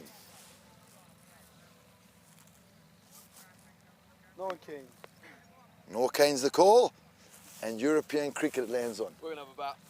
They're going to have a bat. Old Victorians winning the toss and deciding they will have a bat first. I think this is an opportunity that they want to go out there and really get all of their batters clicking before the big day tomorrow for them. Of course, it's a big day also for Afyonkarahisar. It is their last match. We won't see the Turkish champions tomorrow, unfortunately. But one thing that I have to say, and I know a lot of people have been echoing the same, seeing them out here in the middle and seeing the performance has been absolutely fantastic. I reckon that they're not going to go without giving us one more highlight. We've seen good things from them. I think Koskan has been very good. Dalian has been good for them. And maybe someone like their captain, Alton Gurkha, can finish off on a high as well. But they're up against a top opposition, the champions from Jersey. I get the feeling we're going to see better there from somebody like Scott Simpson. He bowled really well. And what about Walting earlier? He was super when he smashed the ball all over the place. And maybe their captain also can get a good one in here as well. It's going to be an exciting match. We know that Old Victorians, they will be here tomorrow. This is an opportunity for them to get their batters going. It's also an opportunity for us to say goodbye to the Turkish champions. They've certainly entertained us. Can they give us a few more highlights before they go? Well, I know that this man, Andrew Ryan, is in the commentary box. I've loved having him in the box with me. Rhino, the news from the middle that Old Victorians are going to have a bat first. Yeah, indeed, big news from the toss, Rico Full, because if Afyonkarahisar from Turkey going to spring somewhat of an upset here tonight and take down the Jersey champions, probably will be their bowling and fielding unit that needs to do the damage. So I think they'll be fairly happy bowling first in this contest as well, as the teams take the field. The floodlit surrounds of Cartama Oval. Quick look at the fantasy dashboard, so plenty of intriguing subplots here. Gokhan and Alter, out of both teams, has been the highest scoring fantasy player. Scott Simpson in a good form with the ball for the Old Victorians. And the big question, Jack Stevens get himself into the positive? Let's hope so. Old Victorians, 97% winning probability for this game. So in the words of the boys from Dumma Dumma, you're telling me that there is a chance. The Turkish representatives, 3% on the supercomputer's prediction. And if they are to spring an upset here, this young man, Dalian, he's been so impressive with the new ball. Goes upstairs, first delivery, called wide, but I like the intent on show. One of the real finds of their tournament to date, and someone we'd love to see develop within Turkish cricket in the coming years. It's Grant Donaldson, who's out there facing the first ball from the young Tyro, and he's joined out there by Charlie Brennan.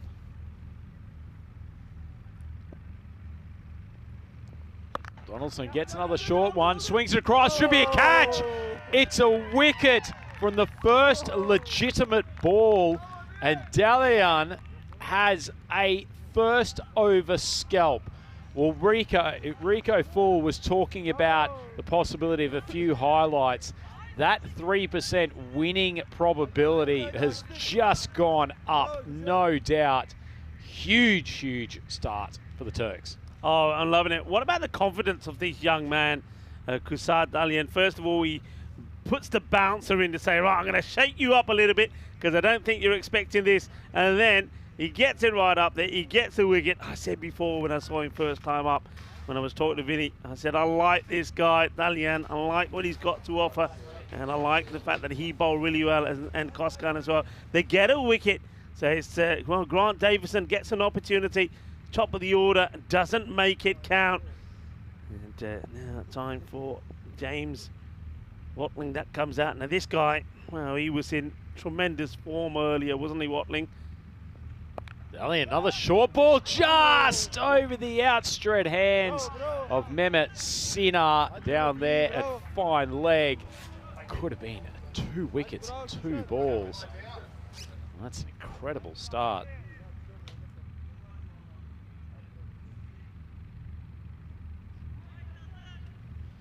Wow, this incredible drama here in the early stages. Dalian making things happen. It's a wide ball.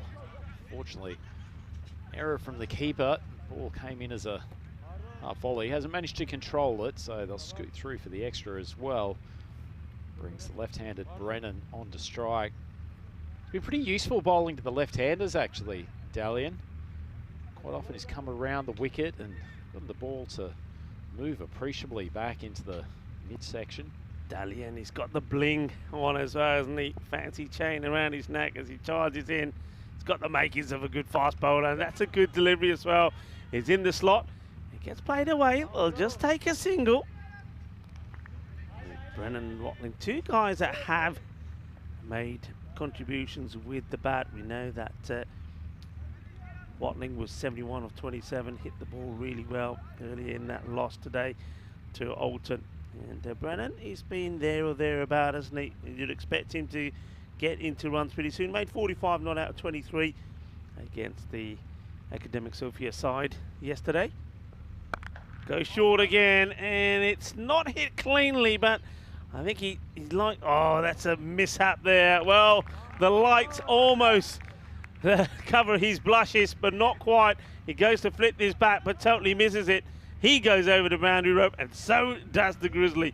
4 runs. He's actually been pretty good in the field. And Gomez, miscalculation from him there. Got in good position. Fortunately, the tap back, not making contact with the Grizzly, certainly not enough. So well bowled, but beautifully played. I mean, that is so well timed. Glorious shot. It's not the worst of deliveries from Dalian, but it's almost like the bat is expecting this to be full up there, and he plays that beautifully. Does Watling. 4 more to him. So I was talking to a few of my Jersey spies during one of the breaks earlier today, Rico. Jamie Watling, apparently a hockey player, and you can sort of see it in, he's got lovely natural timing. He's just flicked off the leg side, so consecutive boundaries to finish the over, but you can see the way that he strikes the ball, that there's a little bit of a roundhouse swing to it, but a really natural power. Yeah, that's a beautifully played, isn't it? You can see that. He's got a very good eye. Just clips that away. Cuatro carreras says, well, we get ready. Group C final tomorrow. Who's going to be winning it? It could be anyone. Oh, for 4 teams, CC Academic Sofia will still believe that they have a chance. Gamblers SC finishing top of the group. All Victorians. Maybe they're a team. They're going to start to come good when it matters. Okay, back to the action here. So it's going to be Durmas to bowl over number 2. And he starts with a slowish full delivery. Chases on. They're not going to get there. And Charlie Brennan, that's quite a comfortable hit. So one thing you notice by this side, the Jersey champions, Old Victorians, certainly youth on their side. Obviously got some experience in there as well. Of course, Theo Pullman, I remember him from the Jersey national team, played very well. Good to see him back as well. This time's a little bit short, and that's well hit over the infield. This is good power play batting. And they know where the fielders are. Charlie Brennan gets going as well. And loving the colours as well, I have to admit. I think in the night match, the yellow glowing in the floodlights here as the skies above the Andalusian skyline starts to turn dark.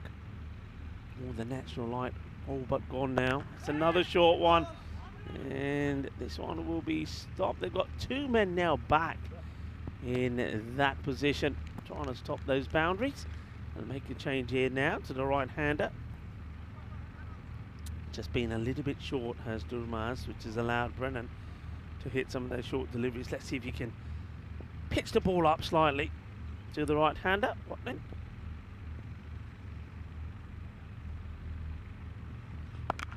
And he checks his shot, but he just gets enough to get over Dalian here. Doesn't go through with the shot, but this is the, I suppose, the confidence and the timing that Watling has at the moment. You see there, it's almost like stops the shot. He hits it clean. He doesn't get the bat to go all the way over the shoulder. He knows he's done enough, especially with the fielder inside that 30-yard circle. And now we'll go the same again. So if you're going to bowl it there, you need to give yourself some protection, really. And there's no point having the field set as it is with the bowler pitching up. You've got to give him some protection. He has a look there at the captain. And I think here that Gurkhan Alta has got to make a change. Looking very, very relaxed and comfortable. The boys get nice and bright as well in the gear. 19 off the over so far. And it looks like it's going to go magical as that one goes high into the sky. It will go all the way. Bolle, bolle, bolle. Ginna sona shakka lag gaya. And, well, this innings starts very much the same way that Alton's did, with 25 coming off the first. Alton, though, he has slowed down drastically, not able to get the 172 they needed to beat the Gamblers. They finished on 110. I don't think that the old Victorians are going to make the same mistake there. You can see they're third in the standings at the moment. If they can take all the points here, they're not going to get themselves in the top two. They'll finish a point behind. Okay, they'll go with Yilmaz, so a change, 45 for 1. That one gets clipped away, it's running hard. Take the single. That's going to be really the way that these two would bat. It was a good delivery. They'll take the single. They'll punish the bad one. So 45 off 2 overs. Looking to get a big power play in here. And that's a delightful shot. Just gets the whip. And this one goes all the way as well. This is pure timing. And Watling, he really did impress in the last match. The only downside to that run chase against Alton is they started late, didn't they? The power play wasn't the big one, but they finished in, well, electrifying form. If only they started better. They only went down by 18 runs chasing 170. So this time, it's a much better start. They're learning the importance of the power play. And this one, I don't know how much bat is involved here. It's a fair amount, says the umpire. Signalled as runs for the batter, so 4 more. And Watling at the moment has been a blistering start. He's moved to 42 of just 9 deliveries. That's quite sensational. 50 on the board already as well. Still well inside the power play.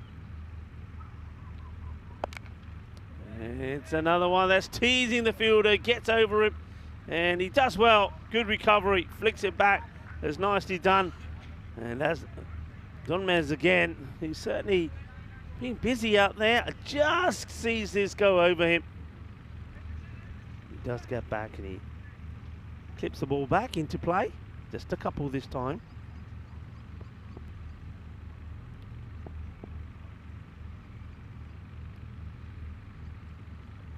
Short, not a good ball.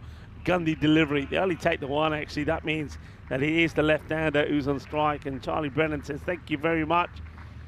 And at the moment, they're making this look pretty easy. I suppose it's a very good opportunity for all Victorians to set themselves up for what's not going to be an easy contest, when they will be taking on a cricket club, Academic Sofia. They did beat them quite easily yesterday, and that will be the eliminator tomorrow morning. 95 is what the Bulgarian champions made, and old Victorians, the champions of Jersey, knocked them off pretty easily, winning by 8 wickets. So they're in good form. They have got a win over the Academic Sofia, but this is an opportunity for some of their batters to get into the rhythm, and they certainly making the most of it so far.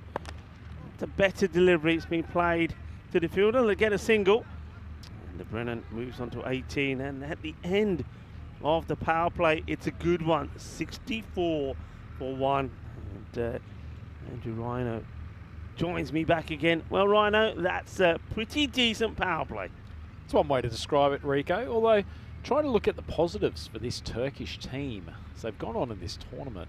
Just the bowling accuracy has improved in leaps and bounds. We saw them with quite a few issues with location and bowling full tosses when they first arrived here at Cartama, but it's actually been really, really good to see the development of the team, and the bowling lineup in particular has gotten used to this ground, used to playing in a higher standard of cricket.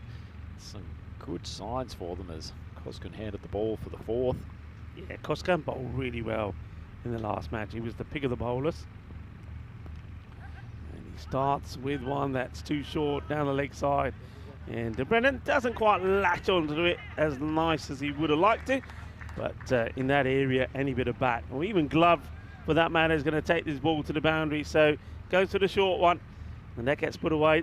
Liking the short option at the moment, aren't they? And it doesn't seem to be working. Yeah, we just saw some footage there. One of the other big questions I had for this game was whether number 1, Ali Ozdemir, who was chasing that ball down to fine leg, would wear his shades underneath the Cartama floodlights. The answer is surprisingly no.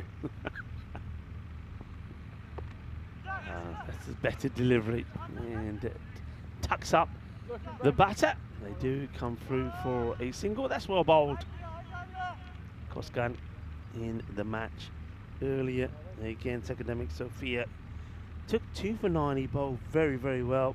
And Zafar Dumas also took 2 for 21. And the captain took a 2 for as well. So they've got some good bowlers, we know that. That's well bowled again. He's got a bit of pace, but what I like about him is he certainly does follow through well. He's got a good high arm action, and he darts that ball in at a good length.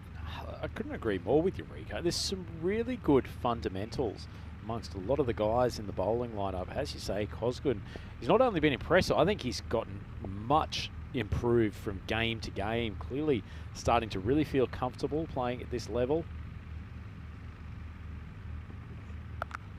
Oh, well, this has gone high, and it will go all the way. Well, that's another Baximo. It's 6 runs, not quite where he's wanting it. So Cosgun, I suppose he wins a sort of minor battle here, even though this ball does go for 6. Yeah, certainly. Moral win for him, despite what's in the scorebook. Another nice ball, just jumping off short of a length. So shot out of control by Watling, but things are going his way at the moment. 49 off 12, so about to register a 2nd consecutive half-century. This is very much on par of what Hurding, the Swedish champions, were doing in that Group B final. Everybody remembers that at night when they got 100 on the board at the halfway point, and I'm pretty sure everybody then was thinking this is going to be a massive score. It was not to be, as we see Watling get to 50-50 of just 13 deliveries. He gets a little applause there from Brennan and a few from his dugout as well. It's been a very good knock from him. Back-to-back half-centuries for Watling. Tell you what, he is added an extra dimension to this batting lineup with his efforts today. So that's an excellent ball from Cosgun, just swinging back into the toes of Charlie Brennan, the left-hander. Yeah, nice stop. It's the end of the over. So once again, a good over. It goes for 12. And when you consider what's happened before him, it just slows things down just a little bit. 77 for 1. But yeah, I mean, that final, Rödinger, then they slumped, didn't they, after such a good start, and only got 139 on the 138 on the board, so just scored 38 in the last 5. So we know you can't judge a match just in the early stages, but looking at the way Old Victorians are going here, it looks like they are set for a big score.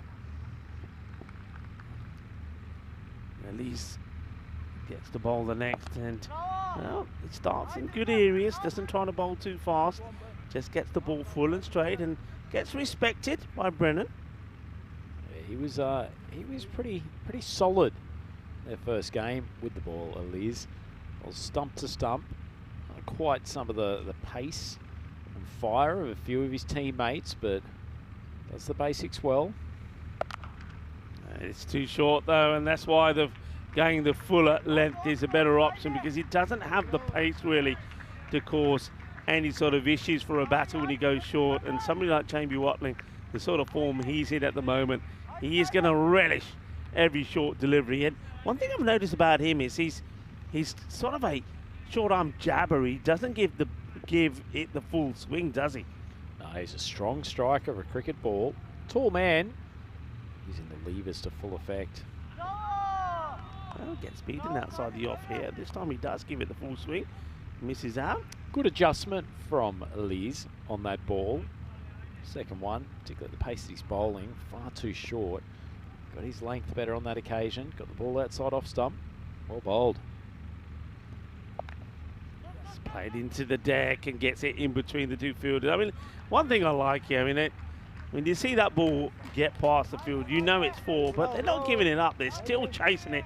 They're still doing the old 100-meter dash to try and get there and stop it, even though they know it's in vain. The desire to do well, the commitment is there, and with that, the skills and knowledge will come as well.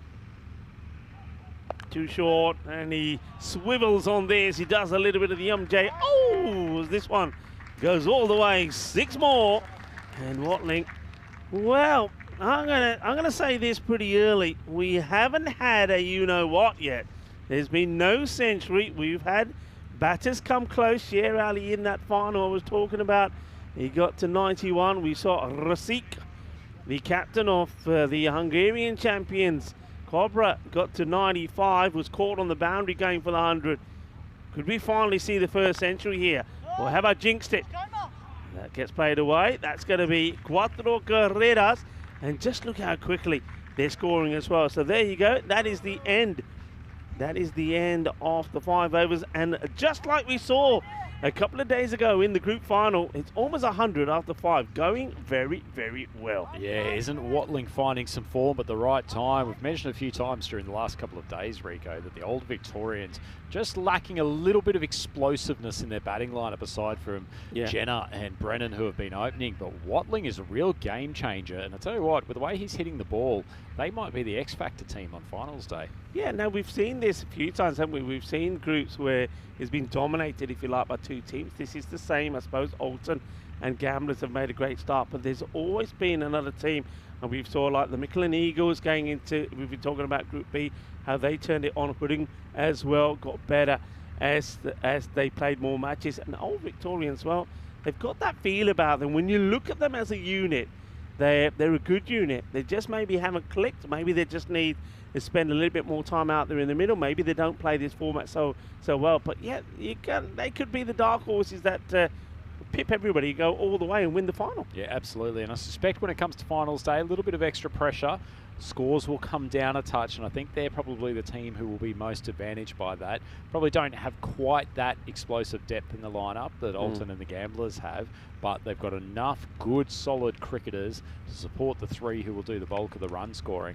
I think they're not looking too bad for tomorrow, and Simpson, left-arm opening bowler, was taken apart earlier today, but if he can get a couple of early wickets taking the new ball, they could be a real show of causing a couple of upsets. Yeah, and they're going to relish this moment. Of course, the team's just having a strategic timeout at the moment, and Norcan strategic timeout. They'll be back to business pretty soon, but they'll make the most of this, playing under light, and I just think there's a big advantage. So we know that Alton, they did it yesterday, last night, and we see that Old Victorians doing it here now. So Gamblers haven't played under lights, so that could, I mean, assuming they get to the final, that could be a disadvantage for them. Speaking of playing under the lights, what an experience for our Turkish friends here today. The boys from Afyon Karahisar, as we see the next over start, and Charlie Brennan welcomes Ahmet Kozgun to the crease with a lofted pull for Maximo. Lovely shot, but just coming back to that, they've had a lot of firsts, I guess, here. I suspect this is the first time they've had full television coverage for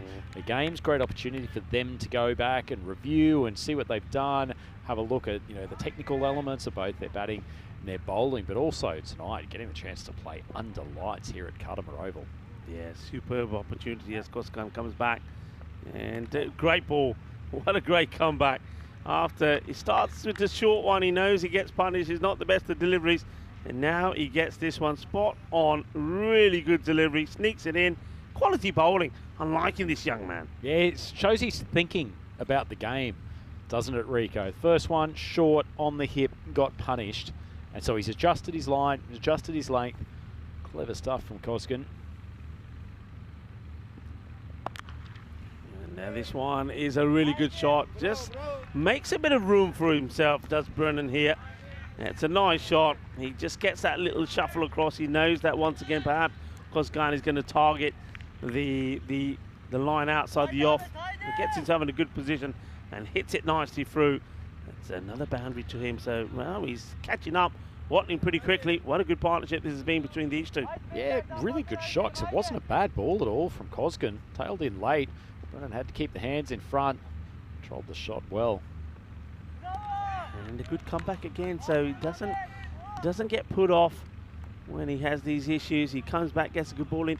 You know, you're absolutely right. You know, I'm trying to think back to a number of teams and clubs that I know that started out.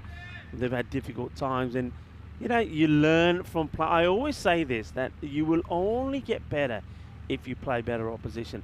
I think for them to be here these couple of days, all right, we're not going to see them tomorrow, but for the cricket that they played, they would have picked up so much from it. The young players would have learnt a lot. That one's going to be a no ball, doesn't pitch on the pitch at all, so he tries to sneak that one in just inside that one line once again, but gets it wrong. But again, like you said, you can see what he's thinking. But for me, it's such a positive for these players. They're going to go back.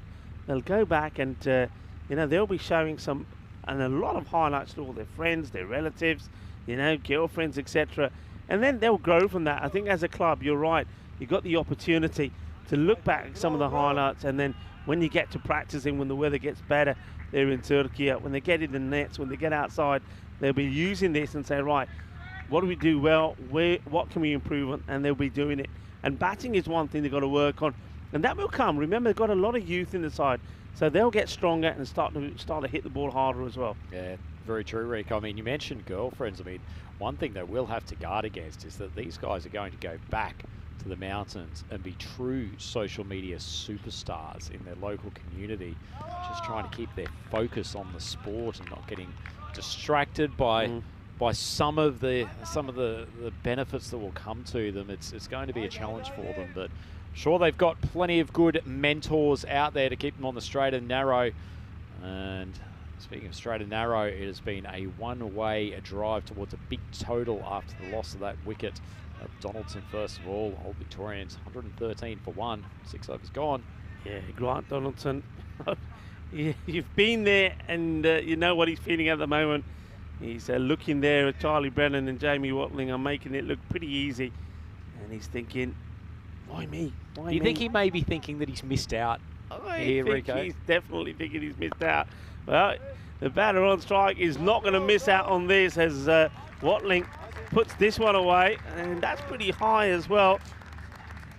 I don't know if this one's been called or no. Maybe they're having a look at it. It was pretty high. Let's have a look. It's okay. It's going down. But still, well, talking of missing out, Watling, he won't want to be missed out. That's the no ball call there, I thought I heard. Yeah. Now, that's got to be because of fielding. They've got too many out, I think. Yeah, they got too many out. Oh, that hurts you. They had 3 men out on the leg side. They got 2 men straight and somebody out on the off. So no ball, free hit. And Watling, well, this gets even better for him. Now he gets a free hit. He's got the license to go the full Monty. He's on 78 of 20. Yeah, Yeah, we're on proper century watch here, aren't we, Rico? As you say, he's got the free hit, Alter. Must be frustrating. The skipper can't really blame anyone but himself. Yeah, that's true. All right, here we go, free hit.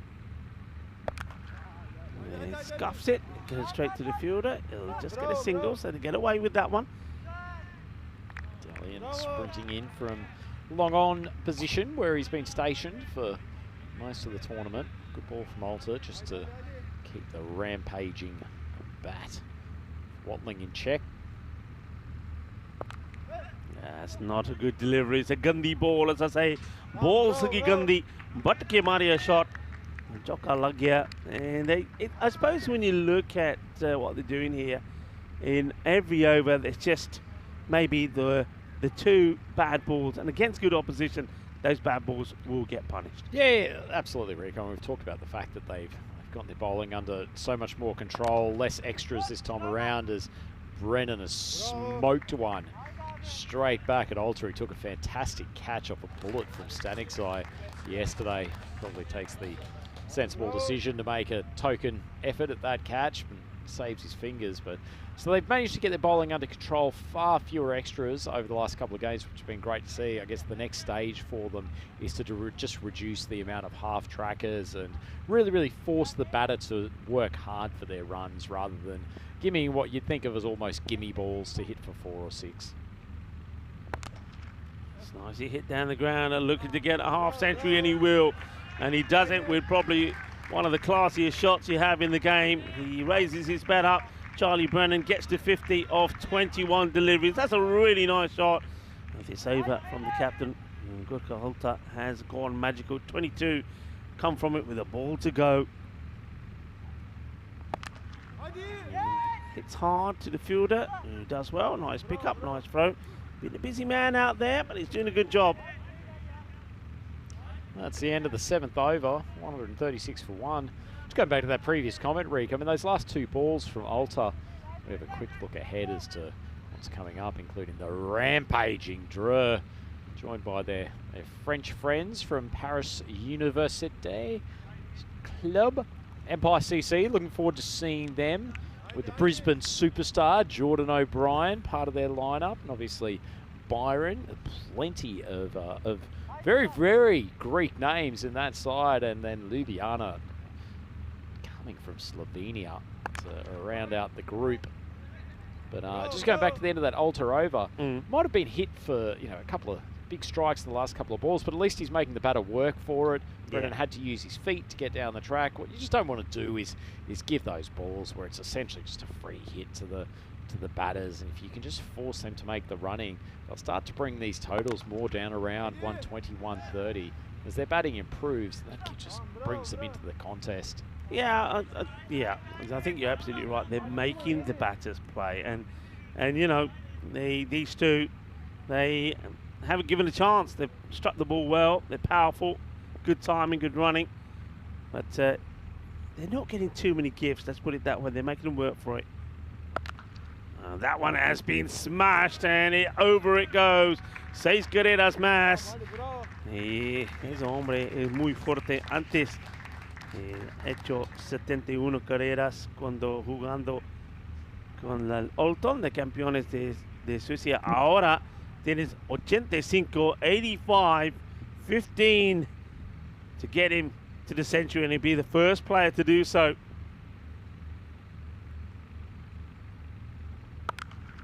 That's a lovely shot. Fielder's got work to do, gets down, but he's going to get through him. That's disappointing.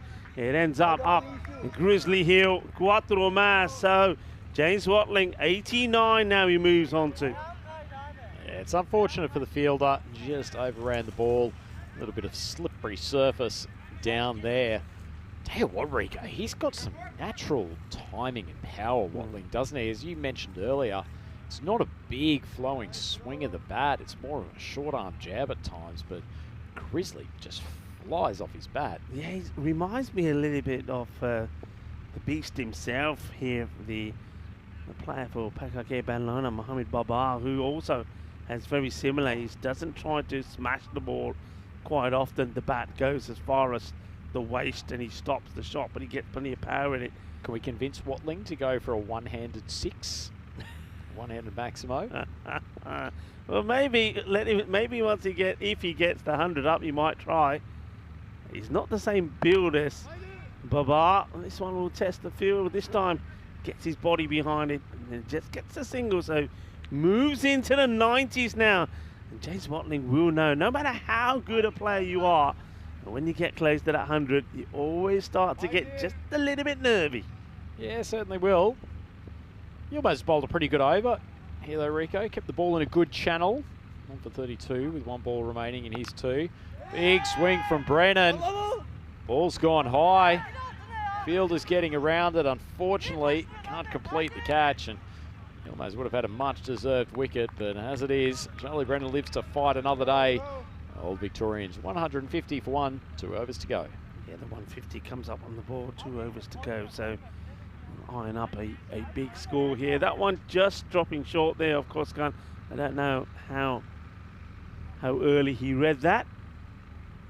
So, It's fair to say, not early enough, given that ball was in the air for a long time. Been generally very good with their catching over the last 2 days.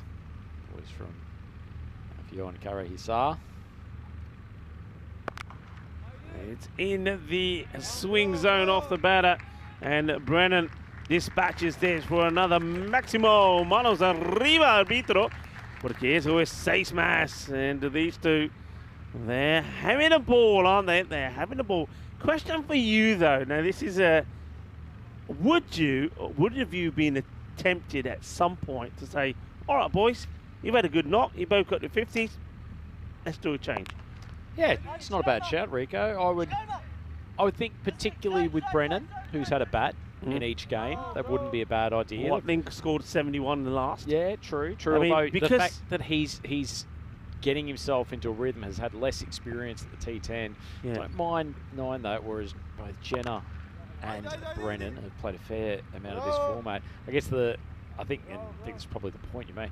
They've got some guys in the middle order. They need another to really step up, and really only 9 balls left in this innings, so it doesn't look like anyone's going to get another chance at the crease. Okay, it's in the air. Does it get a hand? No. And get a single. So Watling, who's eyeing up the first century of this 2024 European Cricket League, goes back on strike. Yeah, I mean, I just think of some of the other teams that have just not made it when it's come to the final. Hoodinga, Sher Ali batting well, but nobody else really got in. Could they have given an opportunity to some of the other batters some other time? Well, where's this one? Oh dear, I think it's in the cojones. That is going to hurt. Well, he wants to get 100, and at the moment he's going to have to just sit there for a bit and suck it up. Well, they love it. They love it. Oh, look at that. Well, the furniture has been moved around. There's no Turkish delight there, I can tell you that. That is sheer pain. And the medic comes out. I want to know what the medic's going to do here. All eyes on the medic now. He's been hit in the goalies. He's in pain. The Turkish want to give him a little bit of delight. Well, the medic's coming out. I wonder what the medic's got. The boys are loving this. Well, they call the Old Victorians. It's the crown jewels that are in big trouble there for Watling. Isn't that a magnificent look sight? at the disappointment. Oh, she came all the way and he says, I'm all right. She said, oh, go on, let me do something for you, a little massage or something. I'm here now. He says, no, I'm fine. Red light Cartama is taken over. Watling, he's got something to focus on rather than getting to the 3 figures. Probably taken away from what was a pretty good seed from Alter. Ripped a big spinner. That genuinely beat him off the pitch. All right, well, okay, so 91. Maybe that's going to, might have taken a bit of confidence out of him, but take the wind out of him. And, well, no, he plays a beautiful shot. That goes all the way for 6. And he's saying, don't worry, you might have hurt me, but I'm still going strong. Manos arriba, 6 carreras now. Well, look at this reaction. She says, I came all this way and you don't want me.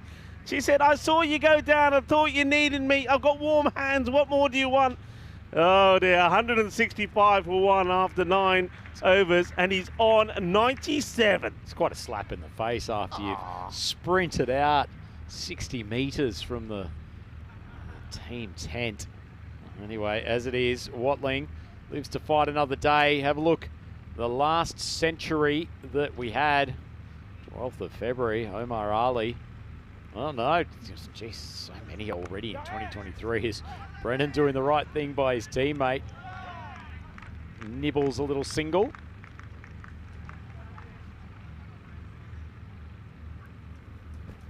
Brings Watling back onto strike. Yeah, don't forget, we did have plenty of centuries in Barcelona. I think around 21. So there's a few. Anyway, here we go.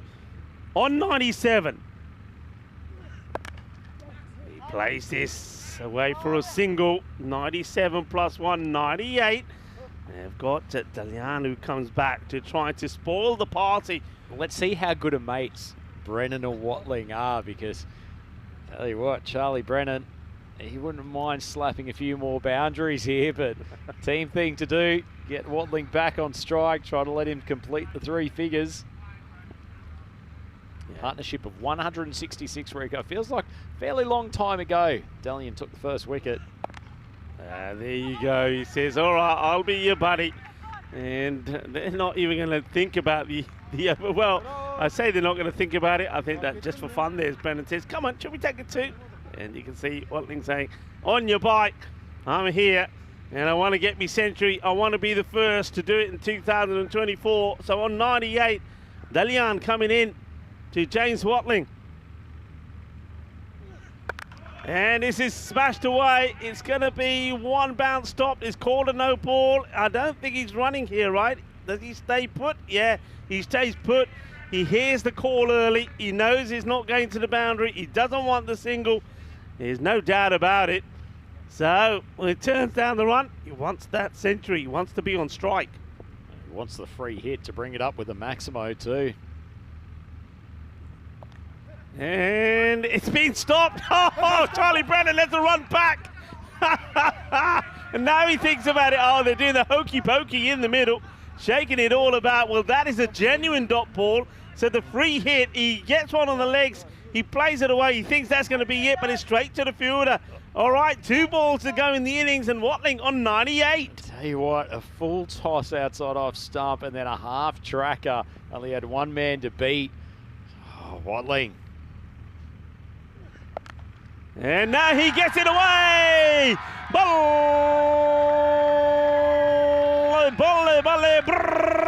There you have it.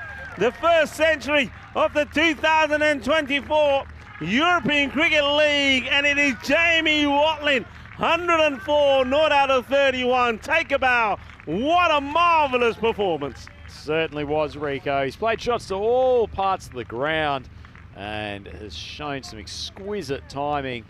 Congratulations to him on registering a much-deserved century. Final ball of the innings. Tell you what, after sacrificing his run scoring in the early part of this over, Brennan's decided, you've got your tunnel ready, Watling. I'm going to get up the other end. They're asking the question there. From what I saw, I think he does get back, but I don't think the umpire side quite was expecting the bails to be broken there. So they're going to check this. Let's see. Yeah, that bat is down, and I don't think there's any doubt about it. So, was it actually his hair that took the bails off? From this angle, it looks that way, but I don't think it was. All right, here we go. So, Brennan says, all right, you're returning the favour. You're giving me a ball I weren't expecting, and he's going to play it for in the gap, hopefully. And no, it's well stopped. They'll come back for 2. In comes the throw, and they'll complete the 2. So it's going to be a fantastic partnership between these two. The score 179, and that's the partnership as well for 1.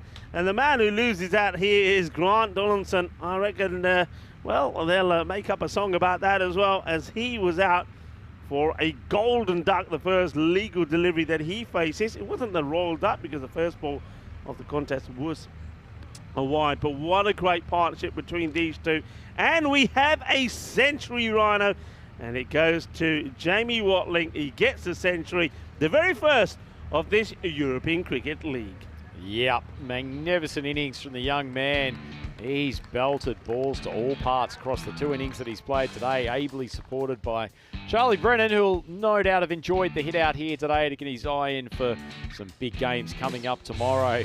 Poor Grant Donaldson gets promoted to the top of the order, shells one straight to mid-wicket, so an early one in the books for Dalian, but then Watling came out to the crease and a few moments that were not so glorious in the field for the Turks, but all in all, it was an excellent display of batting, and despite some much improved and more accurate bowling from the Affion Karahisar boys, the team from the Old Victorians, courtesy of Brennan and Watling, really had no trouble finding the boundary for the most part.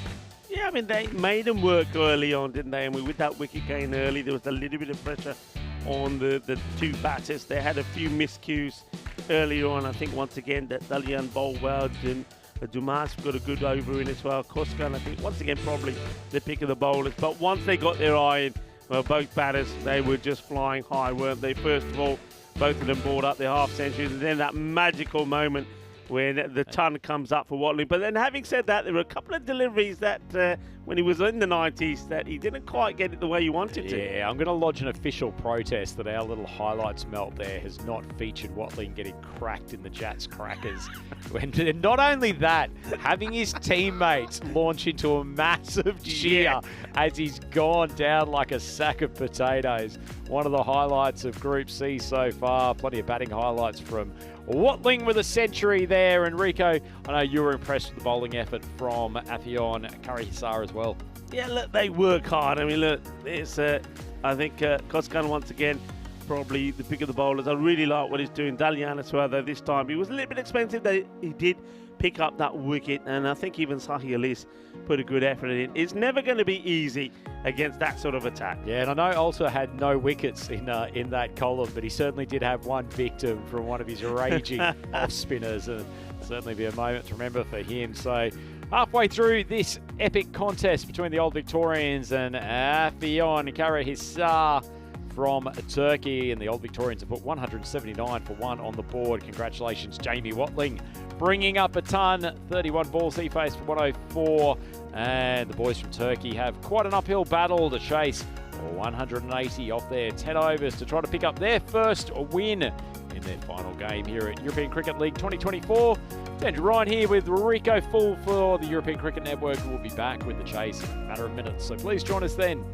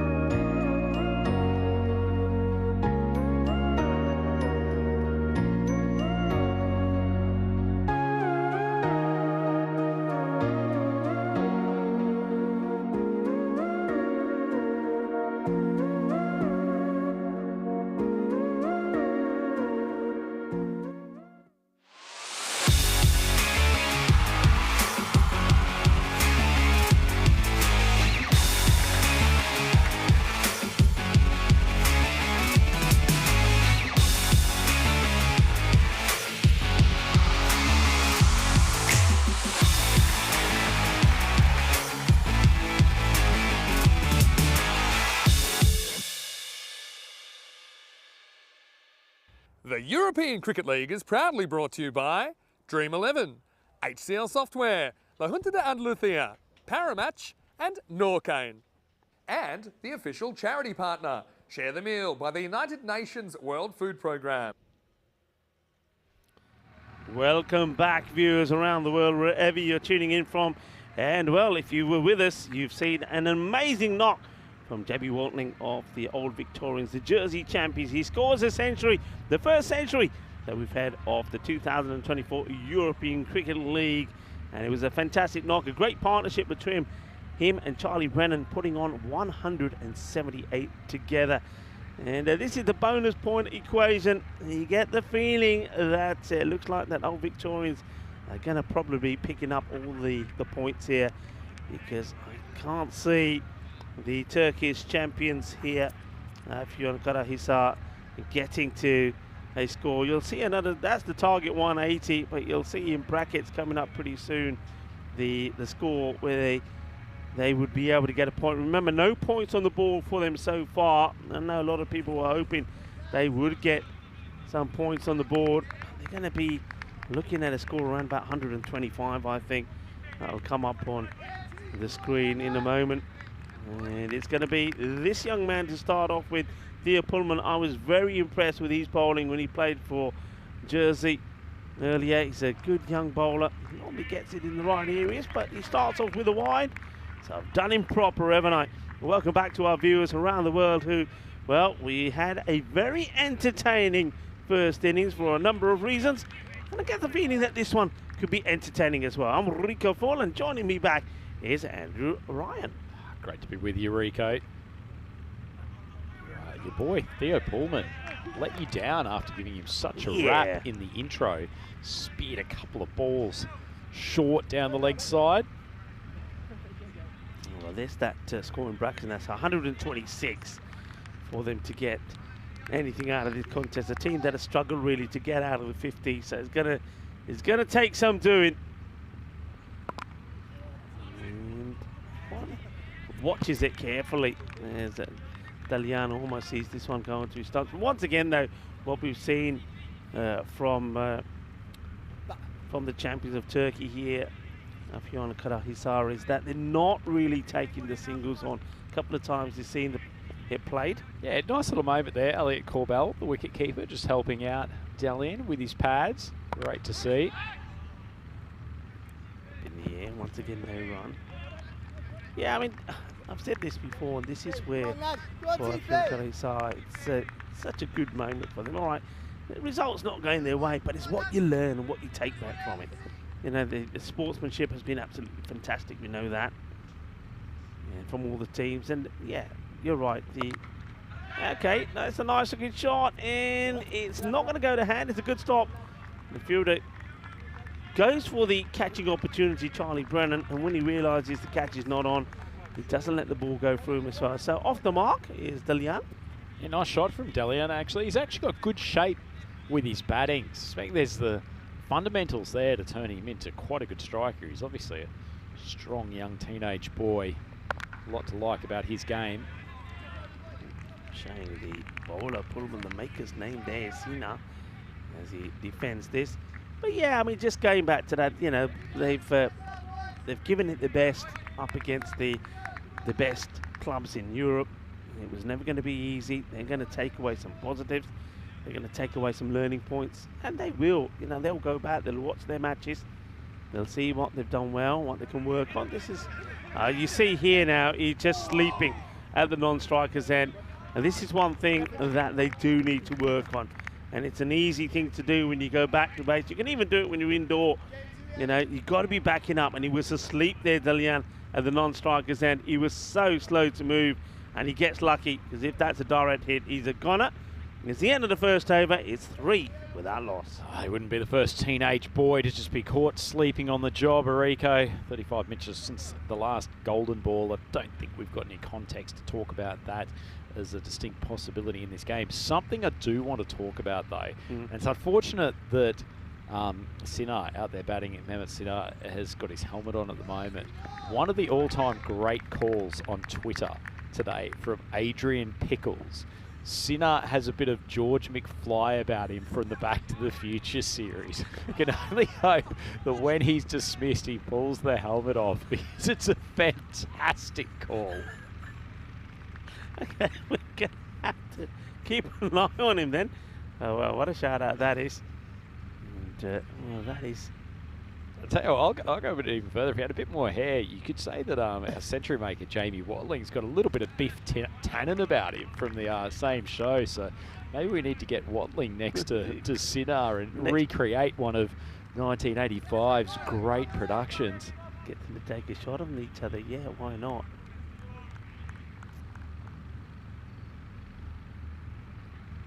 Stevens, the bowler. Yeah, this is big, Rico, that's been called wide.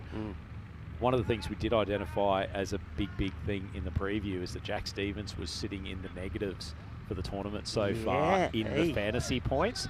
He's been given the ball. The captain's responded to our call to get him involved in the game. I'd love to see the young man get a wicket. It's a pretty good ball, to be fair. That one's come back sharply. Yeah, it's good delivery, Dalian. Let's fence this one off. You can see the field very close in, all walking in from the circle, and it's like a glow of yellow descending on the lian. All right, in the air, it's catching opportunity. Can he get out of the minuses? No, he can't. The catch gets put down. So no luck at the moment here for Stevens. A wicket could make all the difference to his figures. Tell you what though, Theo Pullman has put in a cracking effort to get a hold of it. Track the ball back almost all the way to the boundary. Goes for the full-length dive. Unfortunately, Stevens sends us another wide. That was a really good effort for a tough catch. Yeah, great effort. I had visions of him as he's down, him sort of back flicking it over the boundary rope, you know, like one of those scissor kicks into the pads, holding a good length, but maybe just getting a little bit of too much swing here.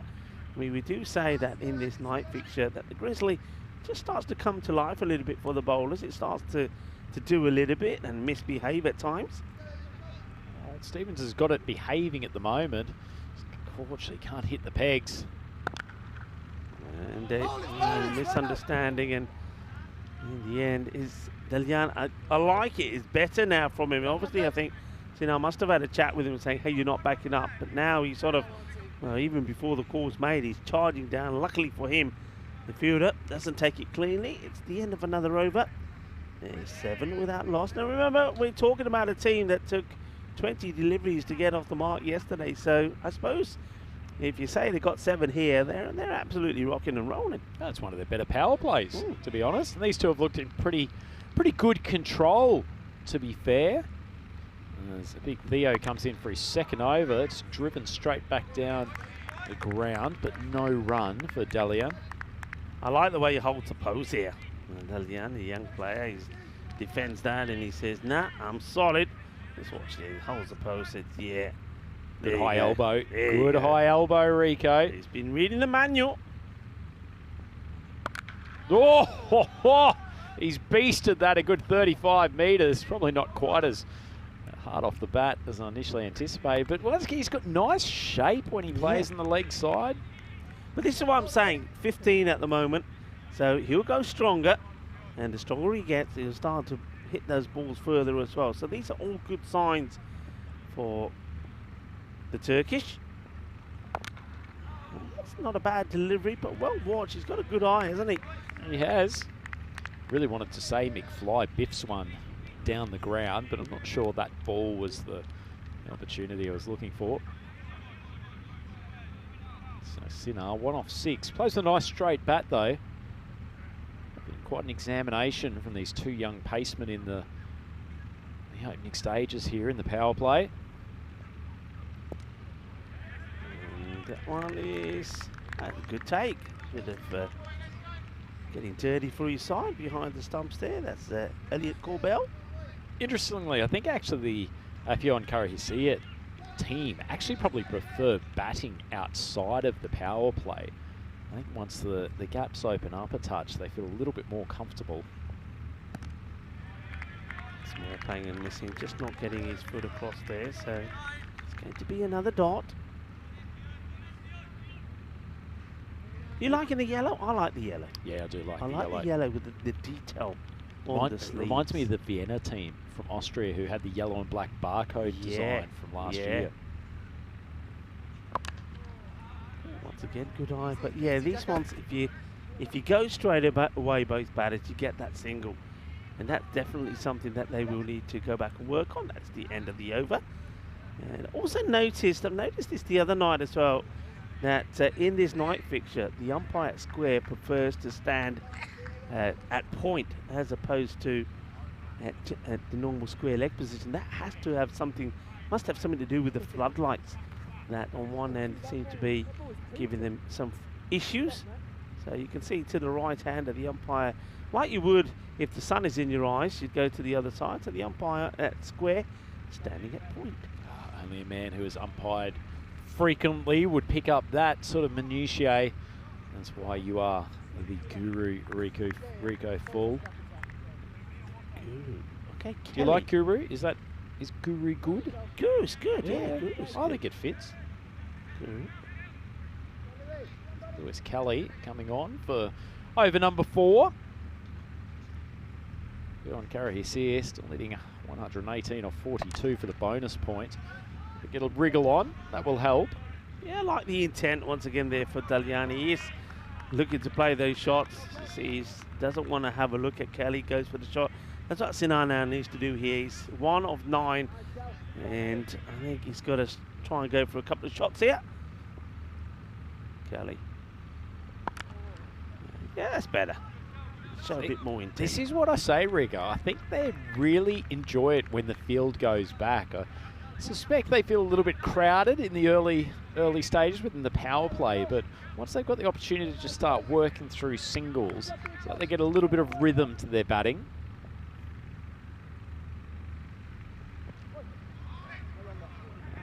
Caught him on the... It looks like it's caught him on the hip. He looks a little bit uncomfortable there, Dalian. Slightly more manly reaction than Jamie Watling going to the ground. Into the old Victorians. What people be talking more about? Him getting hit you know where, or him getting his turn. This one will just drop before the two fielders can make it into a catch. It's going to be another single. Yeah, nice shot. Dalian makes his way to 5 off 12, so he's unleashed a couple of nice strikes. Here's Kelly showing some good control with his left arm orthodox this evening. Short ball, well taken by Elliot Corbell. He's tidy with the gloves. Suspect he'd be one of Maximo's favourites from the wicket-keeping corps in this Group C. Yeah, 19-year-old Lewis Kelly. So the youngster getting an opportunity. And, certainly keeping those fingers moving, trying to get this ball to get through the defences there. Seen that. Strong competition for Dalian in the Curls Get the Girls category of this Group C as well. Okay, that's up in the air, and I tell you what, the placement has been pretty good. Plenty of balls going in the air, but not going to hand. It's the end of the 4th over, and we're at 12 without a loss. Yeah, so running along at 3 runs and over, in relative terms, it's a pretty good start for Afion Karahisar. These two looking relatively comfortable against what's been served up. They're going to be happy, I suppose, the captain of the team's performance here, James Duckett. Like I say, I think the only downside to this for me, I think it could have been a good opportunity to give some other batters a knock, and maybe that's something which they could have thought about, especially under lights as well. And, though it's always great to see a batter go and get a century in the first off the series, I mean, they could have decided that, especially against this opposition, they could have given some more of their batters an opportunity to go out there. And different people will see that in different ways. New bowler that comes on. This is Donaldson. Well, Donaldson he's one of the Victorians who hasn't had the best of nights. Can he change it with the ball? comes back with his first legal delivery. It's a dot ball. Yeah, wasn't the most successful start to his evening, but good to see the skipper give him an opportunity with the ball, making sure they're getting a few more of their players involved here in this final group stage contest. Nice ball from that's well hit. Oh, it's a good bit of fielding. I'm liking that. A little bit of rock and roll there from the captain, James Duckett. Just a single, but a nice shot again. This time from Sina.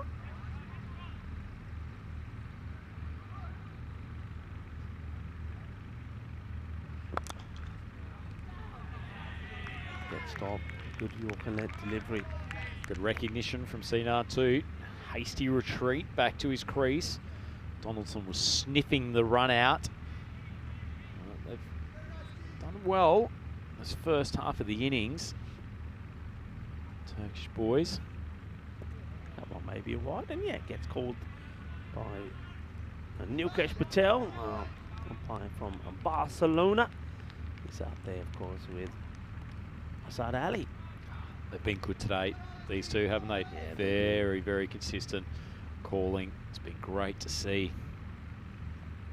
Will it be another wide? It looked as wide as the other one, but this one's not being given.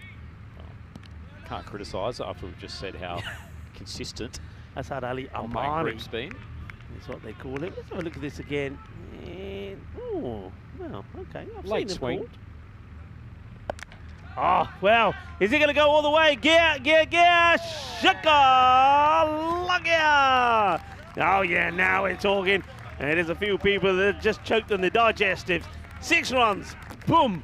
That's what we're talking about. Well, he has the power. Lovely shot there from Dalian. And that's the first boundary of the innings. Yeah, great shot, young man. Showing some power over that leg side. Well, Donaldson, if he thought that the captain was doing him a favour or giving him a bowl, is not to be. Well, he gets smashed for a big boundary. And, it's a nicely hit, so they're struggling a little bit, but at least we saw a highlight there with the first Maximo of the innings. I mean, it is going to be a one-sided contest, we know that. But again, I think we've got to focus on the positives. Also got to focus on where the Turkish champions come from, where they're playing the cricket, and just how much they have to learn from this going forward. Yep, indeed. And I think so much to be taken away from these 4 games that they've played. I think on the technical side, their bowling and their fielding is actually really, really good. And there's so much to work with there. Obviously, batting, such a technical skill and very, very hard one to learn, and particularly when you're facing quality of bowling attacks that you are out here at the European Cricket League. This is the sort of pace and spin and tactics. They just probably have not faced that frequently at home, and it's a really difficult thing to step up in such a short space of time. Yeah, but what I think is, though, that the youngsters, and we talked about him in Dalian, for example, was a young 15-year-old. We saw him bowl really well. He was super in the field. He took some excellent catches now. We're seeing with the bat. By him being here and some of those other youngsters, I mean, the vibes that he's going to get and the buzz is going to stay with him. And he's going to want to get better. He's going to go back and he says, yeah, I know what I have to improve. I know what I have to do. And, you know, the team will gel around each other as well and say, right, this is what we have to do going forward. Let's do it again. Let's win whatever domestic competition we have to win back in Turkey. And let's go back, because this time we're going to be ready. We're going to be sharper. We're going to be stronger. And that's what I like about it, you know. And I think they'll do that. They've shown me that already when they're in the field. They've shown me that they want to fight. They want to get better. Yeah, indeed. And also some of these younger guys who are still at high school as well, they'll go back to school. They'll be showing their friends out there what it's been like to go and represent the country at the European Cricket League. Fantastic experience, as we see.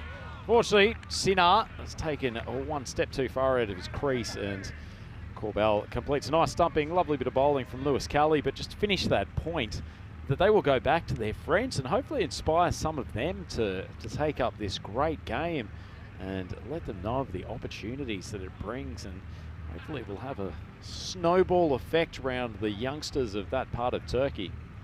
Yeah, well, there's the wicket, and very quick work. Let's just see this from side on. Yeah, no issues at all. Nicely done by Elliot Corbell. It's the first wicket that will go. And it's the end I don't mind that though. He's been out there, 15 deliveries, he's got some runs on the board. Like I say, these are all expensive. But look at the smile. That's what this is all about for me. Look at George McFly there, Rico. He's taking the helmet off. I was going to say, and look at this. This is what it's all about. They're not moping around. There's no sad faces. There's big smiles because they know that this is all about the learning. It's all about the learning and taking away things with you to make you be stronger and better next time you come.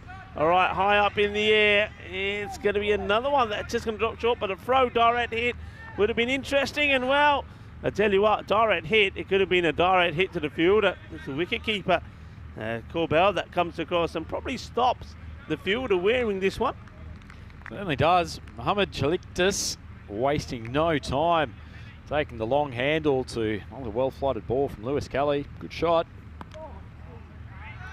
It's a wide down leg, so great take again by Corbell. Good time to say hello to all of the folks who are still with us in the YouTube chat.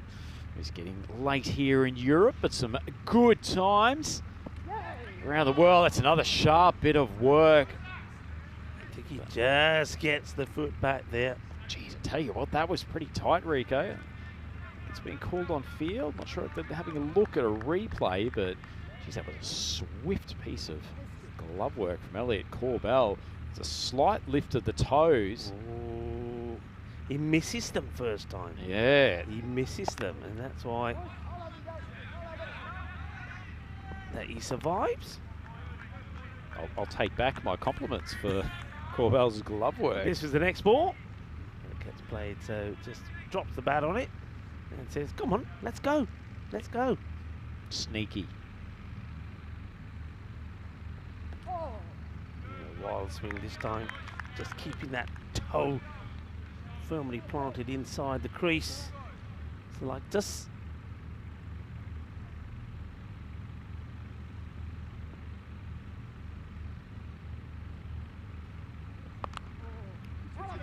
That always decides he's going to run, and fortunately the non-striker will get back. I don't think he was expecting that. He'll be ready for everything. Dalian's pulled out the electric slide on a couple of occasions running between the wickets. Just a regulation stride into the creases. Completion of the 6th over, 25 for 1. So it's a long way to go for the Turkish boys to get up to that bonus point, but it's been a pretty solid batting effort from them so far. 24 balls to go. Let's hope they go for a bit of a blitzkrieg here and smoke a few boundaries. Yeah, it's coming up to the end of the night. Of course, it's been another cracking day of cricket here at the Cartama Oval. Looking at Group C, finals day coming up tomorrow. I know some people need to leave a little bit earlier. If you are, well, thank you very much for your support and watching today. And those of you that are still with us, don't forget, stick around. We'll have the highlights of the day, and it's definitely worth watching. We'll also hopefully have the updates of how the group finished as well for you. That's been well hit. It will just be a single. Lovely shot from Chaliktis. Got a good piece of willow on it. Such power that it's actually forced a fumble out there on the long off, but it doesn't cost them the extra run. Stevens back on, is trying to get into the positives on the fantasy points. I'm torn here, Rico. I really want to see some runs from the Turkish boys, but my word, I want to see Stevens creep into the positives in the fantasy side of things. This is making my heart ache for this young man.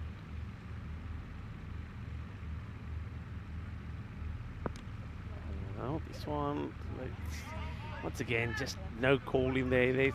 He sees the non-striker, Saliktas, start to run, and then he starts to go, then he stops and he says, we're going or we're not, and by that time, the opportunity is lost.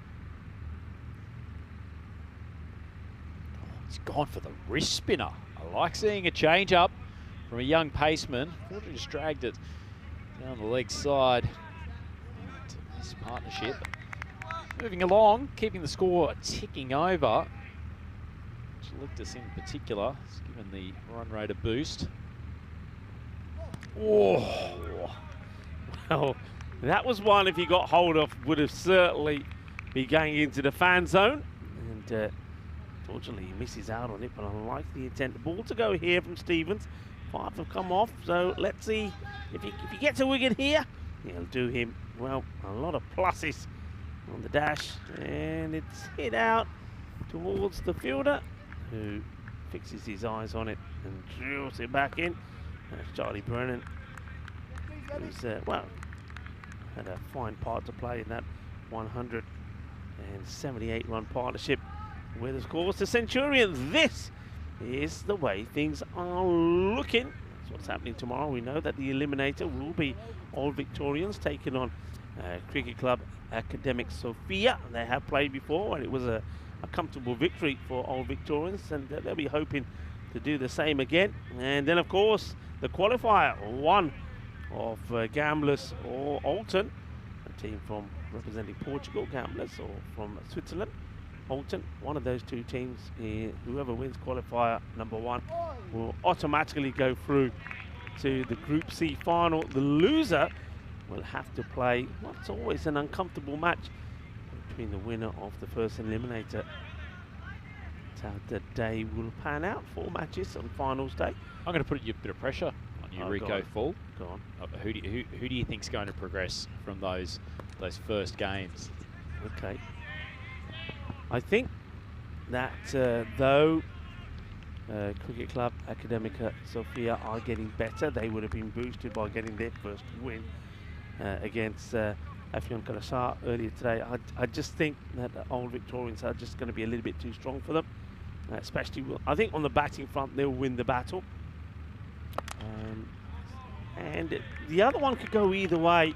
I just feel though, in the way things go sometimes, Alton maybe getting that loss against Gamblers. I think it'll be one apiece. I can see Alton getting the win tomorrow and booking the place in the final, and then it's going to be a tough match between Old Victorians and the Gamblers. This one will just drop short, but I just think that perhaps Alton might just come good again tomorrow. Okay, you're not a man to sit on the fence, Rico. It's good to see. That second game, I think whoever bats first will win it. Okay. I'm less convinced by Alton chasing. I think the Gamblers, if they get to bat first and put on a target, that they look far more comfortable doing that. And it's a lovely shot from Dahlia. Takes the full toss, swings it behind square. Much needed boundary, and their total moves up to 34 for 1. But less convinced of Alton chasing, to be honest. So big toss to win for that second game. Yeah, I'm with you there. The Old Victorians as well. I mean, when I like their response in the last match. This one is good take again behind the stumps, but the foot stays firmly planted, and that did go down against Alton in that high-scoring match. 320 runs scored in it. I like the fact that they got to 151 for 5. I like the way that they batted here, even though we haven't seen the opportunity for some of the other batters to have a go. They've got a bit of spin in their mix, got good seamers, but I think for me, they look light on the bowling front. I think if they're a team where I think, you know, some of the hard-hitting teams like Alton, for example, even Gamblers, if they click, can score big runs against them. So that's going to be where they've got to work on. Big swing from Selectus. Sent that sailing into the Cartama night sky. He had made contact. Rob Duckett coming on to bowl the ninth over. Does all happen in the ninth. Sure, there'll be some action in these remaining 5 balls. Hey, we got some Turkish delight. That's nice. And I know that the Alton boys very kindly gave us some blazers, which was nice of them. You wearing your Alton blazer home this evening just to keep warm in the chilly Cartama night? I might have to, because it does get a bit chilly here now. And well, he's backing up, and it does get backed up. Oh no. Running into trouble here. That's going to be gone. And well, that's one of the things that also that they'll have to learn here from Karahishar. Sometimes you just don't run on a misfield, and that one, there's always going to be trouble. And unfortunately, it's another wicket that will go. And you see, there's a misfield, but look where he is here, and then he decides to go. There's no way he's going to make it back, is it? Whichever end this throw went to, it's an easy run out from Corbell. Unfortunately, running 35 yards doesn't really help your chances of making it back for a second. But nice little innings there from Chilictus. Showed some capability with the bat. Another young developing player for the Avion Karahisar team. He goes for 5 off 10. Really gives another one of the players a chance to come to the crease. Smiles all round. Plenty of fist-to-fist contact in that Turkish dressing room. And Alter comes out for his final stay. Tell you what, he does not take any time to get going, does he? He gets a little bit lucky though, doesn't he? The French cut, speaking of the French, we'll be seeing them soon. Don't worry, 2 teams will be in their group. Of course, the reigning champions, Drew, and the university side. And that's right through the middle. And that's finally going to be the end of Adalian. But a good, positive innings from him. I like the way that he went about his duties. And it gets to 18 before he's removed. And, good straight delivery there from Rob Duckett. Gets the wicket. He's just a dead set superstar, Dalian, isn't he? The sort of man that you can see Turkish cricket building around in future years. Very much hope we see him back into the Cartama Bowl in coming years. Very talented young player, 18 off 27, 1 4 and 1 Maximo. Strike rate of 6.6, and a lovely little innings from him. So a couple of wickets falling towards the end. Duckett with a clean bowl. That's a good strike. Wow. Leers down the ground, straight as a die. Gets his innings underway with a 4. Well, Flitzy, well, I'm liking this. What a shot this is. He says, I ain't messing around. It's a little bit over pitch. I think it's a slower delivery attempted from Rob Duckett. And a lovely shot. It goes to the boundary. And at the end of the over as well. 9 overs complete now. And they move on to 40 for 3. So once again, I mean, we've seen this before. They've scraped to a 50 score. Let's see if they can do it again. If they can get the 10 that they need in this final over. Looks like they will maybe go back to a little bit of pace as the keeper, Elliot Corbell, removes the lid, puts the cap on. And it's going to be, well, the man who's scored the century, Jamie Watling, to bowl the last. And, it's a pretty good shot actually from Alter. Ducked his head out of the way at the same time that he played a pull shot. Get the single, just a single from there. You can see that Alter's saying, it's all right, you bat. That's one thing that he's done. I mean, maybe he's done too much of it. I would have liked to have seen him batting a bit more, but he's wanted the other guys to get the experience and play. And, he gets a short ball here from Watling. Goes down on one knee to try and play it. The dangerous shot to play. And hey, here we go. Centuries are being updated. The man who's doing the bowling, he scored a century, the first of the 2024 European Cricket League, and he's on the board. There he is now with the ball. And that's well left. It's going to be a wide.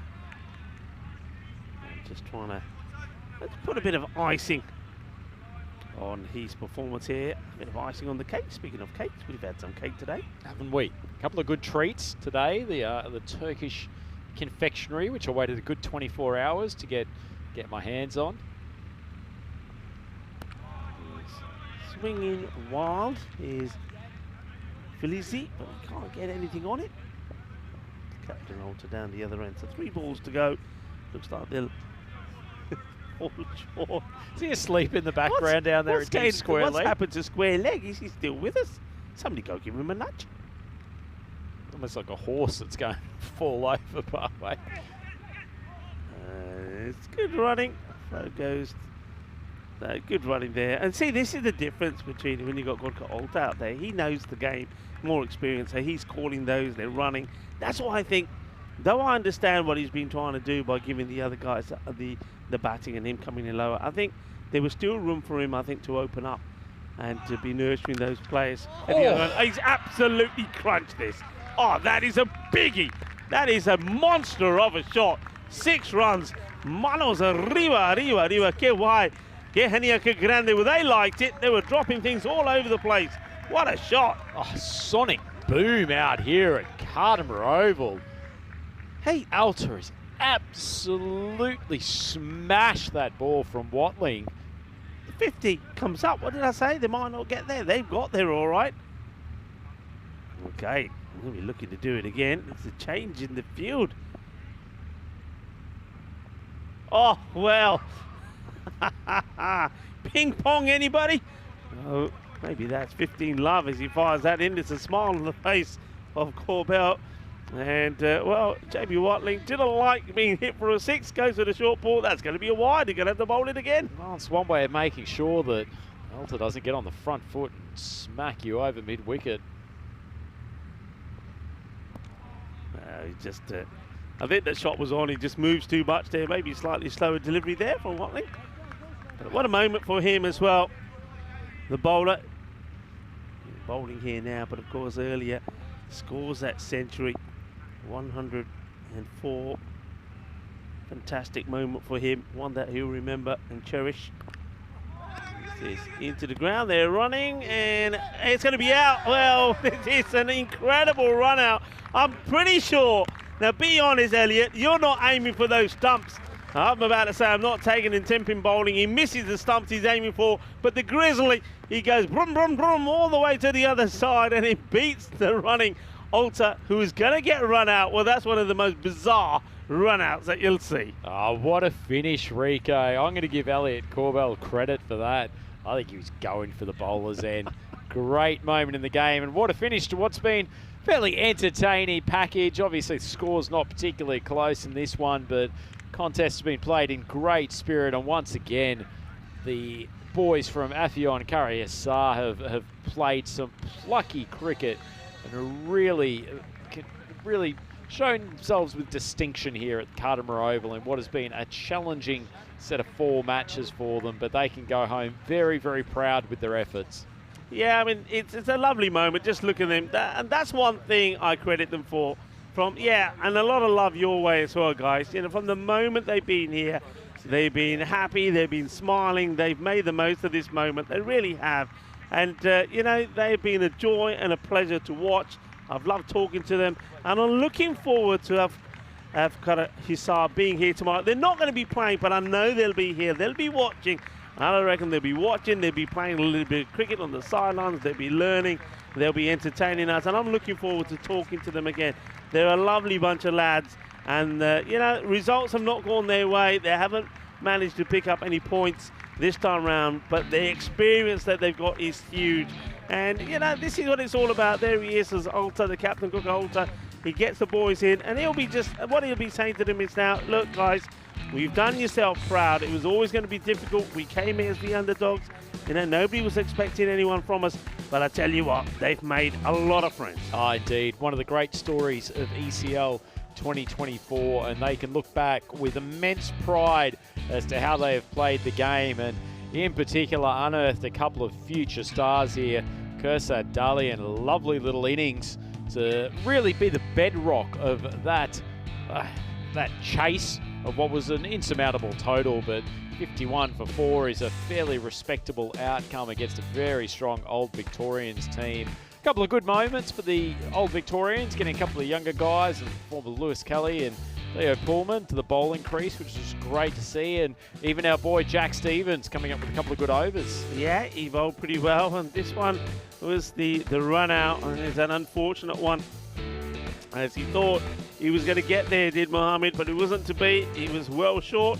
But then we saw a couple of highlights. Well, this one wasn't one for DeLeon, but he was a highlight, full stop. I think, really, he was my player of their side, really. I like what he did. And, this one is the end, and what a way to finish. That's quite amazing, really. He missed the big 6, though. That was hit there by a good Carlton as well. That was absolutely huge. That was a bit of a highlight. I tell you what, here in the night time, there's always a highlight. That's a highlight. There's a lovely view there of the Cartama Oval. here under the skies here in the province of Andalusia. Malaga, here's the scorecard. Gusar Dalian, well done, well batted, 18 of 27. And then he had a few partnerships there with Sina and Selectus as well. And Gukanalta, he comes out there, smashes a huge 6 before getting run out of the very last ball. And we'll have a quick look at the bowlers. A number of bowlers used there, of course. You'd expect to see the economy ropes pretty good, though Grant Donaldson had probably a day that he might like to forget. Yeah, possibly. I mean, look, either way, I'm sure he's getting the enjoyment of an opportunity to see himself on the telly under the European Cricket Network production. But yes, a few of his teammates probably had a happier time of it in this game, in particular Jamie Watling, 104 off 31, and tell you what, he's been the discovery of today, Rico, and could be a big factor when it comes to finals day tomorrow. Yeah, it could be a great factor. Look, the last few days on the European Cricket League, I think it's been dominated very much by the bowlers. The bowlers have been good. The batters haven't really been getting things their own way. But we finally get that century, and congratulations to Jamie Watling, not just scoring that century. Don't forget, earlier he scored 71 as well, so he's had a very good day. Yeah, I mean, he almost propelled them to an unlikely victory over Alton, who had put a massive total on the board. But Old Victorians, they found their spark with the bat, really struggled with the run rates the first two games yesterday, but we knew they would get better. We knew they would get used to this T10 format. We knew they would start to get more comfortable with the artificial surface.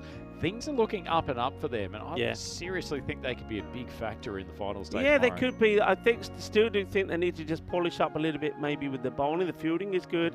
I think the batting will come good. I think with the ball, they could be a little bit tighter, but they have got some good players there. Let's have a look at what tomorrow now looks like. So, finals day for Group C. So, this is it here. So, the eliminator, Old Victorians, will be taking on the Cricket Club Academic Sofia, who, it has to be said, they haven't yet found their form. But I can tell you one thing. I mean, I've seen a lot of cricket being played in Bulgaria, and I know a lot of those players here. At the moment, they have underperformed. If they come good, that could be a very challenging match for Old Victorians, even though they go into that as favourites. And of course, qualifier number 1, well, Gamblers or Alton, one of those teams will go straight into the final. Yeah, Gamblers taking a little bit of a psychological advantage after a really comprehensive win against Alton earlier this afternoon. Alton felt like they had all the momentum going into that game, but the Gamblers did one on them, and they will go riding high with confidence when we go to finals day tomorrow. So it all kicks off 11 o'clock CET, 10 o'clock GMT. Big day, Rico, and at the end of it, one of these teams will have booked their ticket to ECL Finals Week. Yeah, it's big. I mean, going into Finals Day without losing a match, and not too many teams have done that, so that's going to be interesting. Thing is, though, can they keep it up? It's been a wonderful day. Hey, I've got to say, I've thoroughly enjoyed being back in the box with yourself. It's been a while, and it's been too long, I would say, Rico. It's been too long, but hasn't it been a night to remember as well? Absolutely. It's been a great night to remember. We've seen a century. Can I say honestly just how much I have enjoyed watching the Turkish team over the last 2 days? You can say what you want about whether or not they are at the same level or as competitive as the other teams. They brought so much to this tournament. Congratulations to them. And I really look forward to seeing what they can do in the coming years. Yeah, that's true. And I know the Turkish side, well, they've given us a lot of this. Well, this is some right back at you. You've been absolutely brilliant. You're going to be the stars of the future. You get stronger and better all the time. Well, it's time for us to start to say goodbye because the lights are going off. I know that we've got some fantastic action coming up for you. Well, I'll be here tomorrow. You'll be here tomorrow. We're going to have some more fun tomorrow. It is finals day of the group tomorrow. So time for us to say goodbye. And this is when I say be good, be kind, be safe, but be happy. Shukriya. Thank you, my family. Hasta mañana.